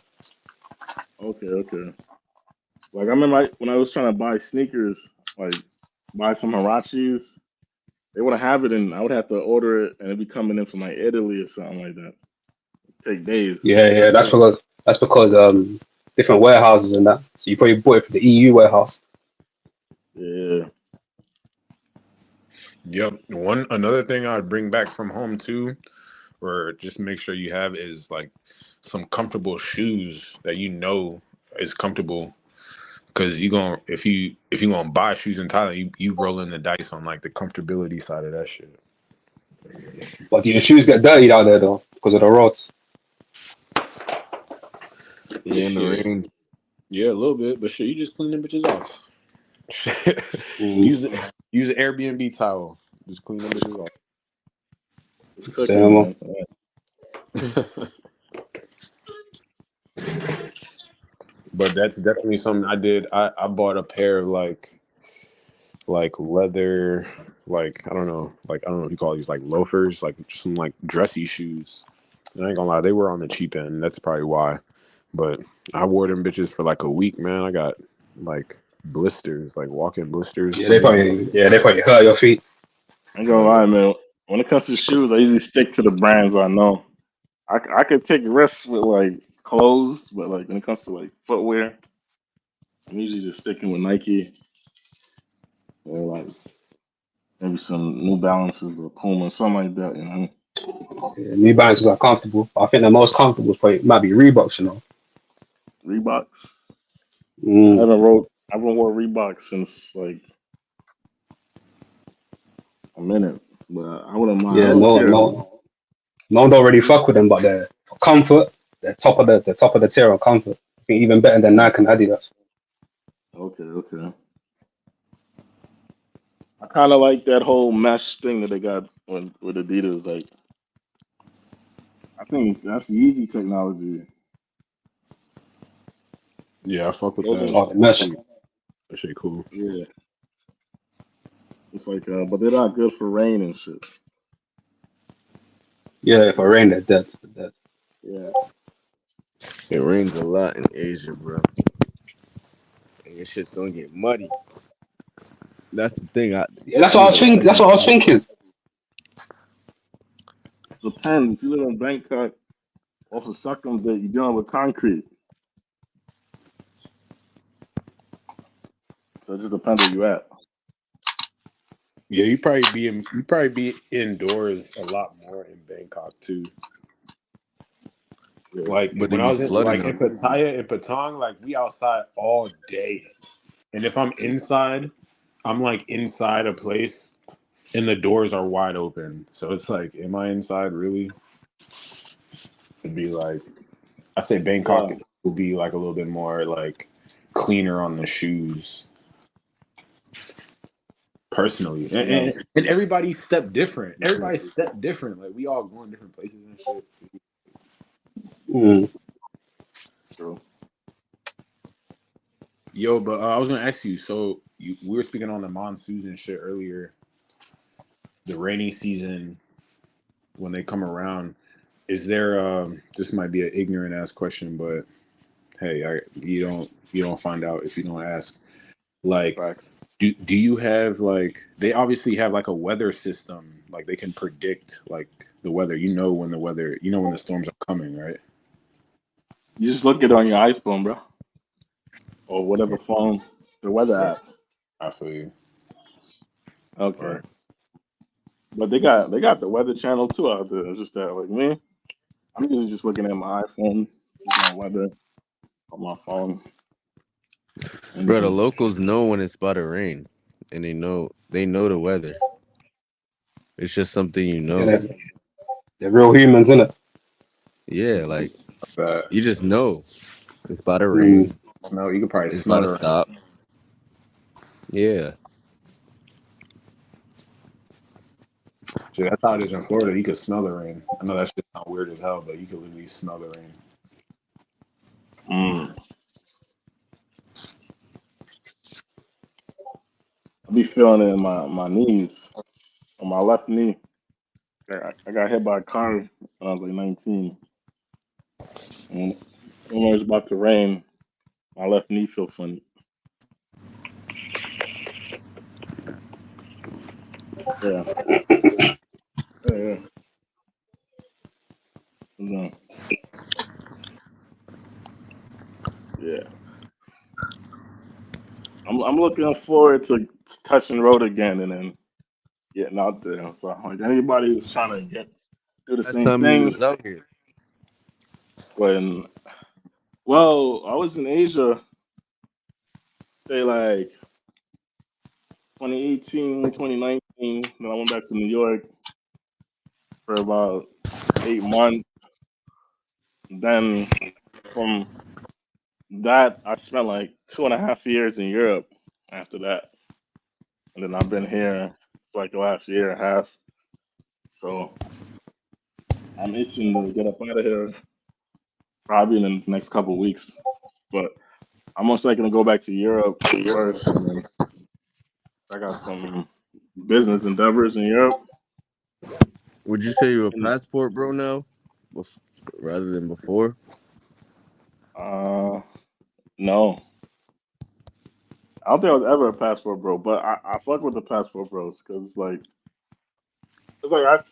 I was trying to explain this to an old head the other day. Like it's like I dated in America all my whole life, and I didn't necessarily have no issues getting women. But so it's like I actually have a place where I could compare it to. Like so when I dated overseas or whatever, I just seen a difference. And it's not just even just to America, because dating in the UK is similar to dating in America certain ways, but you do have a little bit of edge because you got the New York accent or whatever, you know. So, but for the most part, the UK, I would say UK is more superficial than America in certain ways. Like As far as vanity and shit. I felt like people respected a banker, right? Like somebody worked at the bank making like 17,000 pounds a year over the dude del- delivering food at Deliveroo, probably making like double. Yeah, yeah, You yeah. know? 100%. That's how it is. Yeah. That guy gets up and goes to work in a suit, and the other guy is in what they call trainers, and has a big ass backpack on his back. We're, we're classist people. Like, we're very snobby. Like, we look down on Yeah, people a lot. Like, we're very snobby over here. that's one of the first things I noticed. Like I remember I was walking in to this restaurant, and at the time I was traveling a lot, so it's like I had these Hirachis on, and I needed to buy some new shoes. So they weren't looking the best. I'm not gonna lie. And then I had a fro, and my beard was kind of unkept. But it was like, I mean, it was neat, but it wasn't like I didn't have like a shape up and things like that. I comb my hair, comb my beard, kind of thing. And I walk in, and keep in mind, I already reserved the table there. I already paid for shit. The first thing the lady told me, like, oh, only customers use the bathroom. Where was this? Where was it? Where was it? This is in Brixton, but like in you know how In Brixton's kind of Bristol. like, yeah. She looking at me like I'm a nitty. You know what I mean? Like What, do you remember what shop it was? Do it was like, oh, come again? you remember what shop it was? Like, what place it was? I don't remember the name, but it was like I was meeting some family members there, and they already had drinks and stuff on the table for me and everything. And I kind of looked at the lady. I was gonna say something, but then it's like, I don't know. Let me just keep it pushing. And then I just sat down at my table. And I already had my drink, and I started, conversing with my family members, and then she looked kind of dumb. And That's then what they're gonna do. there was If you're another not looking time, right, right? Yeah, if yeah, you're not looking right, they're gonna be like, are you okay? Are you alright? Yeah. Do you need any help? Are you alright? Yeah. yeah. The other time, right? Where I was like, yo, this is the time I really need to get a haircut. I was like, I got to get a haircut to fit in around it. You can't. Like, you gotta stay crispy in the UK, man. But yeah, What? I went to, there's a shop right across the street from my aunt's like apartment or whatever, and I would go there regularly.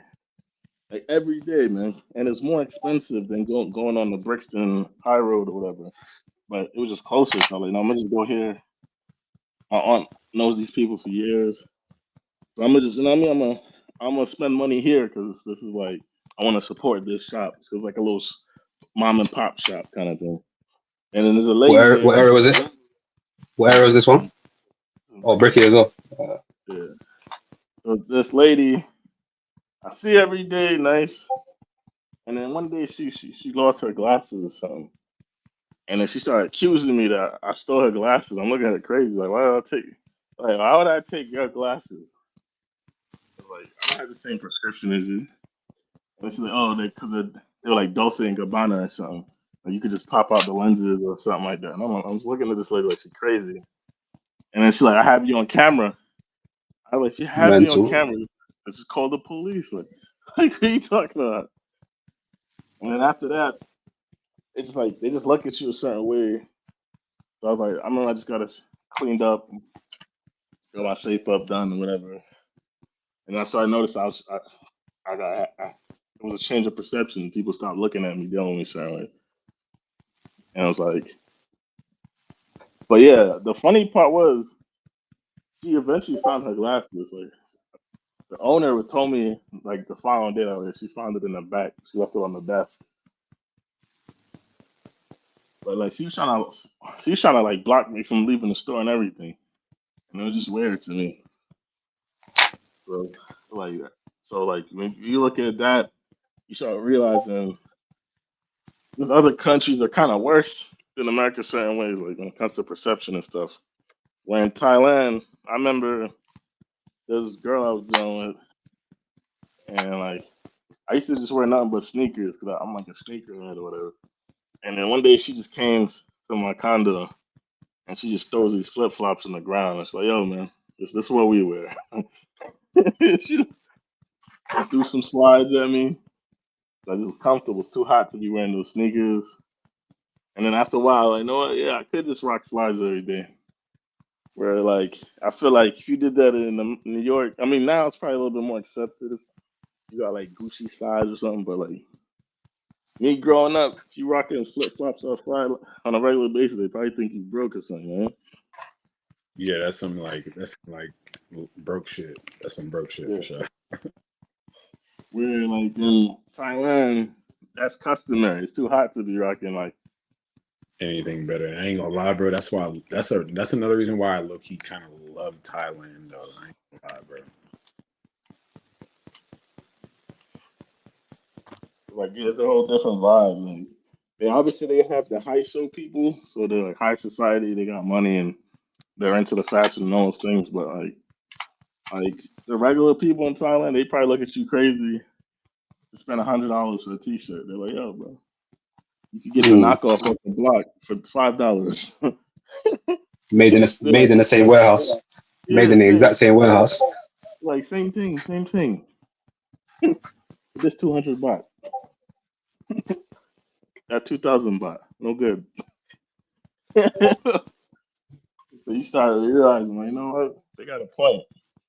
I mean, there's a time and a place for everything.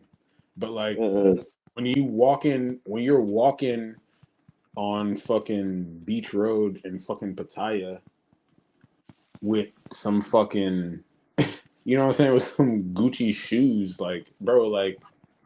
bro, here's some go buy some flip flops for 40 baht, bro. Put them shits in your backpack. Go spend fucking 40 yeah, baht, get some flip flops.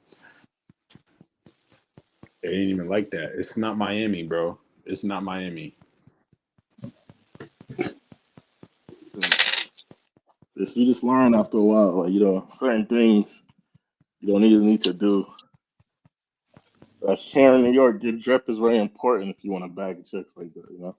You don't got to be rocking like super expensive stuff, but you you at least gotta have some decent kicks and like express H&M kind of gear, bare minimum. But if you rocking like high end clothes, and you probably get a better look certain times. But like in Thailand, everybody's rocking fake stuff, and nobody cares. It's crazy because I don't even look at designer in America for real. I don't even care if Mm. you walk some designer in America. Women do though. Trust. Same here as well. They look. The first thing they're looking at is your shoes.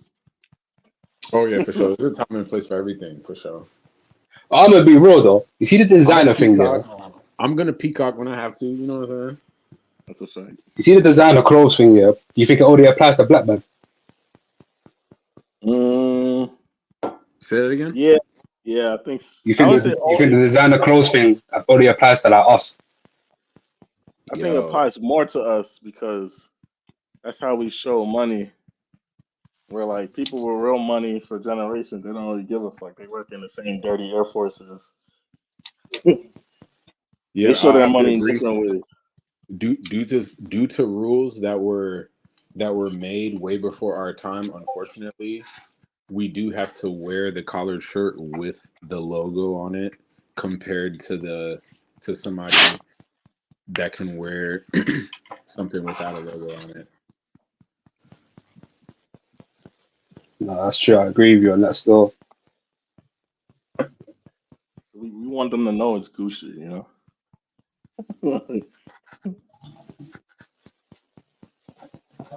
So travel time says no, you don't. Okay, expound on that. Expound on that travel time.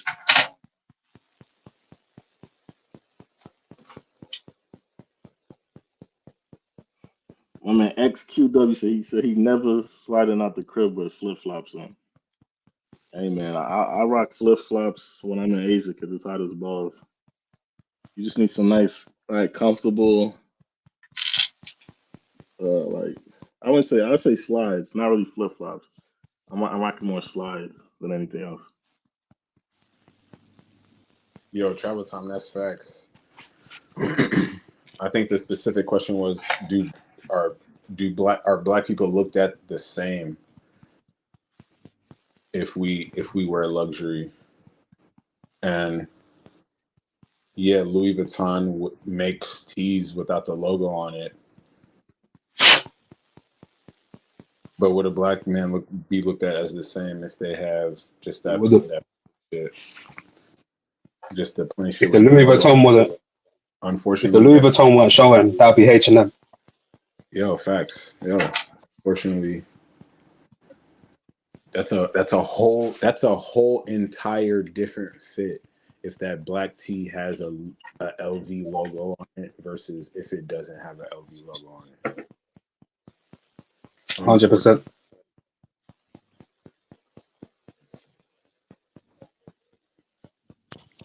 and that's lame as fuck. I'm gonna be in travel time. Don't get it twisted. I think it's lame as fuck. That is that. Don't get it twisted. I think it's lame as hell. I don't fuck with no designer shit. I don't fuck with it like that. I don't. And that doesn't mean I'm gonna go get a fucking black Louis V tee. Fuck that. I don't think that. But unfortunately, it is looked at as differently. I just it is what it is. You know what I'm saying? I'm not gonna fucking sit here and fight reality. You know what I'm saying? I'm not gonna sit here and fucking argue Mm-hmm. the Yeah, entire world's perception. That's fucking retarded. No, just accept it. Just accept the fact that a plain black tee with no Louis V logo is completely different than one with LV logo. I'm not saying I support that shit. I'm just saying it is. It is what it when I is. noticed when I started traveling more and meeting people with real money, I noticed the way they dress. They still rock those designer shits, but they don't really have the logo on it, or they rock Yeah, you won't stuff. see the logo. They rock stuff that only other rich people know about. So it's like, oh yo, I like that watch or that Yeah. specific type of Anything. watch. Anything. They Don't like don't. they My bad. Go oh ahead. go My ahead. bad. But yeah, like this.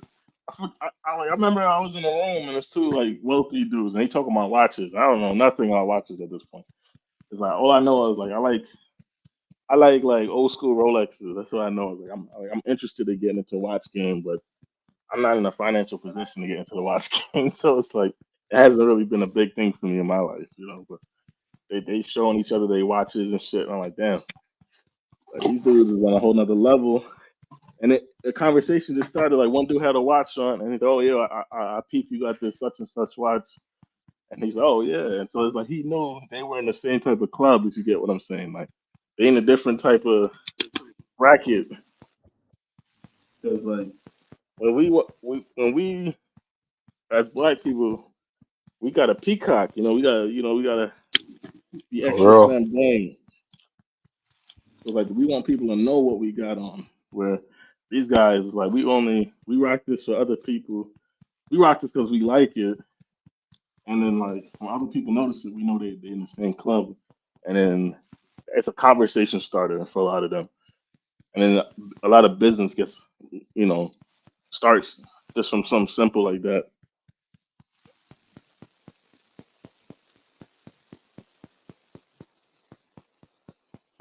Like me, like I used to care more about that stuff when I was younger. At first, I never had Yeah, it. same here as well. I used to be hard on the designer when I was younger. Harder. Yeah, yeah. You gotta look. That's my cousins in the UK used to put me onto the Moschino and all that, all Yeah, high yeah, end yeah. brand. I'm thinking like my cousin, he's living in Brixton at the time. This is like the early 2000s. So I'm just trying to figure out where you getting the money for this. Yeah, I was like, Bro, a black person in London will break his back for that designer, bro. You'll rob a bank yeah. fam for that designer. And the Mm. real shit is, it's like, you know what I'm saying? These brands that we're talking about, they aren't the only brands. You know what I'm saying? When you really get tapped in and you're really able to move and shake, you're going to adapt. You're going to, a real person, they're going to adapt what they're doing and or wearing and shit like that around the crowd.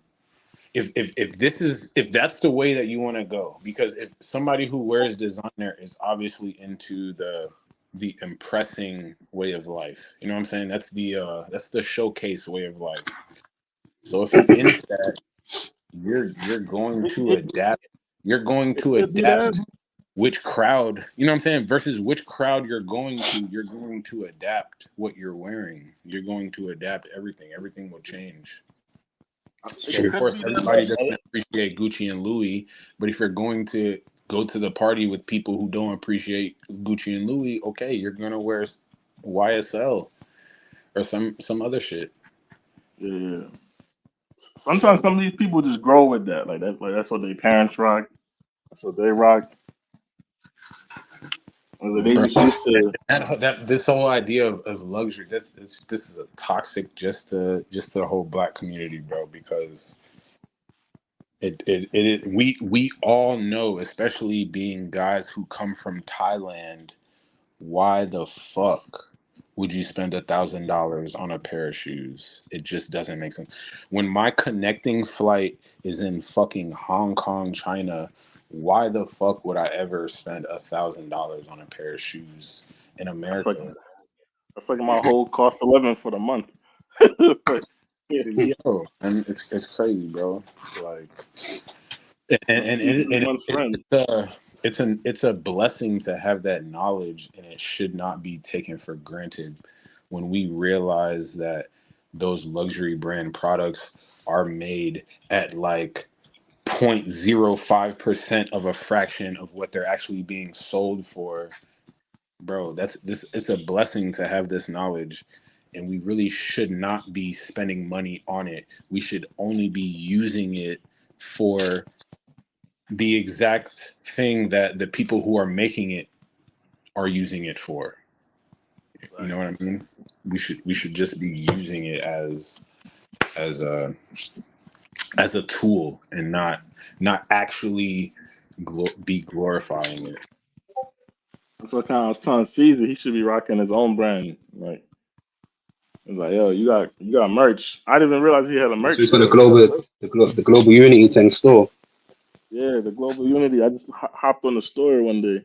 I'm looking for inspiration myself. Like, let me You need see, to turn like, that into a proper.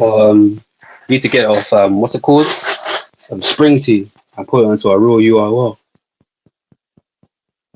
That's where you can get yeah. people that don't know about you. They'll find it. Okay, I didn't know you. So it's like people can actually search up your shit. Yeah, yeah, yeah. Yeah, my man said, Indigenous Crow said, peace travelers, a timepiece is one of the most important accessories a man can wear. Observing time and temperature are mandatory as a traveler. Yeah, he's right. So that's why, like, I know with watches, that's probably one of them luxury items. Like when my break starts really growing, watches I'm interested in, and like in frames. But it's mainly because I wear glasses, so it's kind of like I want to have nice glasses. This is on my face, kind of thing. But that's like that's more like when I hit certain numbers in life, where it's like there's a guy that I watch. He say that he puts a 5% of his income towards a luxury item. So it's like he uses it more as an inspiration for him to make more kind of thing. So it's like for him to afford a Louis bag or something like that, 5% of his income, he has to make a lot to afford that. You know what I mean? And then I think I would invest in gold. Like I'd start buying gold shit, gold necklaces, gold bracelets, gold rings, yeah, gold. because those things will appreciate in value. I heard the gold in Thailand you can get it for the low or something.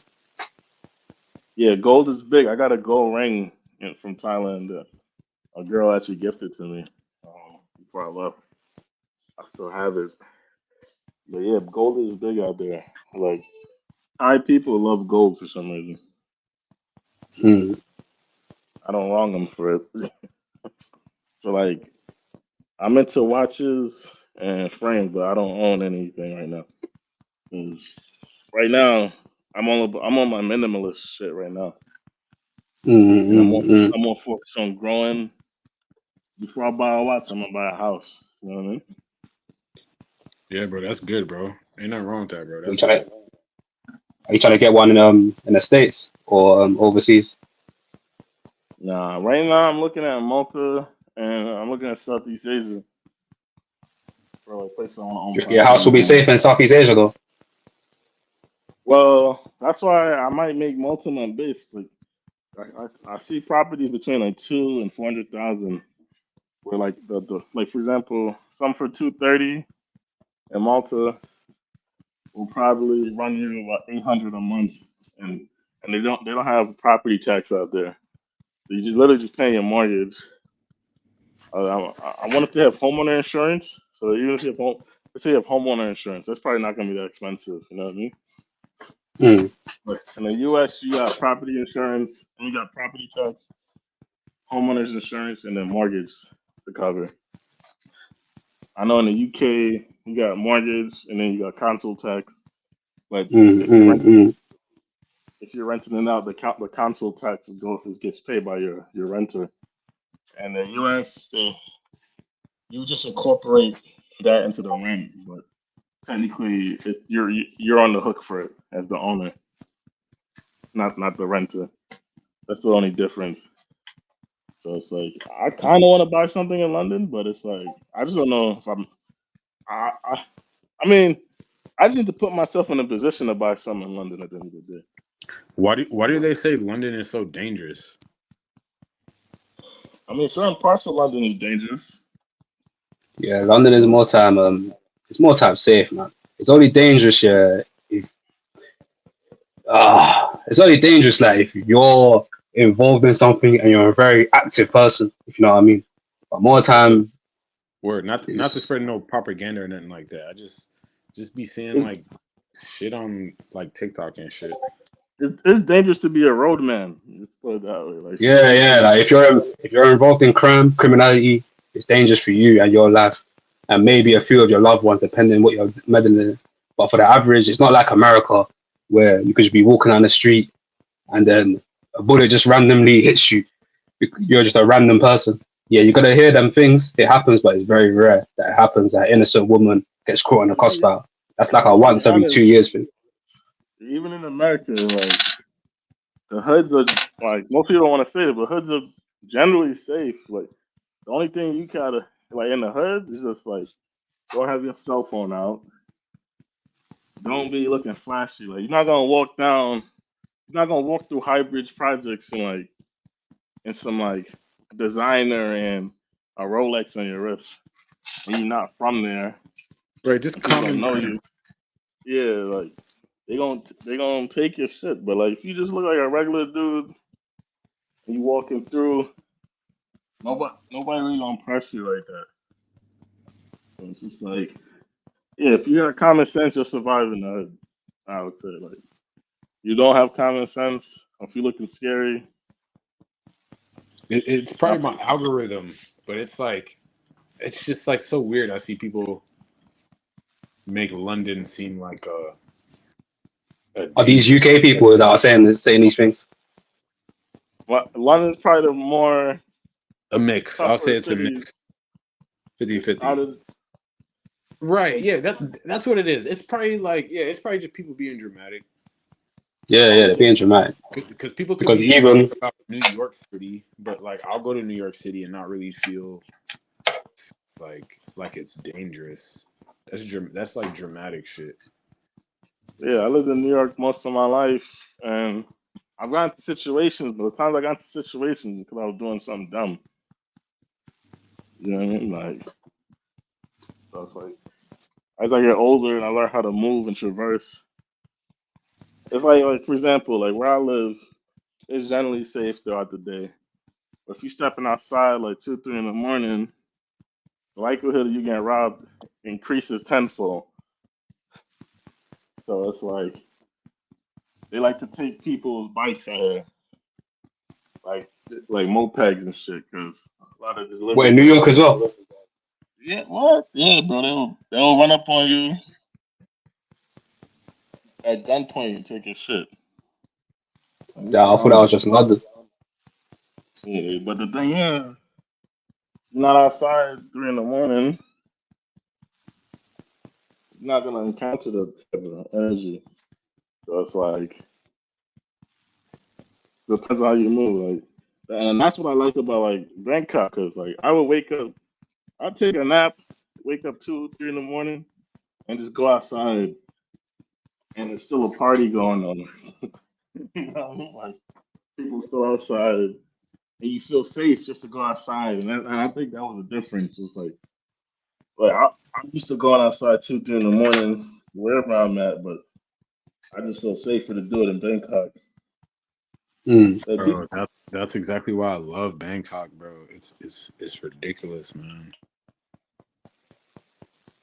and usually the people I see get into trouble in Thailand is they got drug issues or gambling issues. And so it's like if you got a drug problem, I'll probably tell you to stay away from Southeast Asia because you ain't gonna have no hard. You're not gonna have a hard time finding it,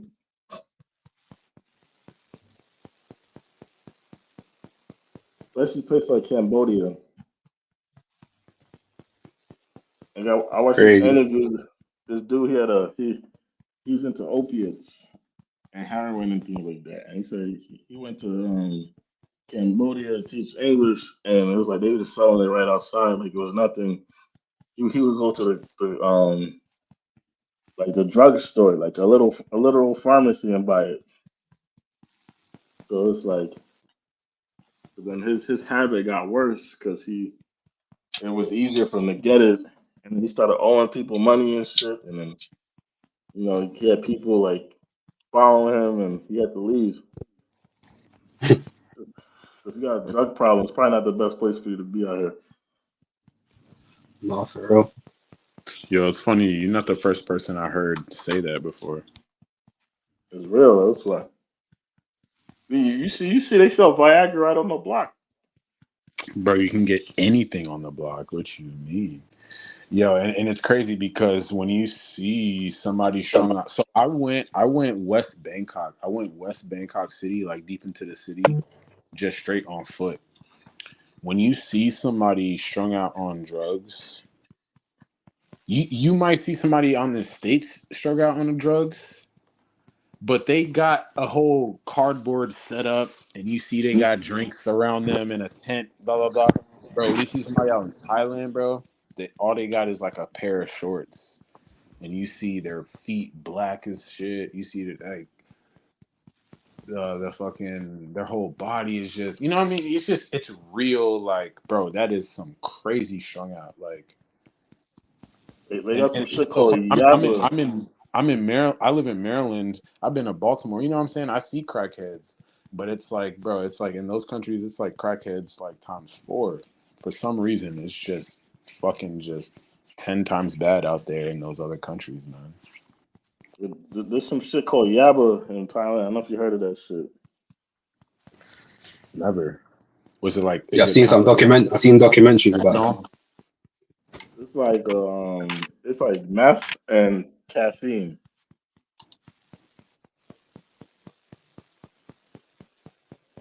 Yeah, I mean, I didn't know what it was. I just seen people strung out on that shit.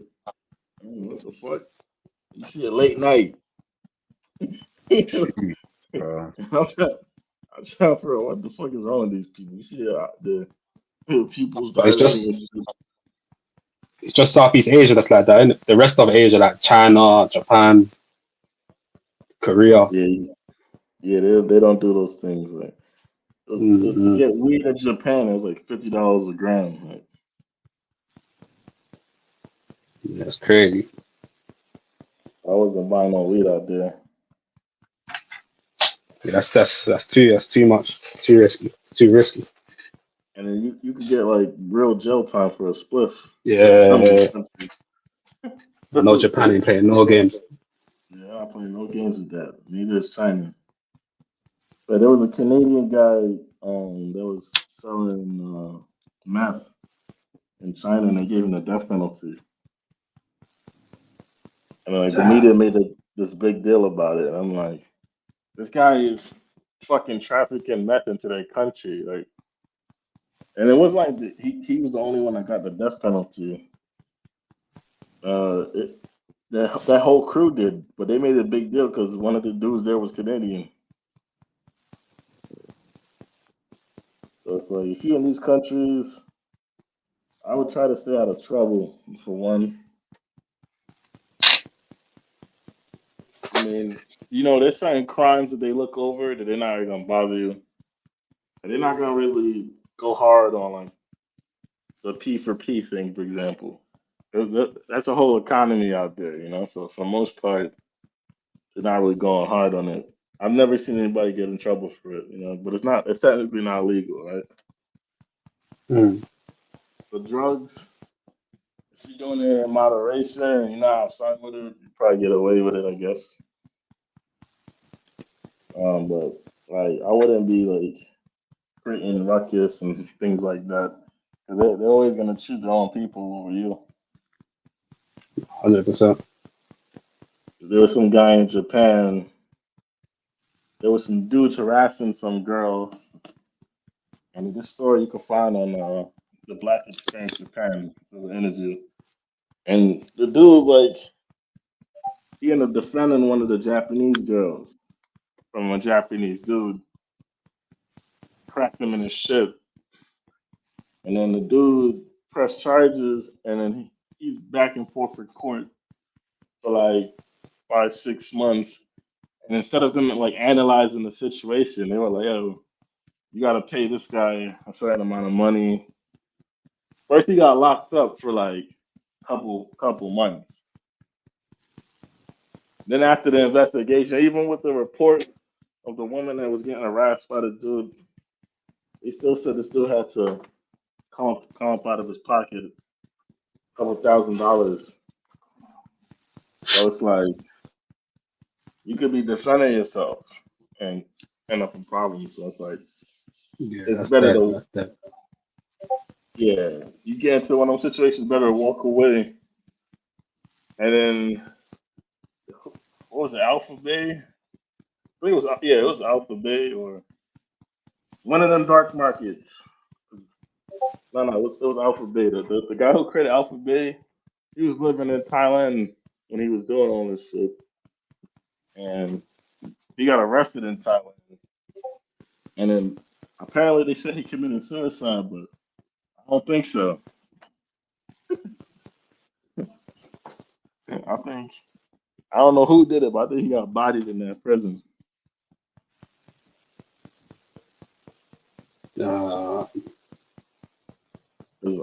Yeah, that's Yeah, peak still. you probably making the country look bad. And you're like, nah, man, you gotta go. Income Peak tool says still. women will be women anywhere you go. Where's CZ at? I think CZ. Where you at, CZ? Yeah, Ceezy disappeared, fam. I think CZ is and he's taking a nap right now.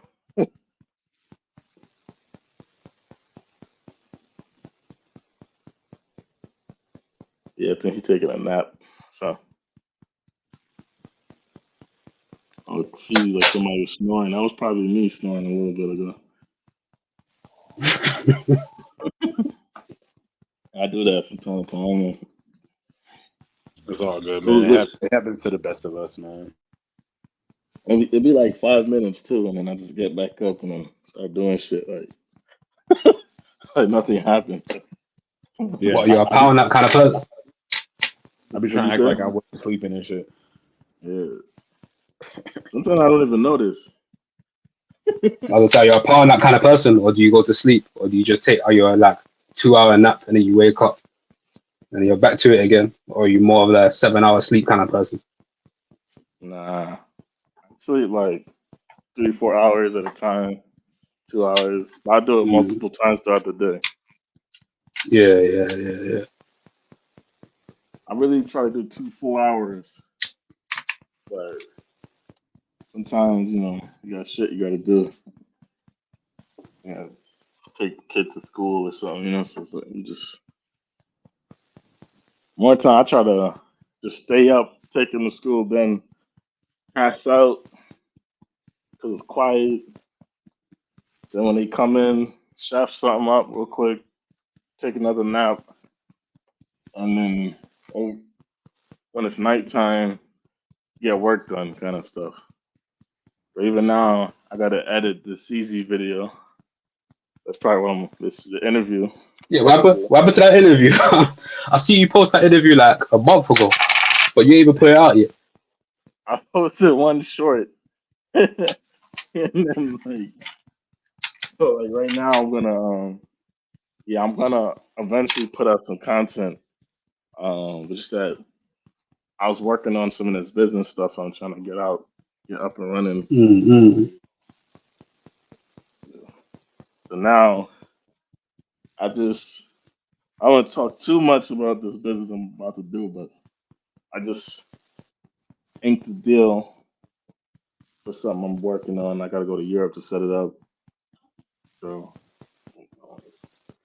so, I got to go to Europe to set it up. So I'm gonna be in Europe, so I'm like, no, let me just vlog. So it's like, all right, so I'm gonna be putting out content when I'm in Europe. Yeah, Rack is like, what happened to that video? It's coming, dog. It's coming. It's coming. I'm gonna. You guys are gonna get at least 3 pieces of CD content before end of the week. So, well, What's your IG? What's your IG, bro? I think I got you, but I don't know for sure. I don't have anybody really. I got like 2 followers. I just started like promoting my IG and my videos, but it's unfriendly stoic. It's at unfriendly stoic. Literally the same thing. Same avatar and everything. They said GTA 6 gonna drop before. I bet you I dropped 200 videos before GTA 6 comes out. GTA 6 ain't coming out till Christmas of 2025.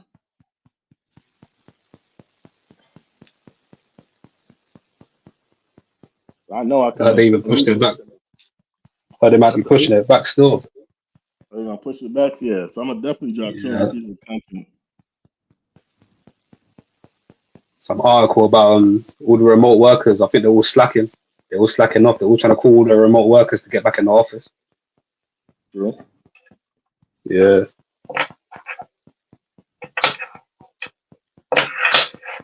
Yeah, I'm not. That's why I'm trying to do this, create a business, online business. So it's like, That's what I think is the wave, bro. Instead of chasing a company to work for, you might as well just be the company and hire exactly. and hire other people. Exactly. Or put other people on that you trust their work ethic, and just put them on game and shit like that. True. Like right now, like I mean, there were companies I always wanted to work for, like Netflix and shit like that. When I thought about the process to get to do that, and I'm not against it, just put in the work.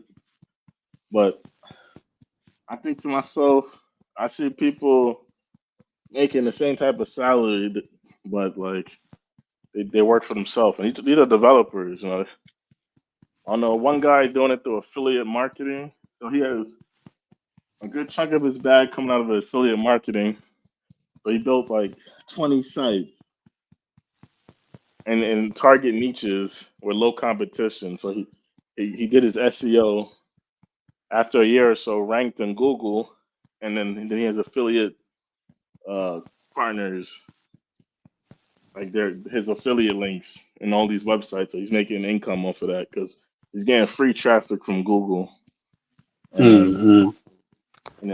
people are paying him. People are buying products from his, not even his products, but other people's products that he's through his affiliate links. That's part of his bag. Then he has a website where he's selling courses, and that's a bag for him right there. And he's invested in real estate, stuff like that. So it's like you could kind of build that same salary for yourself. You know what I mean? No, for real. And the other thing you gotta look at too is lifestyle. So it's like I don't necessarily want to live in LA, San Francisco, New York City. These are places where you get those big bags out here. I mean, yeah, living in Thailand is a whole cheat code when it comes to the whole lifestyle aspect. And then if you pay taxes in Thailand, they're actually less than New York and LA.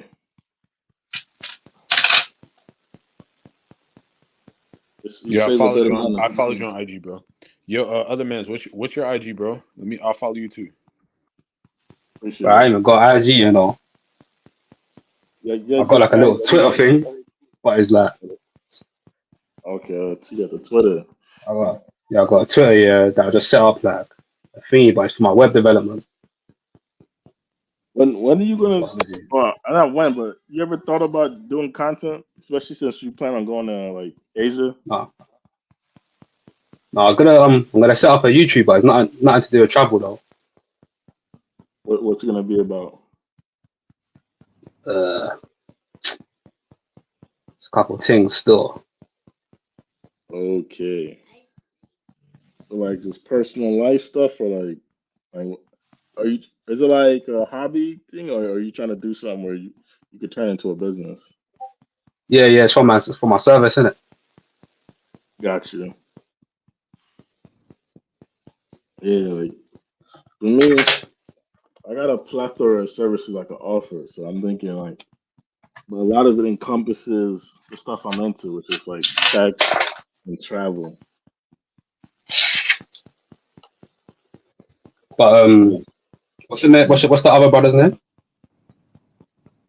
Dylan, Yeah, Dylan. Dylan. Yeah. Have you got Twitter? Uh, I I mean, Raw Dog said Andrew Tate is overrated in my opinion. I've seen examples of real leaders, mentors, role models in the past, so I glorify him. So many Gen Z kids bow down to him and are obsessed with him. Why do you bring up Andrew Tate?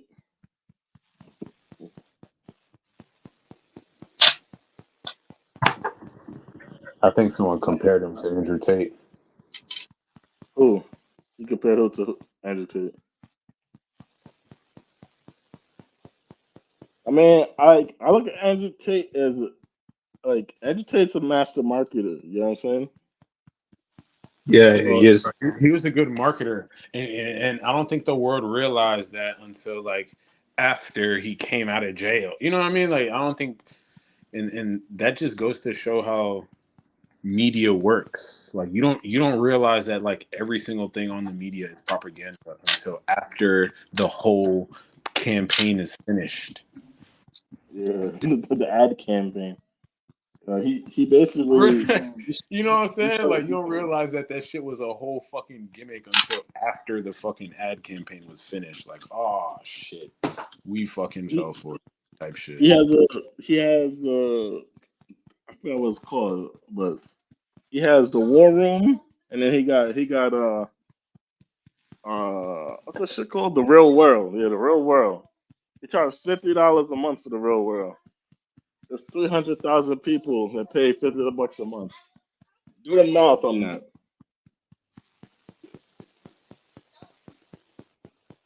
He's doing like Exactly, bro. You gotta respect it. I respect it. I respect that shit. What? he's doing tens of millions of dollars every month just for It's that. crazy.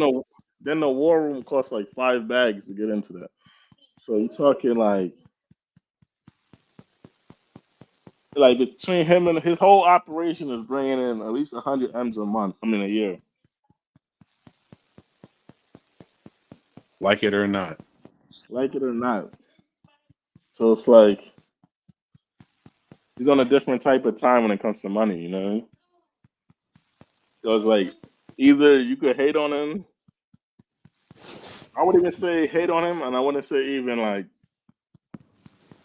follow him like he's like your lord. I'm saying you can learn from him. It's the same way you can learn from Austin. These guys are laying out the blueprint in public. So it's like you trying to. He knows his target audience. You know what I mean? And there's nothing wrong with that, yo. I will never hate on somebody's blueprint. Like, when somebody is getting the bag, bro, whether you think it's corny, whether you think it's whatever the fuck, bro, I'll never hate on that shit. You get in the bag, bro. You get that shit. I mean, if you like, I don't know. I mean, there's good money and there's bad money. But if let's just look at it from a marketing course standpoint, like Yeah, that's why I was like, from a marketing yeah, standpoint, he literally took over the whole world. yeah, he was the most Google person at one point. So Like, it's like, they might have not, the whole world might not have liked him. It was probably like 50-50, but bro, he was like the number one thing on Google and YouTube. Like, that shit is crazy. But you can yeah, learn from him. That's all I'm saying. You can learn you from could him. So it's learn. like, Yeah, exactly. You could learn from it. Facts, facts. Whether you like it or not. Facts. You're right. take that Yeah, blueprint. because I don't agree with everything he said. You know what I'm saying? Maybe 95%, but you know what I'm saying. That blueprint, though, like you said. Hey, I'm trying to figure out. To this day, he got me curious on what's in the real world. I was thinking about just joining the real world for like 6 months and doing video content about it. Like, is Andrew Tate really going to make me rich? six months. What's that like? $300. You know, like over a 6 month period of time. What do you If mean, you like can make join? You mean like joining the war room? nah, the war room is different. The war room is like 5 bands, and then I think you gotta. I think you can't just get in. I think you gotta be in the real world first for a little bit, and then get to know them type shit. I don't know. I don't know exactly what it is, but I know it's more expensive, and they built their own platform because they got banned off of most platforms. But everything is built out flush. Like they built their own Discord type shit. So it's like obviously there's expenses to run this operation. There's a back end and there's expenses, but at the end of the day, you look at Andrew Tate, one of the best marketers of all time. You know, like, and you think about it, it just shows you like you can reach. You can get 300,000 people to give you $50 a month. I need to figure that out. Even if I can get 1% of that, I'm still doing all right. Shit, man. I'm trying to build a team like that, bro. I'm trying to build a team of guys who's down to build a war room type shit. You know what I'm saying?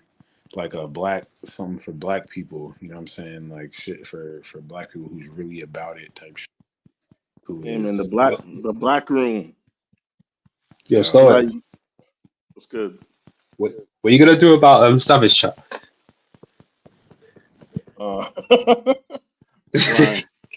Because when you Dylan just said that, yeah, I was gonna say you should come to the Discord, yeah. But Savage Chat, yeah, Savage Chat will puts people off, you know. So if you come to the Discord, you don't even see Savage Chat. Wait, Oh, okay.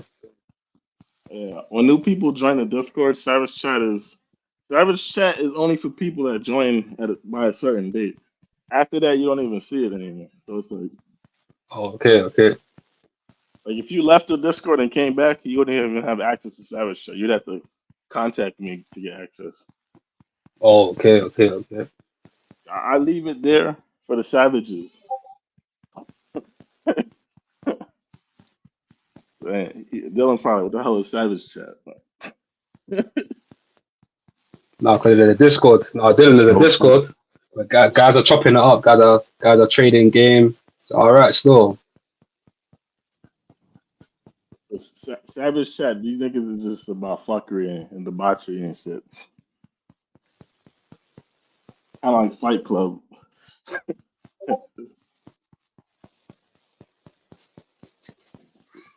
Really and truly, I'm gonna start really pumping. I need to change up the resource pages and fix my resource pages up a little bit more and Mm.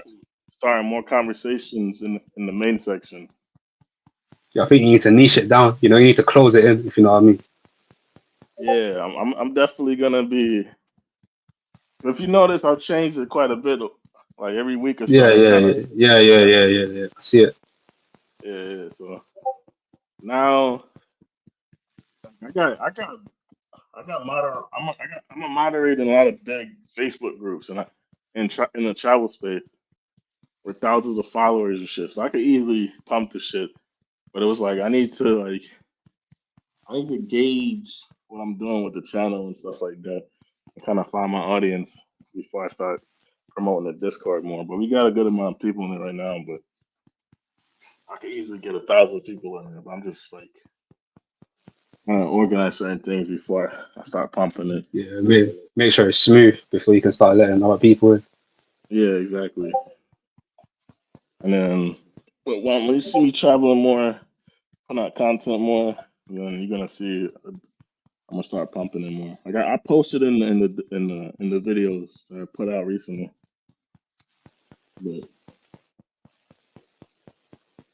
I want to start more conversation in the main chat. Mm. But yeah, eventually, yeah, like there's certain things, like for example, like the coding group. There was people that said it was interested, but not everybody was on board with it. So it's like I remember somebody told me something a little while ago. It's like you charge people, they're gonna respect it more. So it's like I might put that in the back burner. A few people, if they want help, I'm gonna give free resources for people. But like I'm gonna come up with a product for people in the future that are trying to go from zero to remote work. And You know, I think it is with the coding group. The coding group, I think everyone's on a different path of coding. Everyone's on different stacks. Everyone's on different yeah, things they want to do. exactly. It's not like everyone wants to study web development or app development or Python. Everyone's just all over the place with their coding. A lot of times people don't even know what they want because it's like, and then what I noticed too is like even me, like when I started first getting into coding and shit, it's like if you like follow too many people, you don't know which direction to take your Oh, learning for in. real. So it's like what I'm gonna do is just offer a few learning paths, kind of like Odin. So it's gonna be like this web stack and a mobile stack, and just start it like that. Because I ain't gonna lie, that JavaScript, bruh, that JavaScript. It kicked my ass still. It kicked my ass. Don't do that. Did you try Khan Yeah. Academy? Yeah, but it was all mad, fam. It was mad everywhere. Mm. It was all mad still. What are you having problems with JavaScript? You know, it is the CSS and HTML, my old build sign. As soon as it gets to JavaScript, I just starts abusing ChatGTP. Nothing ever sticks. Yeah, I ain't gonna lie to you. Most coders do that. Man. Like, I don't remember half the shit. I'm, just, I'm happy to chat GPT because before we only had Stack Overflow. So it's like, Oh yeah, that would be even worse. yeah, imagine if chat GPT didn't exist. But now Th- I'm just in the process of just learning what I need What, to learn, just so I can freelance. You know what I mean? what course did you use for JavaScript? I bought a Udemy course by Colt Still. Is it the web dev bootcamp or is it like a specific course of JavaScript? It's let me get it out now. Cold Still's pretty good for like to get your feet wet, but then you still kind of. Yeah, it's supposed to be one of the best courses, but you know, it's not. It never sticks. It don't stick. Don't stick. I am How often are still. you doing it? Bro, I was doing this shit daily, literally hours daily. And what's not Crazy. sticking? Like, Shit, everything. Simple things like um, the ad click event.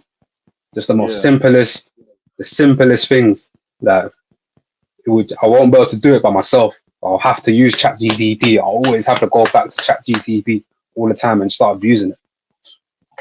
you gotta understand DOM manipulation and functional programming. You understand functional Yeah. programming? No, not really. I'm gonna send you a playlist for that. 'Cause the whole DOM manipulation is like, look, I'm saving this thing on the DOM in a variable, and then I'm using dot notation to manipulate it, right? To have access to it, and then I'm using a function to create the instructions to manipulate this part of the web page. You know what I'm saying? So it's like,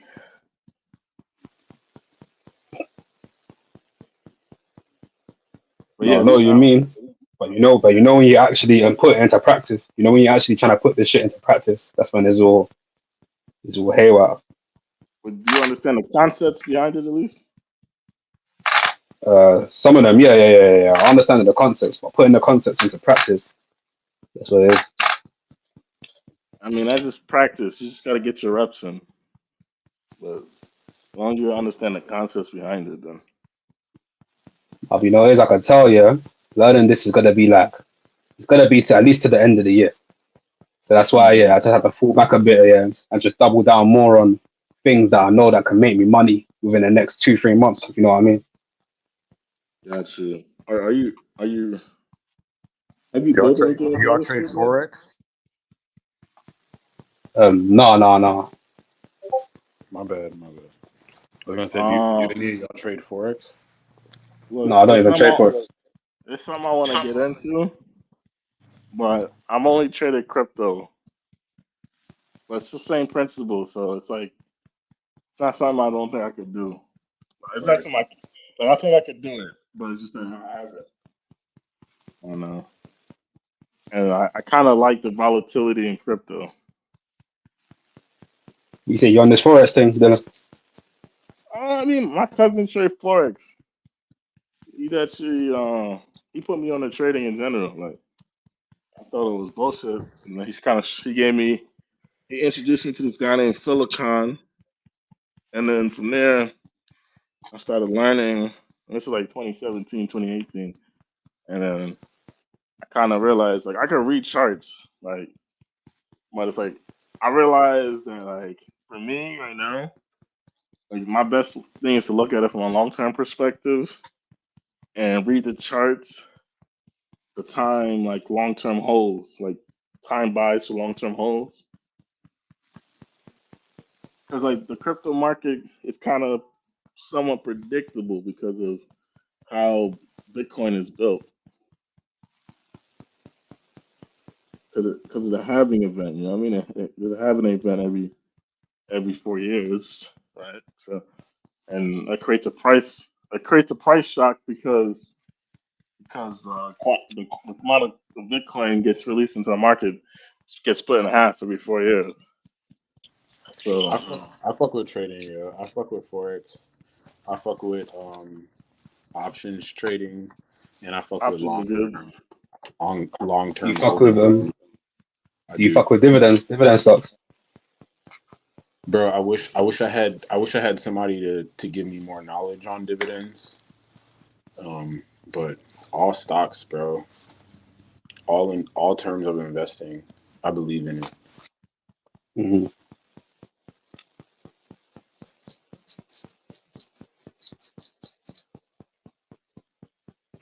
I ain't gonna sit here and act like I know about dividends and shit like that, like most people would.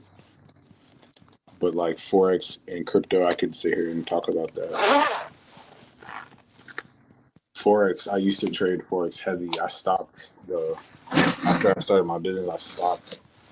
But when we're talking about going remote, living abroad, forex and crypto is something that is so realistic, especially if you have a community and people around you to do it with. That is something that's so fucking realistic to do.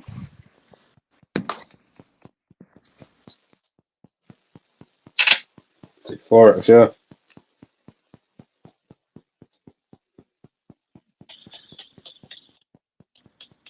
Crypto, Yeah, I don't know. like Stoic was saying, like my bad, I didn't mean to interrupt you, but like yeah, reading charts is kind of like it goes like all across the board for real. So if you can understand like forex, could you understand crypto? You can understand how to read the charts for sure. Mm. I think with crypto, there's a little bit more knowledge you have to do because like when a crypto is invented and there's usually like products around a crypto. It's kind of like cryptos. They're kind of like underground stocks. But with forex, I think with forex, you learn the fundamentals of like what charts mean and you could bring that into other avenues like crypto. No, I hear you still.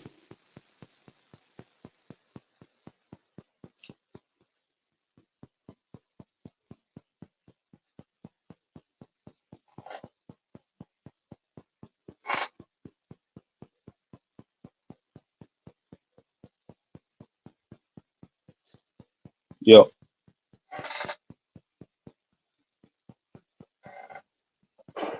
Yo, yeah, yeah. yeah.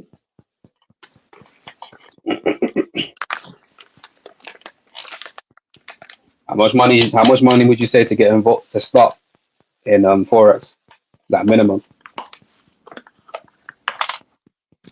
Shit, there's so many ways to start with forex. You can like you could fund your own account and start with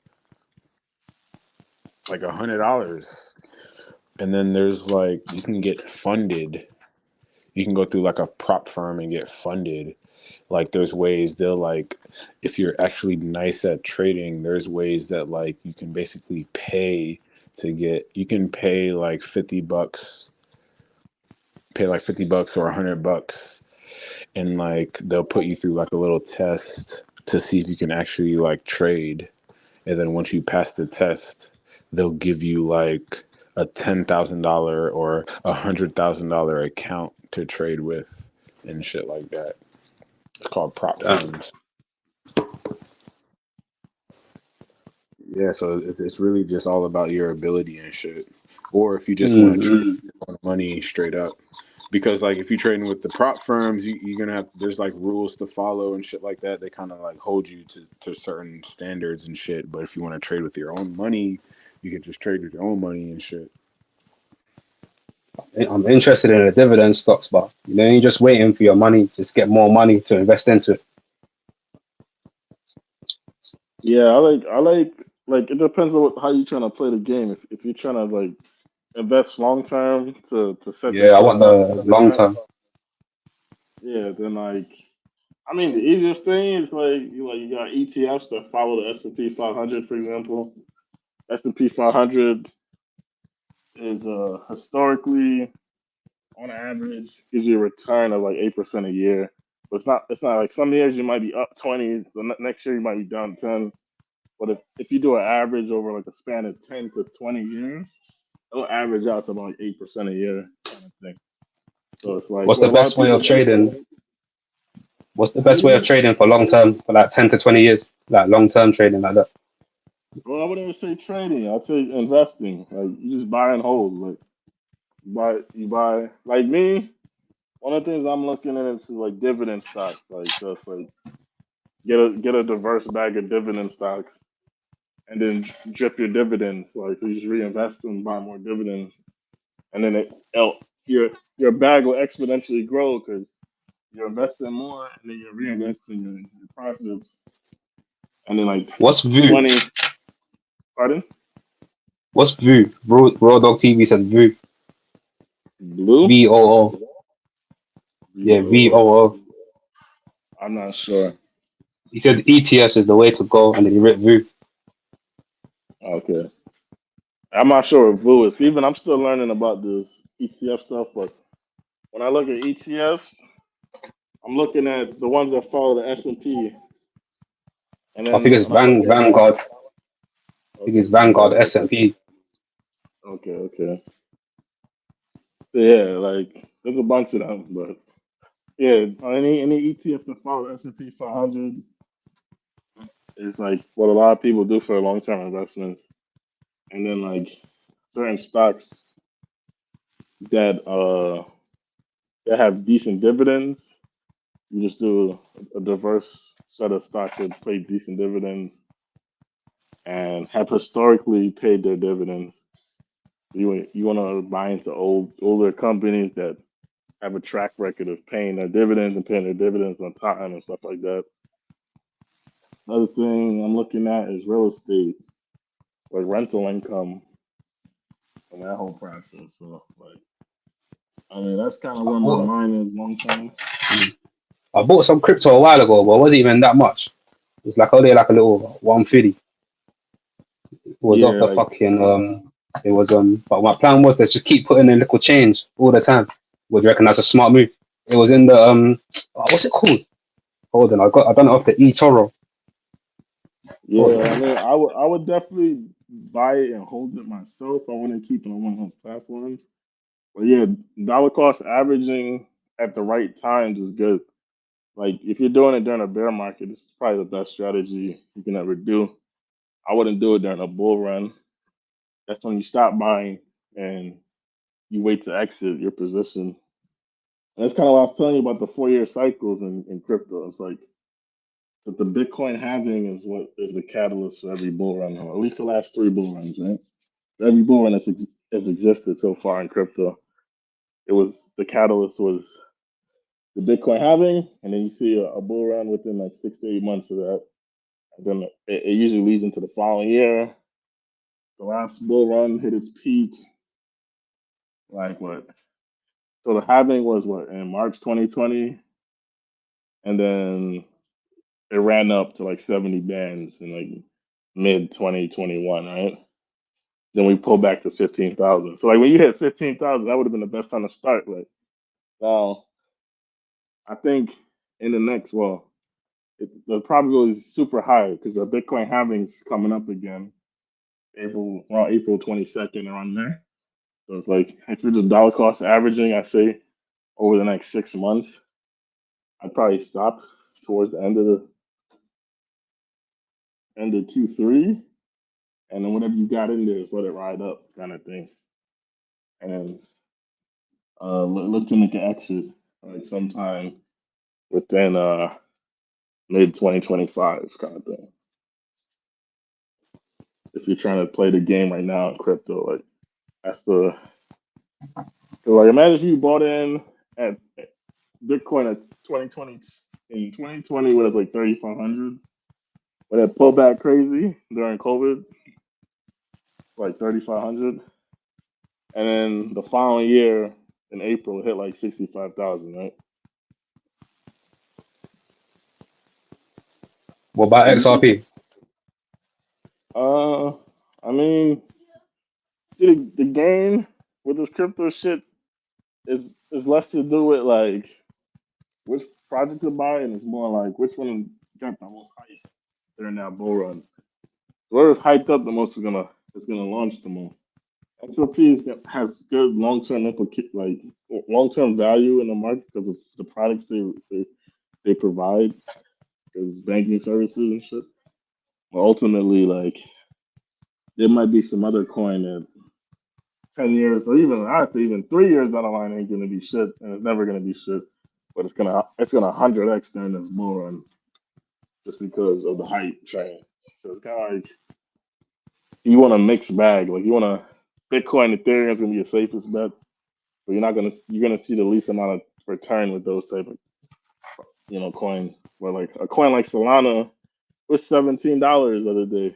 Now it's like teetering between like 170 and $200 right now. It's crazy. So you could have 10x your bread off of that already. And then people are saying Solana's probably gonna hit over $1,000 by the next bull run. So imagine a person that bought it for $17 and it hits 1,000. So that's kind of what you want to do. You want to buy those projects that have a lot of hype behind I it. know, At man. least, I ain't gonna lie, bro. I'll be real. I'm shook to throw my money into crypto, fam.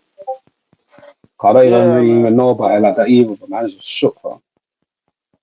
I might see. I don't really like giving advice on this type of shit, to be honest. But we could probably do a little Discord powwow, and I could break it down more Yo, in a more. drop the Discord link, bro, in the chat, in the YouTube chat. Okay, yeah. Yeah, we could do a little Discord powwow, and then we chop it up a little more. Projects I'm looking at We and need more shit. people. We need more people that's on things in the Discord, so we can get the other parts of the Discord popping. That's true. That is very true. I mean, people in Savage Land right now, what are they talking about? They're talking about Jack and Floyd right now. Yeah, they're going crazy right now on Savage, man.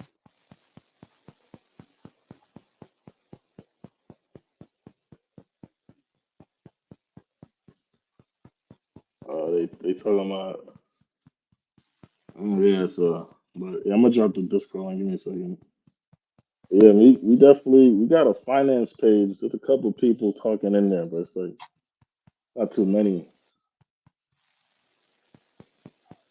But yeah, we gonna build our own war room. That's the goal, you know. I'm gonna Word. post my Discord, and I'm gonna post Ceezy Discord too. So join both Discords. So this first link is mine, All right. and I don't know if you're gonna Ceezy's Discord.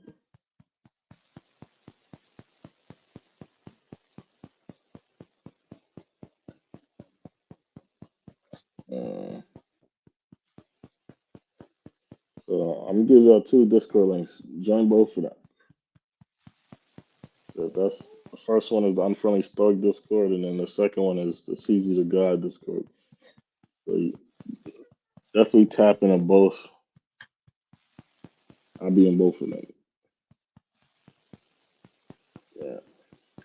But yeah, we're gonna do a crypto powwow, man, because there's a lot of money to be had in the next 10 months right now. Like you're in a very good position at the moment. Like it would have been better to get in earlier, obviously, but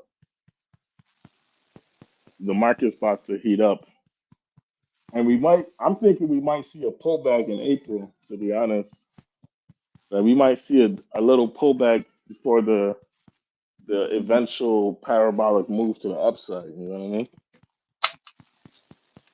So it's like Mm. a pullback would be nice. but the parabolic move to the upside is inevitable. So, I mean, it's only a matter of time, kind of thing, and the timing is much closer than you What the think. fuck? Yeah,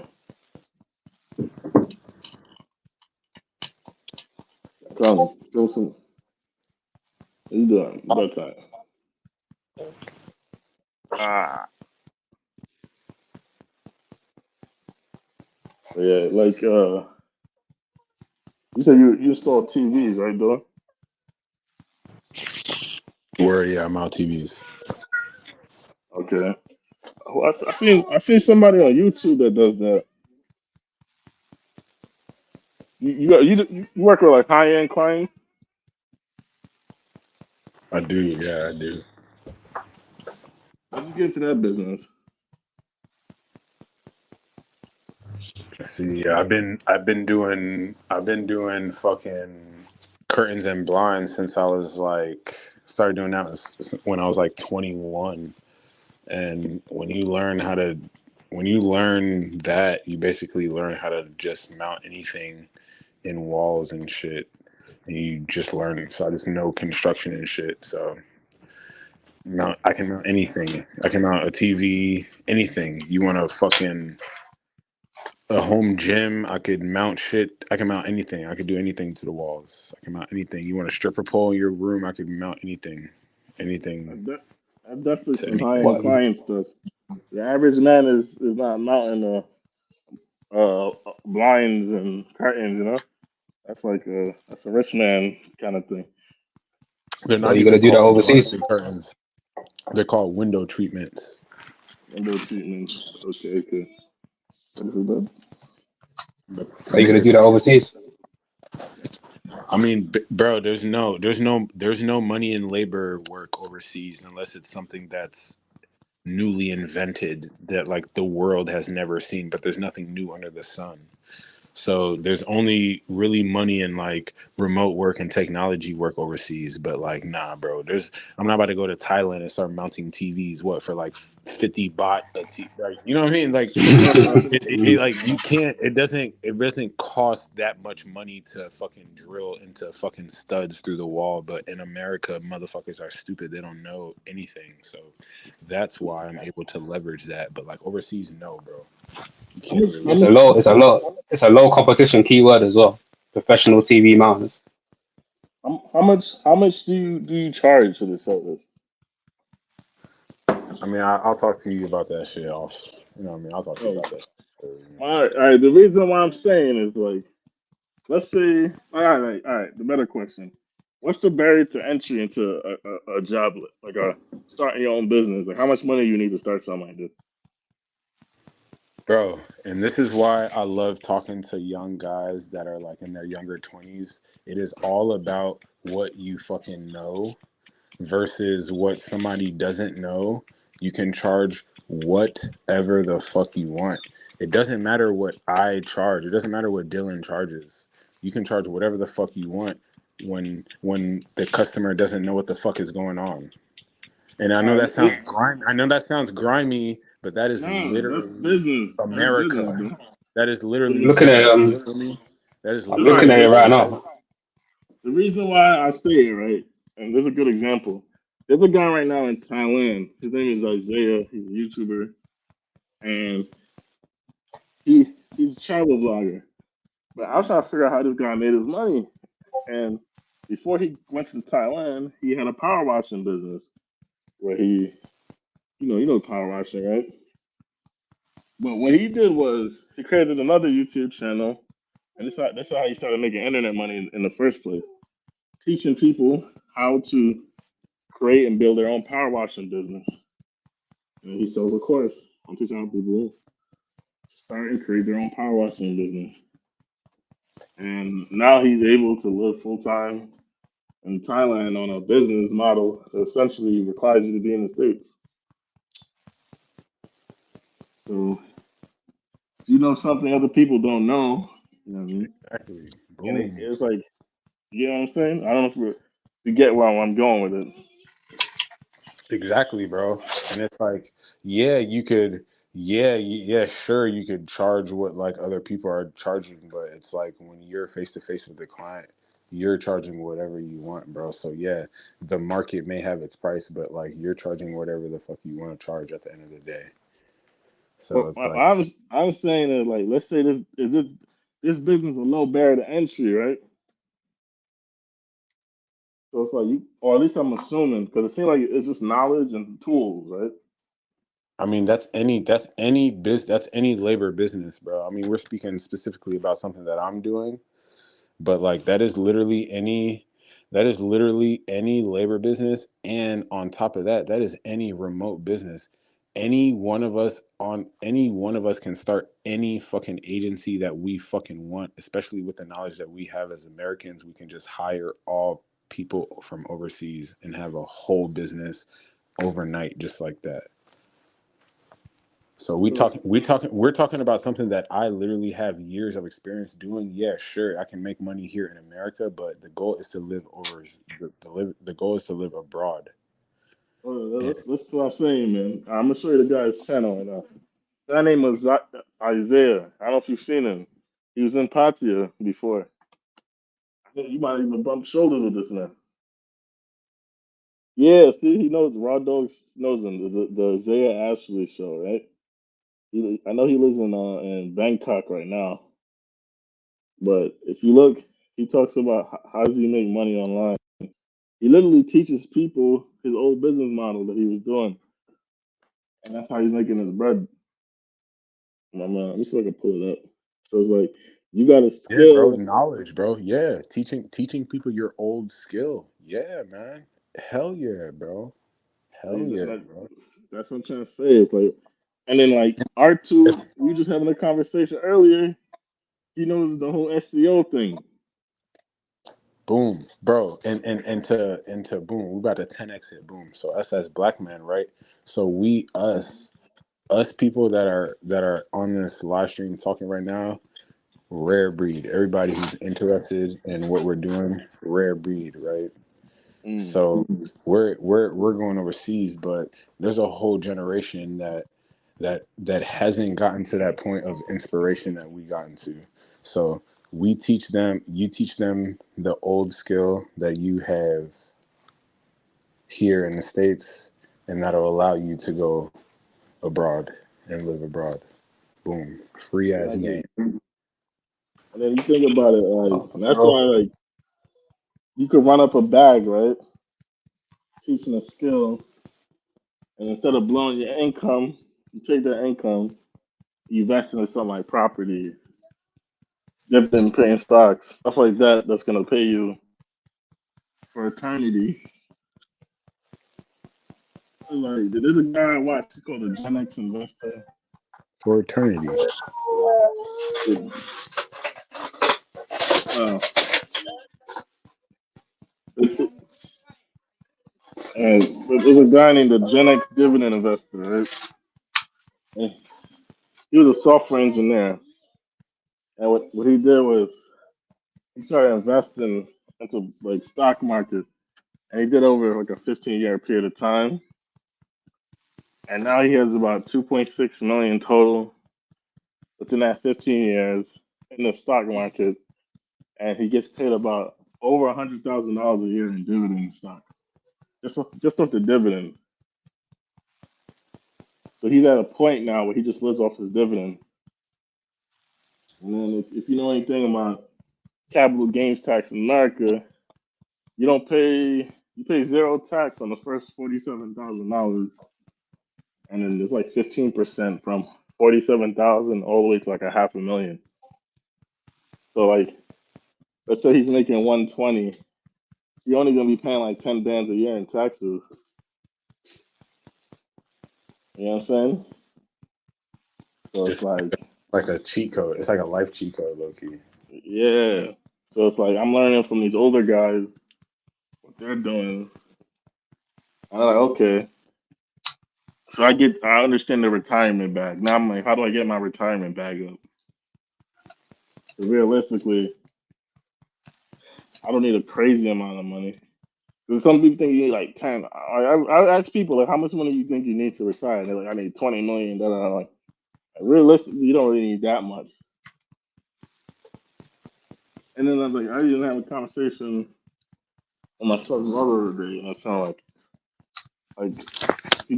if you have this X amount of dollars, and the numbers seem very large, so she's like, oh, I'm not trying to get rich. I'm like, look, if you think about it, in America, right, most retirees are worth millions, of, like $1 or $2 million minimum.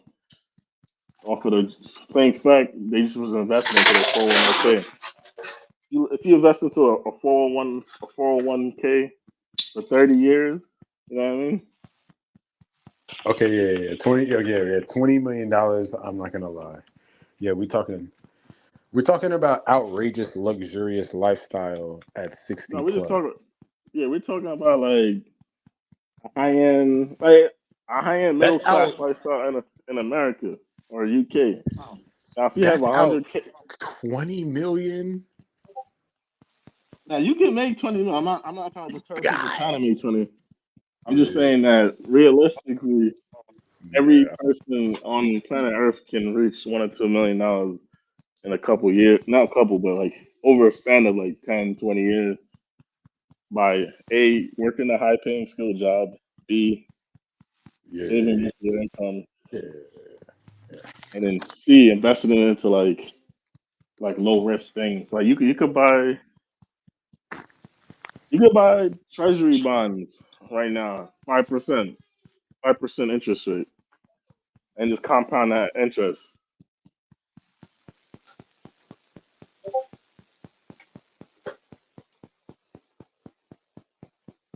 Like you trust the U.S. government at least, they're going that they're good for their money. Yeah, I know this guy. He's a dev. He doesn't like risky stuff. So all he does is buy 20-year bonds. Mm. Okay. Me too. I'm having issues with these two youths. Gun.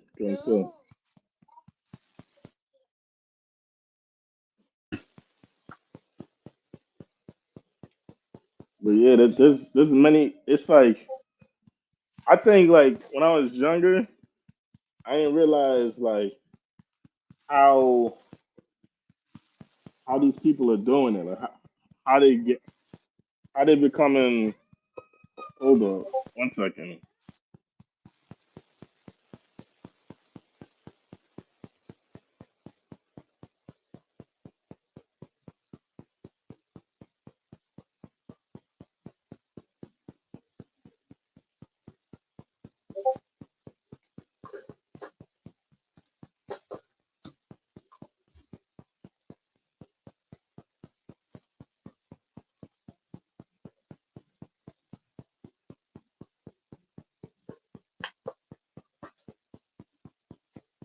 Right. If you're referring to investing, I feel you. I think Okay, that was kind of like yeah, like if you invest, like I didn't know any of this stuff. Like let's say 5 years ago, 6 years ago, because it's not something that we're taught. At least I wasn't taught this, and a lot of people in our community weren't taught this. And then when I started realizing, so people tell you invest into a 401k because then your company will match you, stuff like that. But then they don't really explain what that is. They're like, oh, so your savings, your pension, shit like that. And yeah. when you look at Yeah. it, There's no yeah. There's no back data to that. There's no extra to it. They just say some shit like just invest. Like yeah, what the put fuck money does in that this. mean? Yeah, what does that mean? Yeah. And you look at, I started looking at Transamerica, right? 'Cause, that's my my son's mom, right? She worked at a hospital, and that's the company they use for the 401k. So I was like, all this shit is public information, like what these 401ks are investing into. And I realized these dudes are just investing into the S&P 500. Like I can do that shit myself. Like. And then people say there's like a tax advantage, which there is, but it's like, all right, so like when you invest to a 401k from your salary, it's at the pre-tax salary rate. So before they take taxes out, so that money's added to your 401k, right? But A, there's a limit on how much you can put into it every year, and then B, your company matches you a certain amount. So like me, if I'm working at a company, I'm just to match whatever my company is giving, matching. You know what I mean? And then I'm gonna let that money ride. So like, let's say my company is putting in 5% of my salary every year, and I make 100,000. I'm gonna let them put their five in, and I'm gonna put my five in, and then the rest of my income, I'm gonna um I'm gonna invest in myself, kind of thing. But that's just me. A lot of people say max out your 401k every year, but then I'm more looking at what they're investing into.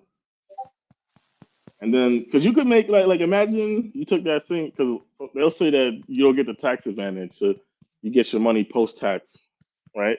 So let's say you took that post tax money and put it into Netflix a couple years ago when it's $40, and then it hit $800 a couple years after that. You know what I mean? Whatever taxes, Word. yeah, that that you had to pay on your salary, plus whatever taxes you got to pay on the stock when you sold it, it doesn't matter because you're up like 20x. You know what I mean? Like, so it's kind of like, yeah, bro. It's like you invest in the stock market, but like the other thing I'm more interested in is real estate personally. You know what I mean?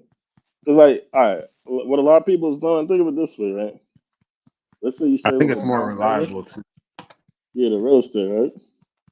Word. Let's say you save up for a down payment. You get an FHA loan, so 3.5%.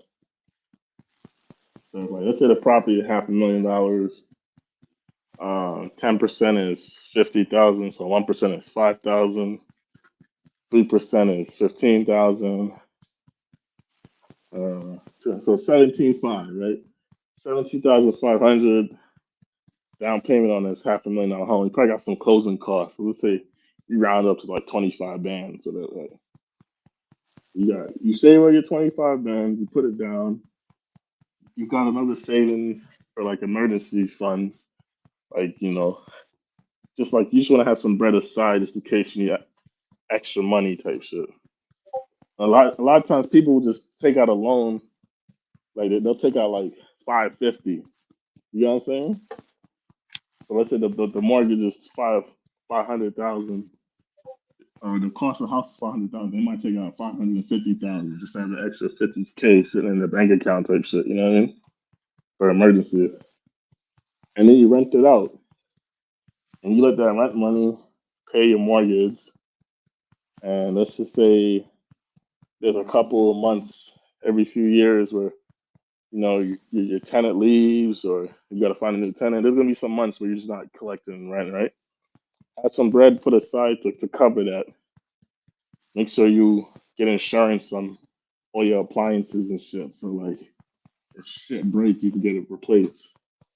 So like that without it costing an arm and a leg. And then you have your renters pay your mortgage, and 30 years down the line, it's paid off. And what came out of your pocket was like 25,000. But then now, 30 years from now, that same property probably, a rent's gonna go up crazy. You know what I mean? So like, the property gonna be paid off 30 years from now. Is my point, and then you can live off that rental income. House, a $500,000 house, that's probably gonna be worth damn near three times that 30 years from now, and you only put 25,000 to get it. You know what I mean? The little shit like that is like strategies. Like I'm guessing all of us are either in our early 30s, late 20s, kind of thing. And that's where if you bought a house, where at? Um, in general, just like I'm just giving an example, like, but it's like all right, like my mom, she bought a house 20 years ago for 250, and it's worth like over 600,000 now. No, And like where at? Like in the states, right? yeah, that could be in the states, but I mean, you could take the same strategy and do it anywhere. You know what I mean? Like it might be like for example, in Malta. If I live in Malta, I could buy a property in Malta. I look at a property right now, 230,000. I got an estimate on the mortgage. Mortgage like $830. There's two things I could do. I could just live in that motherfucker and pay $830 a month, or I could rent it out for like 1,100, pay the mortgage, have a little extra bread to cover certain things, and then when the mortgage is paid off, it's property's mine. And you gotta think the rent's gonna keep going up. 10 years down the line, that rent might be 1,800. You know what I mean? 'Cause you gotta think inflation, but your mortgage rate's gonna stay the same if you get a fixed mortgage. You know what I mean? Yeah, I feel you. Yeah. That's how you. At least I mean, there's different ways, and I'm not even an expert on it. I'm just giving examples. I know people, especially there's a guy named Paperbag in the Discord. He's the real estate guy. Yeah, He's like, yeah, yeah. I feel you. No, I feel you. I feel you. I feel he's like 50 plus. He's been doing this. He's more into like commercial property and shit. And he was showing me strategies that he's getting like 20, 30% a year on his properties. And it's in ways I wasn't even thinking about. And when he broke it down to me, like, oh yeah, it actually doesn't make sense. I never thought about it like that. It just depends, you know what I mean? Like ultimately, like what we have on our side is time at our age, you know what I mean? So it's like all this new shit, this internet shit, I think we could run up a bag on it, you know what I mean?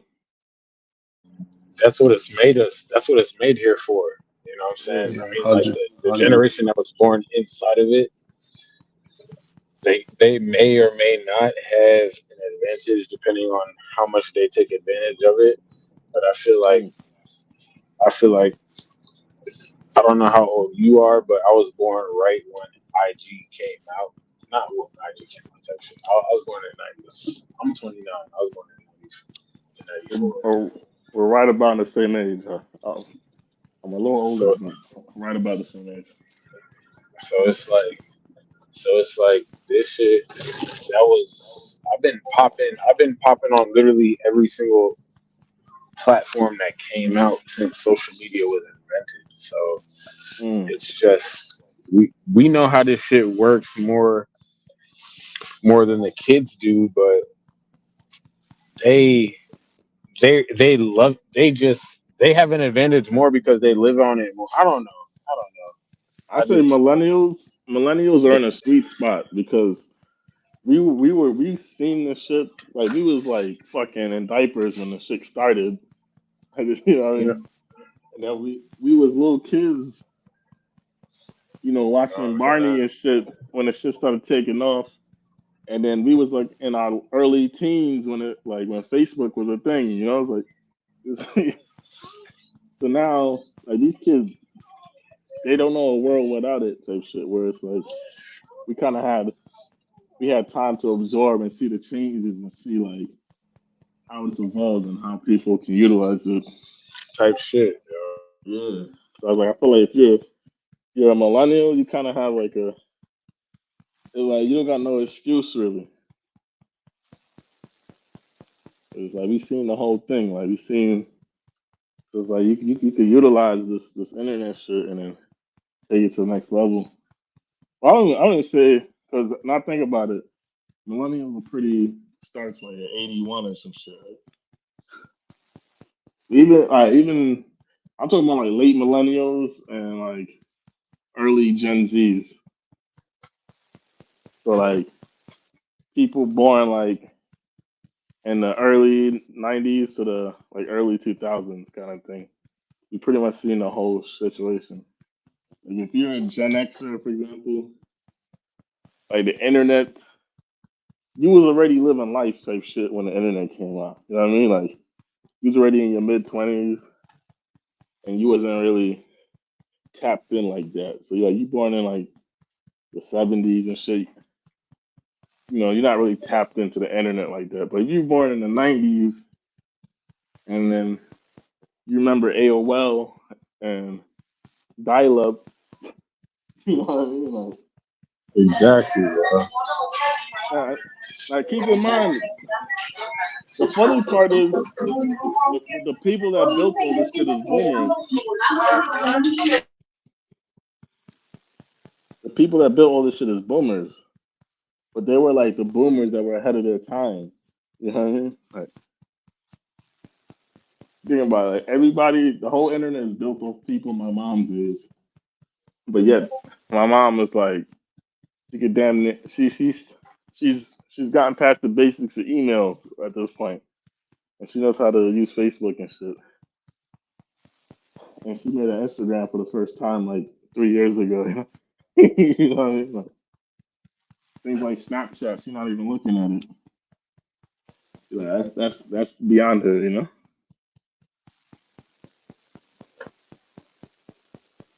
Yo, you know, I heard that Snapchat ads is popping right now. Yeah, it's been popping for a while. It's been popping Yeah, from there. okay. Cause like what they're saying with Snapchat, most of the people when you share something on Snapchat, it's like people that you know.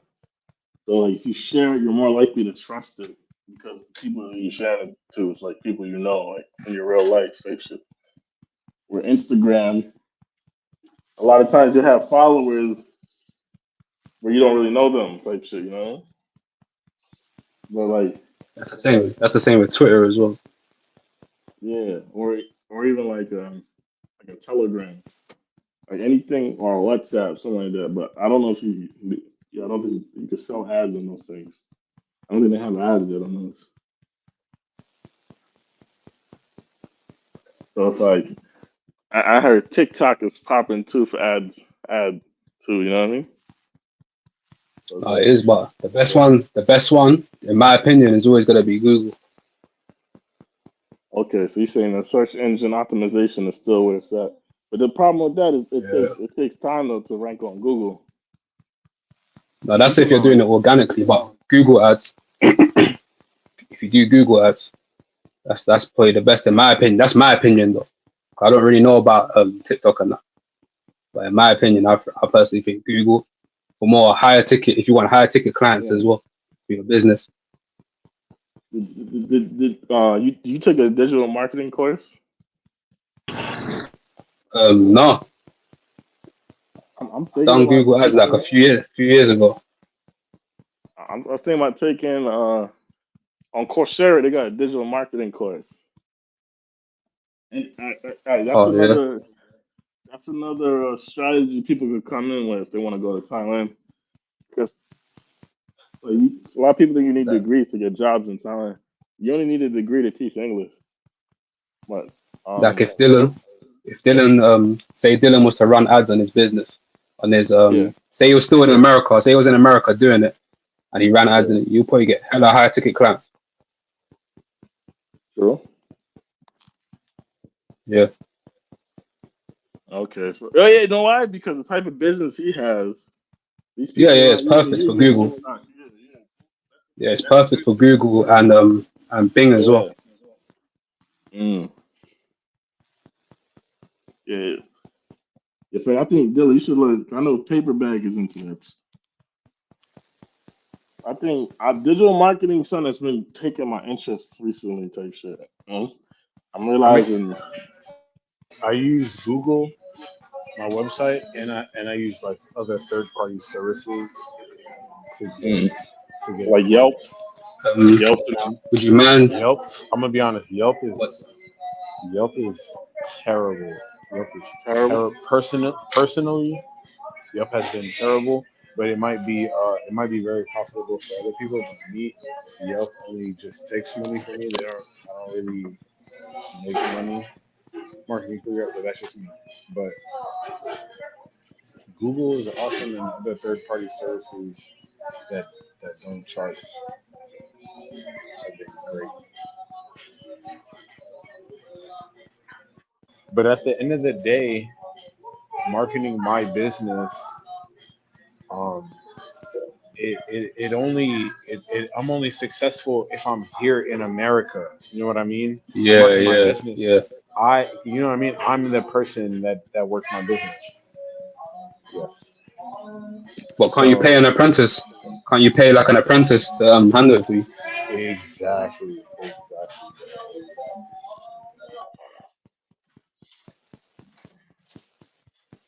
Just train up a like a little youngin, like who's just fresh in the game, 18, 19.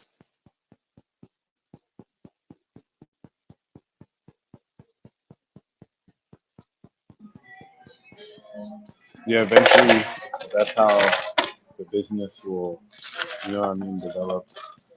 You teach somebody your skills, and you start managing everything. Mm.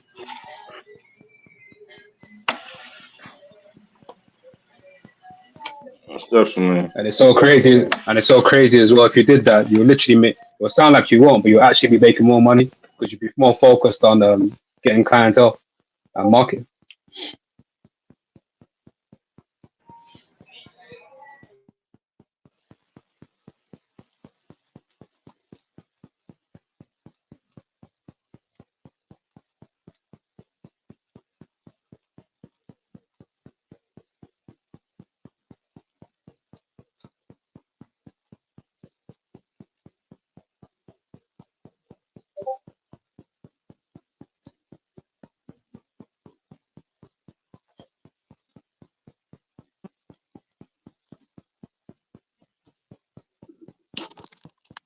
Yeah, hello? Yeah, Yeah, I was a WhatsApp message. Yeah, but yeah, man. Yeah, like I think this is a good bunch right here. I think I've been actually been willing meaning to tap in with you, Dylan, a little while ago because I was on panel with you like a couple months ago, and when you was in Patia or Pattaya, Yeah, I don't man, know. for sure, man. Yeah, Definitely tapping in with people on the phone or in person is way different than tapping in on chat because chat niggas be you yeah, can never really tell somebody's demeanor through like a chat message. that's a fact. You know what I mean? Yeah, our tube is gonna be going out to Asia too, man. So I think like we should definitely all keep in contact. We got the same kind of thought process, and we trying to get to the same bag. So like, 100%. Absolutely, absolutely. you know, I Yeah. want My YouTube is my name is Dylan. My to. I my think I'm subbed already. IG my IG is Dylan Brody. Yo, send me a DM. You know what I'm saying? Yeah, Let me we could see. connect. Oh shit, you're a mod. You're a mod in it. Yeah, Yeah, I'm a mod. Yeah, yeah. I remember your picture still. Yeah, I'll subscribe to your thing now still. I know. Yeah, bro. They In the want to be chat, bro. on the chat's In the ass sometimes. in global in Ceezy's chat, bro. I can't tell the difference between niggas who are serious and niggas who be trolling, bro. So like, forgive me if I went crazy on your ass before, but I be trying to look out for Ceezy, you know what I'm saying? Because I know he a young nigga Mm, trying to come up and shit like that. I be trying to look out for him for real, and shit like that. In the chat, bro, niggas be trolling, trying to play around with, bro, and I can't really tell the difference type shit. So just how it goes. How do you spell Dylan? Dillen. Yeah. Okay. Okay, I found you. Yeah, I'm already subscribed. Yeah, I See, I'm looking through the subscribed. channel now. I'm What looking through his channel now. I ain't seeing one woman. on YouTube? Yeah, Yeah, yeah, yeah. they Yeah, gonna bro. say you a Yeah. passport bro, man. They're gonna say you a passport bro.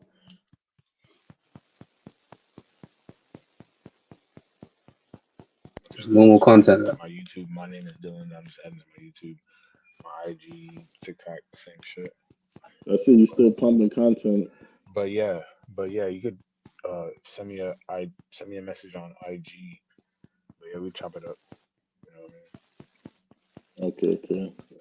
So how much content you have in the stash right But now? I ain't 'Cause I gonna see you lie, bro. still dropping. I just headed out of Wingstop, bro. I'm about to bust down. You know what I'm saying? Okay, okay, okay. Yeah, man. I'm actually about to. I got So I'm off. another pan. I got another panel to hop on. I Damn, don't know if you guys this wanna. shit freeze. This shit. You I there? wish CZ gave us permission because now if we leave, I don't think it's gonna end right away. Yeah, 'cause I swear when we leave, it's just gonna be running, innit? Cause see, Yeah. I mean, that nigga passed out though. Like, you know, Strictly Travels. yeah, Dylan will like him still. Yeah, he should. Yeah, he about to have a. He said he about to go to Wingstop, but yeah, I'm about to. I No, gotta here, hop on that no, I panel. never strictly travels. No, I never heard of him before. I'm gonna drop his link real quick. Uh, On the YouTube chat. Yeah, yeah, yeah, but he doesn't even take YouTube seriously. He's I he can't even even needs to explain him. be. Like, Okay. He's an anomaly, bro. yeah, yeah, he's an anomaly. That's the easiest way to explain it. Man. He's an OG that kind of did things already in life type shit, and he travels a lot, and he kind of just he's the type of dude to like he got videos that so big shit like that. Him on yachts, you know. Let's see. Word, word. Yeah, you know he's living. He's an older gentleman, so he kind of got to what we trying to get to already type shit. You know, so he's just doing this YouTube shit for fun for the most part.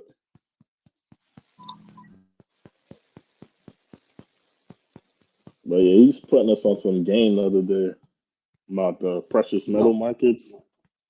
Yeah, that shit's bro. crazy. That's the other shit. Yeah, see, like this. One I'm looking at R2. We gotta figure out how to get this initial bag up, and then utilize the investment power to start like things like that. You know what I mean? No, for real. I think Asia's gonna be the ground zero. Yeah. I agree. That's what I personally think. Still, Asia's gonna be the That's ground what zero. that's what I think for myself too. Word. You, you could survive on like 16,000 $16,000 a year out there and live real comfortable. Yo, but another huge thing is, bro. Another is it's like it's okay, but it's also frustrating at the same time that people think it's a money thing. It's not a money thing, bro. It's a fucking feeling thing out there in Thailand, Lifestyle. bro. Lifestyle. Yes, bro. Yes, bro. The way people treat me, the way people look at me. You know what I'm saying?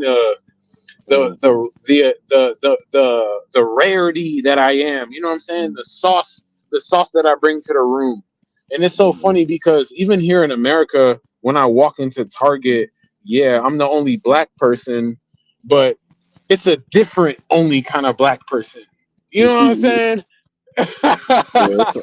it's that It's Uncle a Ruckus kind of feeling. yeah, bro. It's a different only kind of nigga. Nah, this is not the only kind of nigga you want to be here. You know what I'm saying? When I'm in Yeah. Thailand, that's it's a different kind of feeling, bro. The money, the money is like a cherry on top. Trust me, the money, bro. I do whatever the fuck I want here. Like, sure, I'm not driving a Lamborghini and I don't have a fucking mansion in America, but hey, sorry, I don't need that anywhere. You know what I'm saying? It's So not that, bro. let me It's ask you not guys a that. question. Because I'm noticing there's a lot of black people going to Thailand, right? Recently. And they kind of making us look bad certain ways. You know, acting real ratchet and shit like that. Do you think that it's? I mean, this is a fear of mine. when I first went to Thailand, it was like a gem because when black people in America think of Thailand, they think of like lady boys and shit like that. So Mm-hmm. it's like Right. it Yeah. was, it was like a gem. Like, all right, that's what you think. I'm gonna go over there by myself and enjoy this.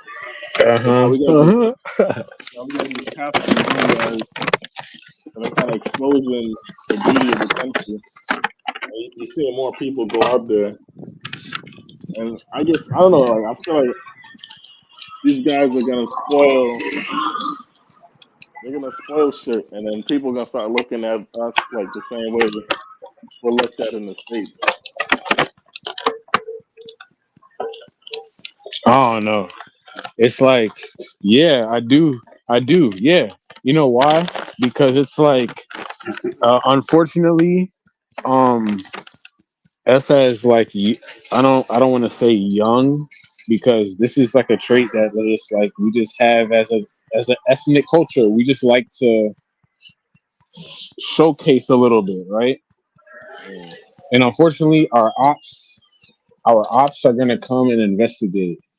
Our ops are gonna come and investigate, and they're gonna come and try and like diminish it. Yeah, because just like here and here where we at, like how we some people may or may not feel about black women, or the opposing gender that you may be attracted to, or that don't like your ass or whatever. yeah, They're going to Thailand too, just like you. They're going to Thailand to go and enjoy everything that you want, and they're going over there and they're gonna throw shade. They're gonna try and diminish everything that you try and uplift. That just is what it is. I don't think there's anything that we can do about that for real. It is what yeah. it is. You seen that Tom Yum guy? That man Just ignore it. went to Zoom Thailand's barbershop. Like I'm gonna pull up on you. My man had a cane and everything, looking like a grandpa. And I was like, what is this? Like, like it's not Brooklyn. What are you doing, though? Like, I don't know, Uh, man. what what's his channel name? His name is Tom Yum. Like, he actually makes some funny content. But when I saw that, I was like, yeah, this is like, because when I went to Thailand, I was like, when I was in Bangkok, I was a real novelty, bro. It was like seeing other black people in general was like a rarity. I would see a black person and be like, yo, we just start talking to each other. Like, I remember I bumped into some black dude and he was like British.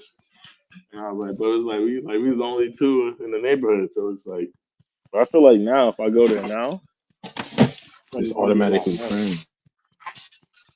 Yeah, like I feel like there's gonna be a lot more of us. Like when you was in Pottsy, do you see a lot of black people there? That's a good feeling though. And that's a good. Mm,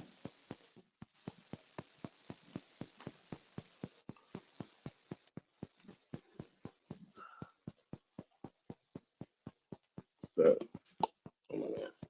But yeah, I gotta pull up to this other panel. This shit's been running. I don't know how to end this shit. What I'm gonna do next time we hop on panel, which is so easy. Like if you're gonna pass out, just make sure you have it first. 'Cause I think this shit will automatically end us in 12 hours. But so yeah, I'm gonna hop. If you guys want to pull up to this other panel, I'll drop the link. But yeah, So, I'm gonna more dip. in a bit. Roll safe, you man.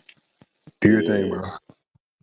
Yeah, in a bit. and if you guys could just subscribe to my channel, man. Like, I'm new to this shit. I'm doing interviews. Yeah, I'm doing interviews right now because I'm not overseas. So I'm interviewing people who are travelers. I got a Ceezy interview coming out soon. I already recorded it. I just haven't put it out yet. There's a guy named Story of KT. I did an interview with him. He's coming out of Vietnam. I got a Strictly Travels interview. So I got a couple interviews coming out in the next couple weeks, and some travel vlogs. Right now, I got some content that I shot in New York as well. That's gonna come out, but essentially we're gonna like I was saying before, it's gonna be Is this your enter- channel? This is the channel name? unfriendly stoic, yeah. Word. Okay. So yeah, what it's gonna be is gonna be like it's gonna be travel vlogs, travel live streams. I'm gonna be showing like food, entertainment, housing, dating, and overall expat and digital nomad life. And I'm also gonna be doing stuff like health, like exercise and like learning skills that can get you remote jobs. Like me, uh, I do software development, I code, so that's like one of the things I'm gonna put out there. So stuff like that, things, resources, and expat life experiences, basically.